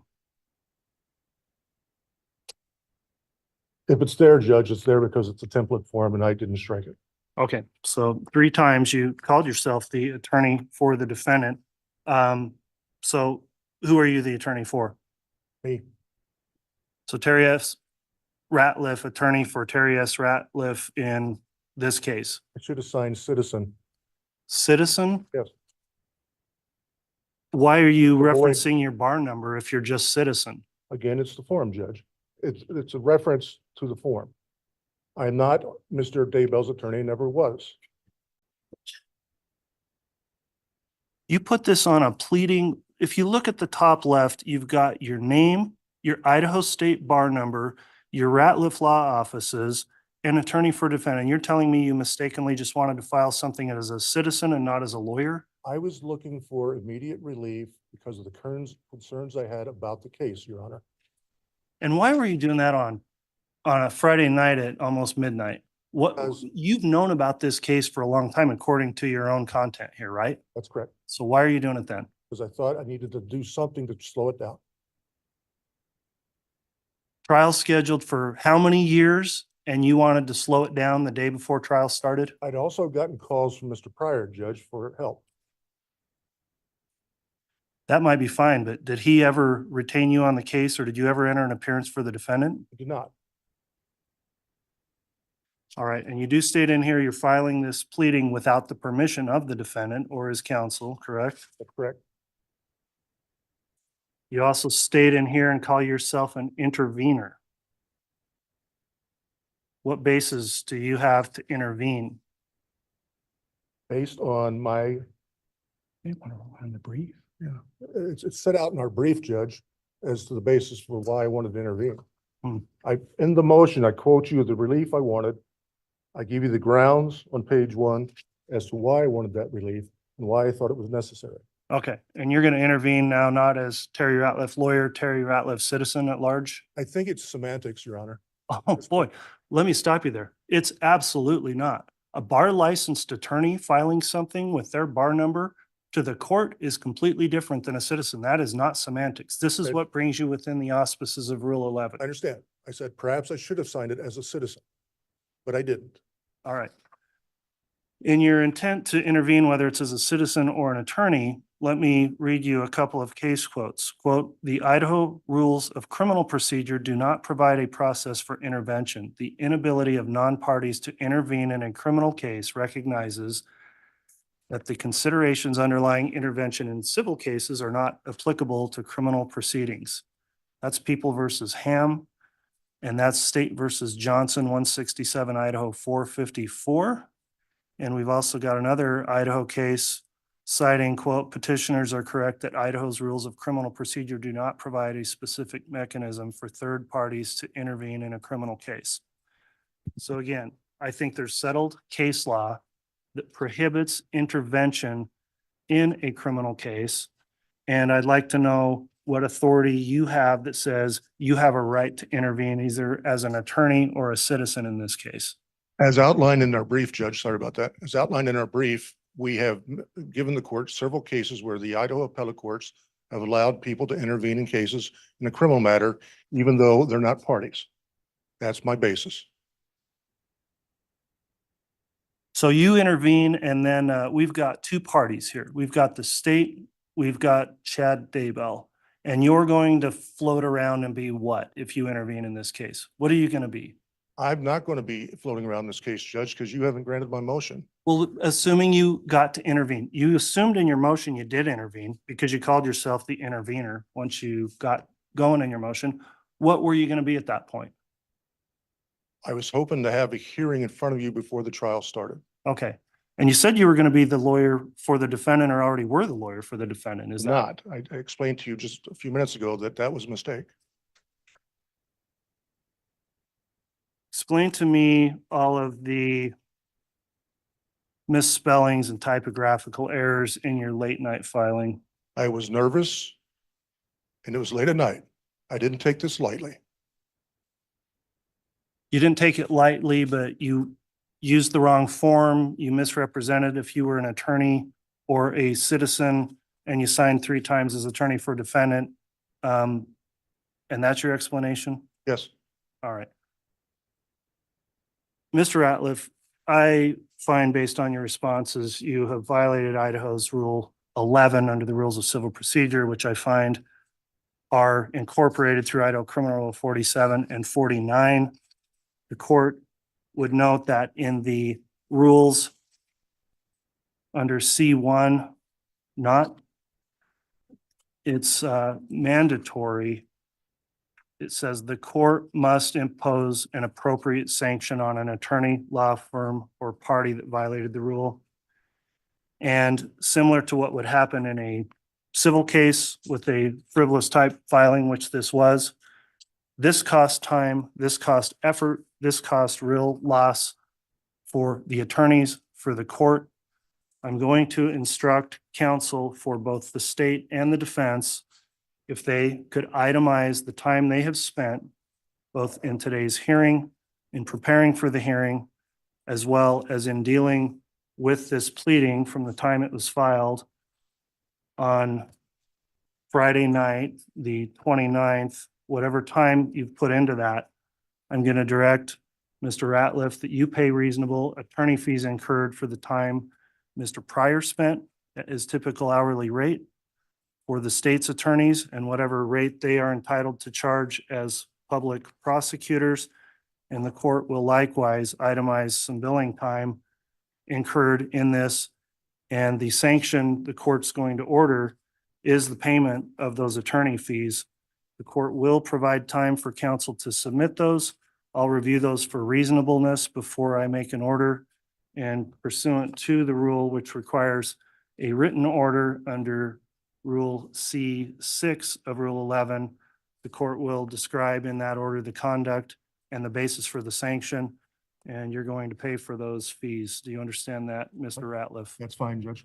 Very well. That'll Your Honor, if I may, I'm going to request findings of facts and conclusions of law. As this court is aware, we submitted briefing that addressed many of the issues you addressed to Mr. Ratliff in great detail, giving multiple basis for his right to intervene. The judge, you have not addressed those arguments, and so I'm going to ask for findings of fact and conclusions of law. All right. Well, Mr. Bartliff, you can ask. I'm not inclined to do that because again, I've got a lawyer in front of me that submitted a pleading, and the lawyer is responsible for the pleading. I'm not necessarily allowing any further input on behalf of counsel for the lawyer that filed the pleading. I don't think it's proper because I'm not imposing any kind of jail time or sanction similar to Rule 75 of the civil rules, which would implicate on a contempt proceeding the right to counsel. So I'm going to stand by my ruling that I made and ask the attorneys to submit those. That concludes the matter for this afternoon. Judge, if I may. I'm You may- sorry, Judge, I am You may not. not. I'm done. I'm done with this issue, and I'm done wasting time on this issue in the middle of a capital case. We're done. We're in recess, period.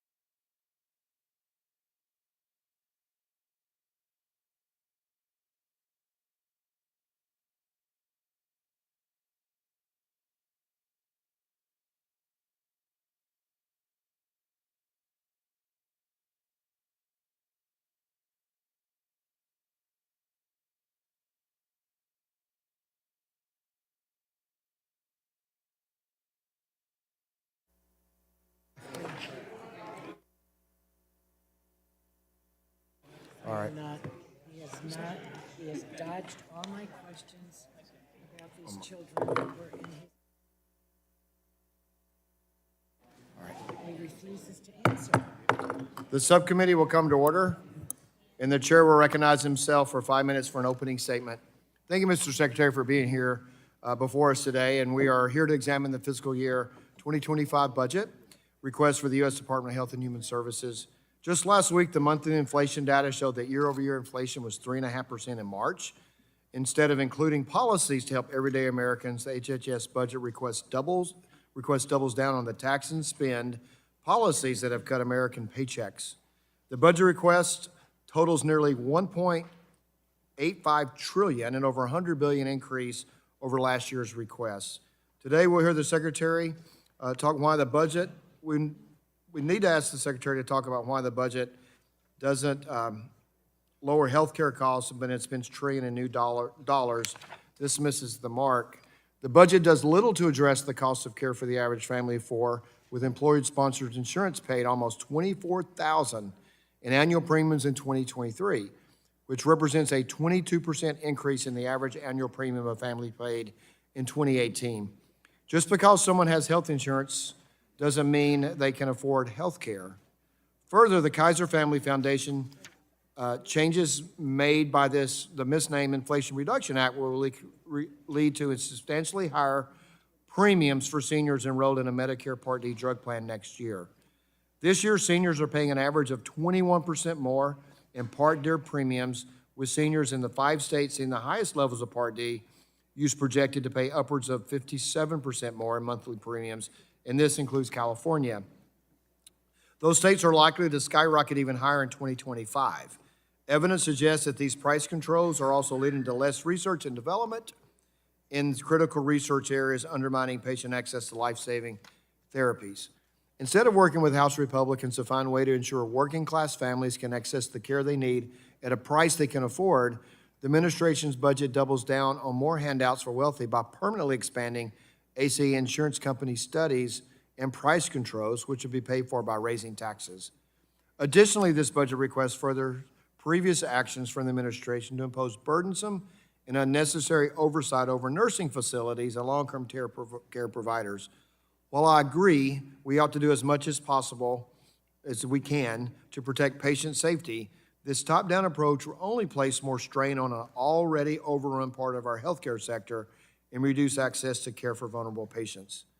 These new proposals come on top of pending regulations that would establish minimum staffing standards for long-term care facilities, costing Kentucky long-term care facilities $69 million annually just to compete.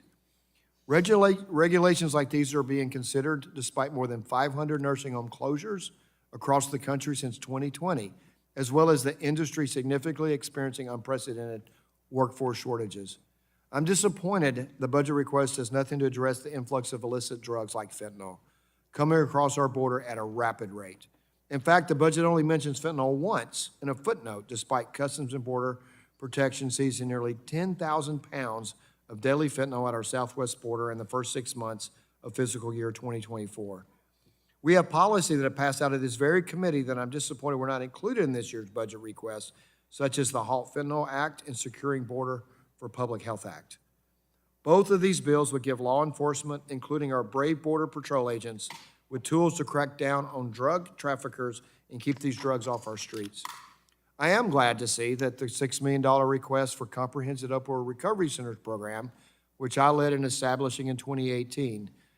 These recovery centers provide wraparound services for individuals seeking help to overcome substance use disorder. This was also included in the Support Act reauthorization, which just passed the House, with a broad bipartisan vote. I look forward to working with the Senate to get Support Act signed into law. In closing, I believe it's time for common sense solutions to solve some of the most serious programs affecting American patients, especially the high cost of health care. I urge the Biden administration to work with Congress to find bipartisan policies that can truly lower the cost of care, eliminate ineffective programming, reduce federal spending, and provide more choices for American patients by incentivizing, not stifling innovation. Thank you. I will yield back and recognize the ranking member of the subcommittee for 5 minutes for her opening statement. Thank you, Mr. Chairman, and good afternoon. Welcome back to the subcommittee, Secretary Becerra. Today, we're going to discuss, as the chairman said, the president's proposed fiscal year 2025 budget for the Department of Health and Human Services. The proposed budget builds on the administration's many successes that have enhanced quality, affordable health care for the American people by doing the following. Reducing barriers that prevent children enrolled in Medicaid and the CHIP program from maintaining health coverage, prioritizing scientific and medical innovation at our nation's research institutions such as the NIH, sustaining funding for ARPA-H, which ARPA-H has this committee to thank for its creation so that they can continue tackling the deadliest diseases facing our nation. Today, Medicare is, for the first time in the history of our country, negotiating the cost of prescription drugs. Now, there are many politicians that talk about lowering the price of prescription drugs. There's one person that got it done, and that's President Biden. That's a wonderful fact, standing very tall. Beneficiaries are already saving money through free vaccines, and insulin is capped at $35 a month. Medicare beneficiaries' prescription drug costs will be capped at $2,000 starting next year. And the budget lowers costs for millions of Americans by expanding the $2,000 cap on prescription drug costs beyond Medicare to individuals with private insurance coverage. So all seniors will be covered in the country. And I think that that is, this is a great accomplishment for the people of our country. The budget also proposes the Congress make permanent the premium tax credits that are drastically lowering healthcare costs for Americans. Increased premium tax credits fueled record-breaking enrollment in health coverage under the Affordable Care Act this year. Over 21 million people enrolled in marketplace coverage during the open enrollment period, including 5 million new enrollees nationwide. 80% of enrollees, this is really quite a statistic fact, 80% of enrollees found a plan for less than $10 a month. So, Mr. Chairman, when you say, you know, we want to lower costs, it's right there. And these are not junk plans. These are not junk plans. These are excellent plans with the kind of coverage that people actually need to have. And healthcare involves the whole body. Yet our mental health system, as members of this committee know all too well, remains inadequate. The president's budget will turn the tide by investing, it is a whopping amount of money, but it's what's needed in the country. $20.8 billion in behavioral health initiatives across HHS.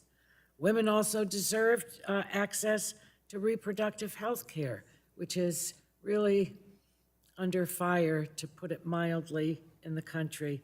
The budget provides $300 million, a 36% increase from the previous year for the only federal grant program dedicated to providing access to comprehensive reproductive and preventive health services across our country.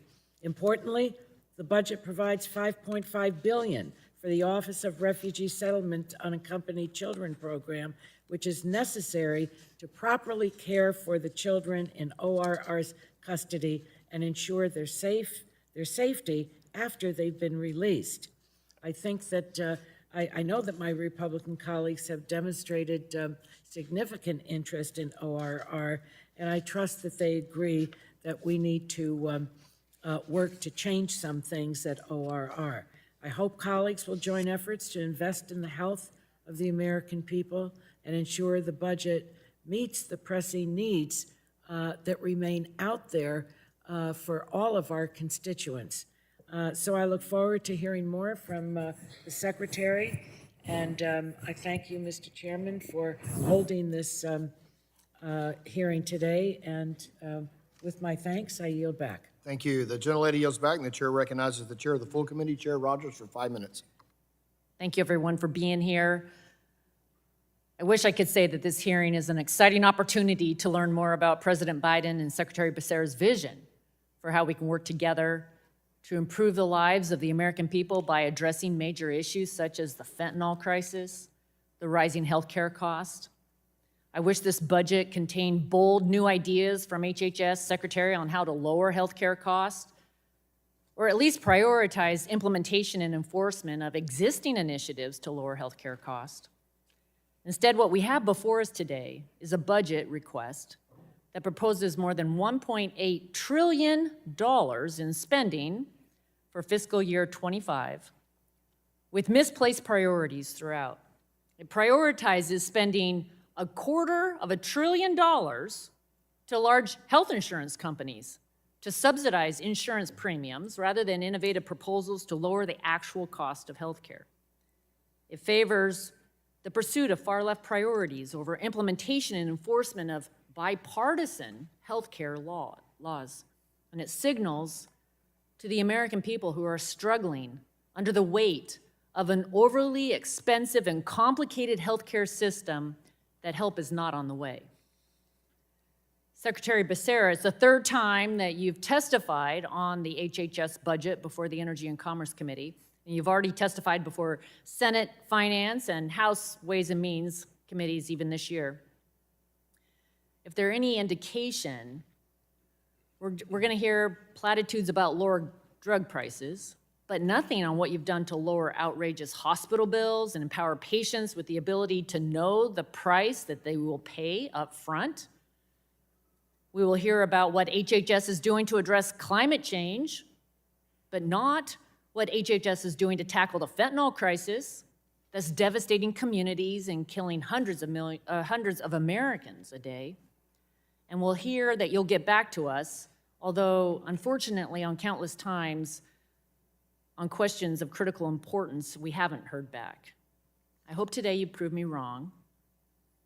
Secretary Becerra also raised a very disturbing lack of transparency from NIH, a sub-agency under your purview, regarding sexual harassment at the agency and institutes it provides grants to, a very serious issue that this committee has been investigating for almost 3 years. At the direction of your department, Mr. Secretary, the NIH continues to obstruct the committee and cover for individuals found to be who have committed sexual harassment or abuse at NIH-funded institutions, including many convicted of crimes. You need to stop withholding critical information from this committee and stop protecting the sexual abusers. The victims deserve full accountability and justice. I'll close with a somber reminder. Rampant inflation is not behind us. The latest reports show that inflation remains persistently high, and it's compounding, making everyday expenses more and more difficult for American households. Your failure to propose a responsible fiscal policy shows again how the administration cares little about inflation and the impact that it's having on everyday Americans. You're quick to propose more reckless spending without regard for how that fuels increased prices and then refuse to take accountability for the harmful result. I look forward to hearing from you on how you plan to address these concerns, and I hope you prove my predictions wrong. I yield back. Gentlelady yields back. The chair will now recognize the ranking member of the full committee, Mr. Pallone, for 5 minutes for opening statement. Thank you.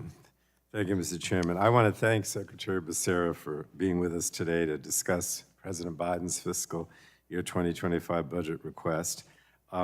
This year, the President's budget highlights the huge strides we made with the American Rescue Plan and the Inflation Reduction Act, and the ways that we can expand those successes even further in order to reach more Americans. The President's budget also demonstrates Democrats' commitment to lowering the cost of health care, expanding access to care, and supporting the most vulnerable members of our communities. The Biden administration is working to implement important provisions of the Inflation Reduction Act that are already delivering for the American people.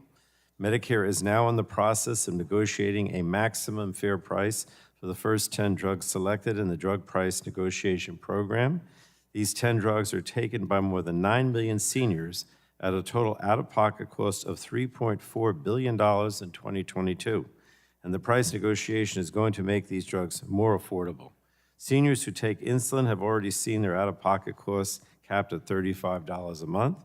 And next year, Part D enrollees will have their annual out-of-pocket costs capped at $2,000, saving beneficiaries hundreds, if not thousands of dollars annually on the high-priced drugs they need to survive and thrive. And I'm pleased that the budget provides a roadmap to continue to build on the successes of the Inflation Reduction Act by increasing the number of drugs Medicare selects for negotiation each year and extending the $2,000 annual out-of-pocket cap for prescription drugs and the $35 monthly cap for insulin to people with private insurance. The budget would also extend the Medicare inflation rebate provisions to the commercial market as well, a critical way to further hold down drug price increases. And a number of these proposals are reflected in legislation I sponsored, the Lowering Drug Costs for American Families Act, that would extend the benefits of the drug price negotiating program to those with commercial insurance as well. We have also built on the Affordable Care Act, and I want to thank the Secretary for that. As a result, a record-breaking 21.4 million Americans have signed up for coverage through the ACA marketplace. The average family is saving $2,400 in premiums a year, thanks to the expanded subsidies that Democrats delivered for the American people. I strongly support the budget proposal of making these expanded subsidies permanent so that American families can continue to have access to more affordable care. And the President's budget also addresses the Medicaid coverage gap, ensuring low-income Americans living in Republican-led states that have no insurance today can finally have access to the coverage they should already be receiving in the Medicaid program. Now, without question, these laws have dramatically improved access to affordable health care, and again, I want to commend Secretary Becerra for the tremendous progress that the department has made. I'm also pleased to see that the budget takes steps to strengthen maternal, reproductive, and child health. The budget will require all states to provide Medicaid coverage to all low-income women for 12 months postpartum. We created the state option in the American Rescue Plan, and then made the option permanent, and now we need to require states to provide and maintain this coverage. We also required states to provide 12 months of continuous coverage to children eligible for Medicaid and the Children's Health Insurance Program, providing them with much-needed stability and their parents with peace of mind.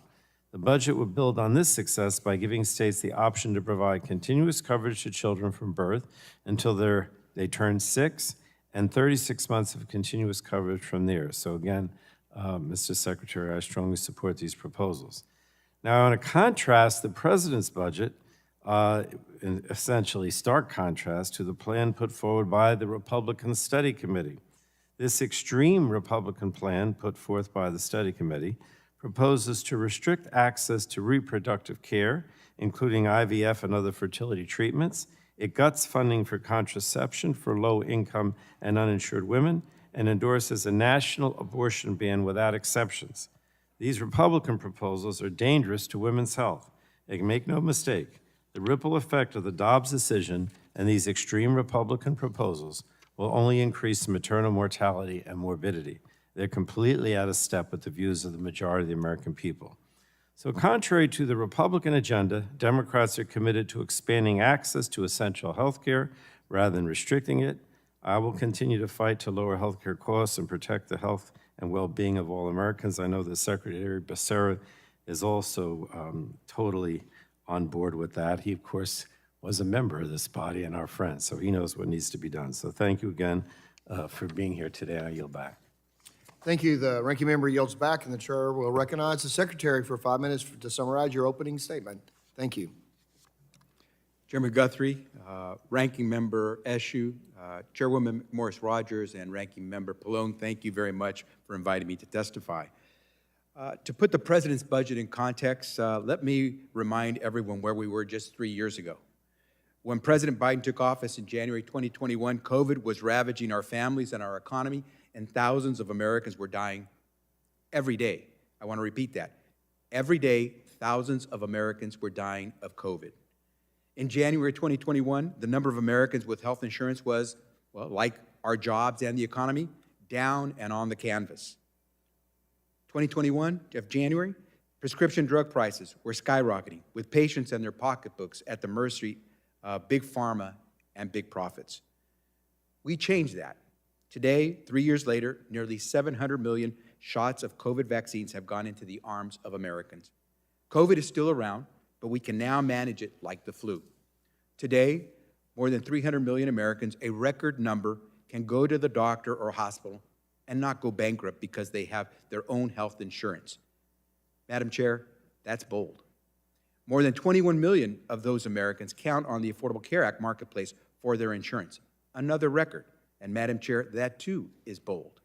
Today, while Big Pharma is still big, the President's new prescription drug law has brought down the price of insulin to $35 a month for Americans on Medicare. That's a bold reduction in price. Ask anyone who depends on insulin to live. And as we speak, we are negotiating with drug companies to lower the prices of even more prescription drugs, even as they sue us to stop us. Taking on Big Pharma, that is bold. Saving taxpayers $100 billion in the process, that is bold. The President's budget doubles down on the investments that made the comeback of our jobs, our economy, and our health possible. It doesn't just protect Medicare. His budget strengthens Medicare beyond our lifetime. This budget lays out a vision of a nation that invests in its most vulnerable, fosters innovation, and protects every American's access to the care she needs. Perhaps most importantly, it continues our shift from a health system that treats illness to one that sustains wellness. All told, the FY 2025 budget proposes $130 billion in discretionary and $1.7 trillion in mandatory funding to advance our mission and invest in key priorities. Let me share some of those highlights. The budget provides Medicaid-like coverage to low-income individuals in the outlier states that have not yet expanded Medicaid under the Affordable Care Act. When that happens, another 1.5 million of our fellow Americans will have health insurance coverage and the peace of mind that comes with it. This budget builds on the largest investment in behavioral health in a generation. It bolsters the 988 Suicide and Crisis Lifeline. It gives young people support at home and at school. The President's investments in behavioral health workforce would add 12,000, repeat, 12,000 new psychiatrists, psychologists, clinical social workers, marriage and family therapists, counselors, and peer support specialists at a time when their services are desperately needed. Across HHS, the budget tackles the maternal health crisis by improving access to pre- and postnatal care, supporting emergency care services, and expanding maternal care in rural and underserved communities. We are also making childcare more affordable for working families and more available where families live and work. This budget would provide increased wages for early childhood educators. It would fund more than 750,000 slots for children in Head Start, and it provides universal preschool for our nation's 4 million four-year-old children, and eventually it would include our 3-year-olds as well. Our budget grows and strengthens our cybersecurity initiatives to ensure patient safety and privacy, and to keep our hospitals and providers, especially smaller ones and those in rural communities, running and secure. Finally, this administration has made tremendous strides in preparedness capabilities since the pandemic, and we keep building. This budget invests in countermeasures to combat antimicrobial-resistant drugs, expands our monitoring of supply chains, and integrates 200 data sources across federal, state, and local governments to improve information sharing. We can't reduce the health and well-being of Americans to a line on a budget spreadsheet, I know that, but we can transform the numbers on the balance sheet into real investments and services that sustain health and promote wellness for all Americans. So it is with great pleasure that I'm here to testify on the President's 2025 budget, and I look forward to taking your questions. Thank you, Mr. Secretary. We'll now move to members' questions. I will say we want to get everybody opportunity to ask questions before votes are called. I think votes are 2.5 hours or so from now. So I'm going to stick to the 5 minutes, and I hate to be rude sometimes, but we're going to have to gavel down at 5 minutes and move forward, sometimes even in good conversation. So having said that, I'll stop talking and recognize myself for 5 minutes to ask questions. So Mr. Secretary, we talked yesterday, and one of the big concerns, and And I'm one that if the bill passes, if I don't oppose, and I oppose and it passes and that, boy, I hope that it works better than I thought it would, because there's no joy in going, see, I told you so. But we're seeing in Medicare Part D, in my opening statement, the premiums rise 21% up to 57% in California, or the places like, it could result in increasing up to 57% in places like California. I know are you concerned about these trends in Medicare Part D premiums? Mr. Chairman, I'm absolutely concerned about the speculation. None of these insurance companies that are speculating that they're going to increase rates have actually submitted their bids. Until we see their bids, it's hard to see what they're going to do with their pricing. But I would hope one thing: if they're claiming that they're going to have to increase prices on seniors and Americans with disabilities on Medicare, they should let us look behind the curtain and understand why they're increasing prices. Are y'all doing analysis as well at HHS about what you're hearing is moving forward and why they should move forward that way? Understand that we can't do an analysis until they give us the information on what they're saying is going to cause them to have to increase prices on seniors and disabled Americans. Well, let's hope the analysis isn't correct. We're looking forward to getting it, and I hope they share it with the American people, because the American people want to understand why they would propose to increase prices so much for drugs that are already very expensive. Well, thanks. So I hope it doesn't happen. So we'll move forward. So on the other big issue, or the biggest issue in healthcare in Kentucky is fentanyl. I think it's across the country. Most families have illicit fentanyl coming across the border. And I noticed in the budget request, it was mentioned in a footnote in the budget. What's your plan to stop illicit fentanyl at the border? Or the administration and the Chinese Select Committee, bipartisan Select Committee, published a report detailing the Chinese Communist Party's involvement in illicit fentanyl. So I'd like to hear what HHS and your role, Secretary, are working on. Mr. Chairman, I've heard this thing about the footnote. What matters more than a footnote is the money. And the president, as you know, has put down some $44.5 billion to fight fentanyl at the border. And it is doing a great deal to make sure we're fighting drug trafficking, doing everything to address the criminality that might occur that could make fentanyl possible to cross the border. Within HHS's budget, because that's not HHS's budget, but within HHS's budget, there are close to $9 billion that the president dedicates to make sure we're going after opioids and drug overdose. And so we would invest that in things like the state operations. Right, we all work together on that on the Support Act. That's important, and that's a big bipartisan bill. But and we need to take care of people when they have a substance use disorder. But preventing it from coming here. We know it's coming from China, coming to Mexico, and coming across the border. We have a bill, I think it's Ms. Lesko, she's not on this committee, has that give you Title 42 authority, because it is a pandemic affecting our, and so the question is, I don't think the administration using everything that it can to stop what's flowing across the border. And we would like to enhance even a tool for you to have in Title 42 coming across the border. And so you think administration is doing a good job in the number of people coming across our border illegally? Mr. Chairman, as you know, the president supported a bipartisan proposal to address border enforcement that would have helped us address fentanyl. That was stopped mostly by members in your party who decided not to let that well, the House did pass the bill. floor. You know, as you remember, the House passes a bill, the Senate never passed a bill to the House. I said the Senate should pass that bill, and then we should sit down and negotiate. Well, that was the bipartisan proposal.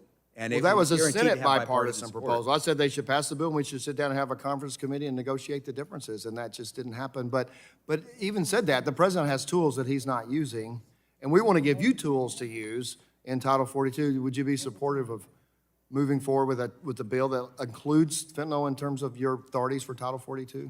We appreciate any support you all could give us. We take a close look at any proposals that you have, and then make sure that we're able to move forward together. All right, and then I only have 40 seconds, so I want to talk about, you're finalizing a rule, you finalized your agency in May 2023 rule that would require manufacturers participating in the Medicaid drug rebate program to stack or add up all the rebates. I'm thinking I'm going to go through the whole question because I think you understand what I'm talking about. Has CMS considered the possible unintended consequences of this proposal? The what consequence? Of the stacking, of the where you stack to get a single low best price by stacking all the rebates? And therefore, it's 30 years of precedent showed it a different way. You're changing it, and the concern about people participating in the marketplace and providing drugs to our. Yeah, I'll have to get that answer in writing because I'm going to stick to move forward. So I'll gavel myself down, and I will recognize the ranking member for 5 minutes to ask questions. Thank you, Mr. Chairman. Mr. Secretary, I think that you know very well that's an issue that I've spoken to, asking you questions about it for almost a year now. And it's the issue of, the Office of Refugee Resettlement and the children that were referenced in the New York Times articles. In fact, you last testified before this committee in July of 2023 after the New York Times reported on the, I'm not the only one that thinks so, horrendous exploitation of children that were discharged by ORR. I asked you at that time whether the children referenced in the articles were still being employed illegally at dangerous facilities. You said you'd get back to me, so I resubmitted my question for the record. 7 months later, I mean, I know that the department is busy doing things, but 7 months later, I received your response to my questions for the record, and what was so obvious was that that question that I had originally posed was ignored. There was no answer from you on that. I think one of the most alarming aspects of this issue is that ORR employees claimed they faced pressure to expedite the release of children at the expense of their safety. Now, I've got questions about each one of these, but I want to get my comments in first. According to the New York Times, monthly calls to HHS reporting trafficking and abuse of children increased fivefold from less than 50 calls in January of 21 to nearly 250 calls in December of 22. I've requested more recent data in my questions for the record, but I haven't received any answer. Yesterday, I introduced the Transparency for Unaccompanied Children Act to strengthen congressional oversight of ORR by requiring the agency to issue timely, public, and comprehensive reports on the Unaccompanied Children's Program. And we need you to cooperate with us on this, because I don't think all is well at that part of your agency. So my first question is, and I'm asking it once again, are the children who were profiled by that article in the New York Times still illegally employed today? Congresswoman, thank you for the question. And I know that my team has been briefing your team and you on this subject matter. And as I've said on many occasions before, it would be nice for me to tell you a more direct answer about what is happening to the children who are no longer in our care and custody. We don't have jurisdiction over them. If you wish to give us jurisdiction over them, that would be fine. But Mr. Secretary, with all due respect to you, authority wait a to do minute, that investigative work. it's my time. It's my time. Have you worked with the Labor Department? Did you ever call them to see what's happened to these children? We have a joint operation. A joint operation on what? No answer? Addressing the On child no answer? exploitation. I think you have the responsibility. You were a Congressman, member of the we answer Congress. questions based You on the were a authorities that member of we the have. Congress, and our questions are important. I'd like to know what you've done to change ORR's culture to ensure that the agency always puts the safety of children first. What can you tell us on that? Certainly, I can tell you that the snapshot that you are speaking to back in the early part of 2021 is not the circumstance you see at ORR today. If you recall, as I've said many, many times before, the previous administration had dismantled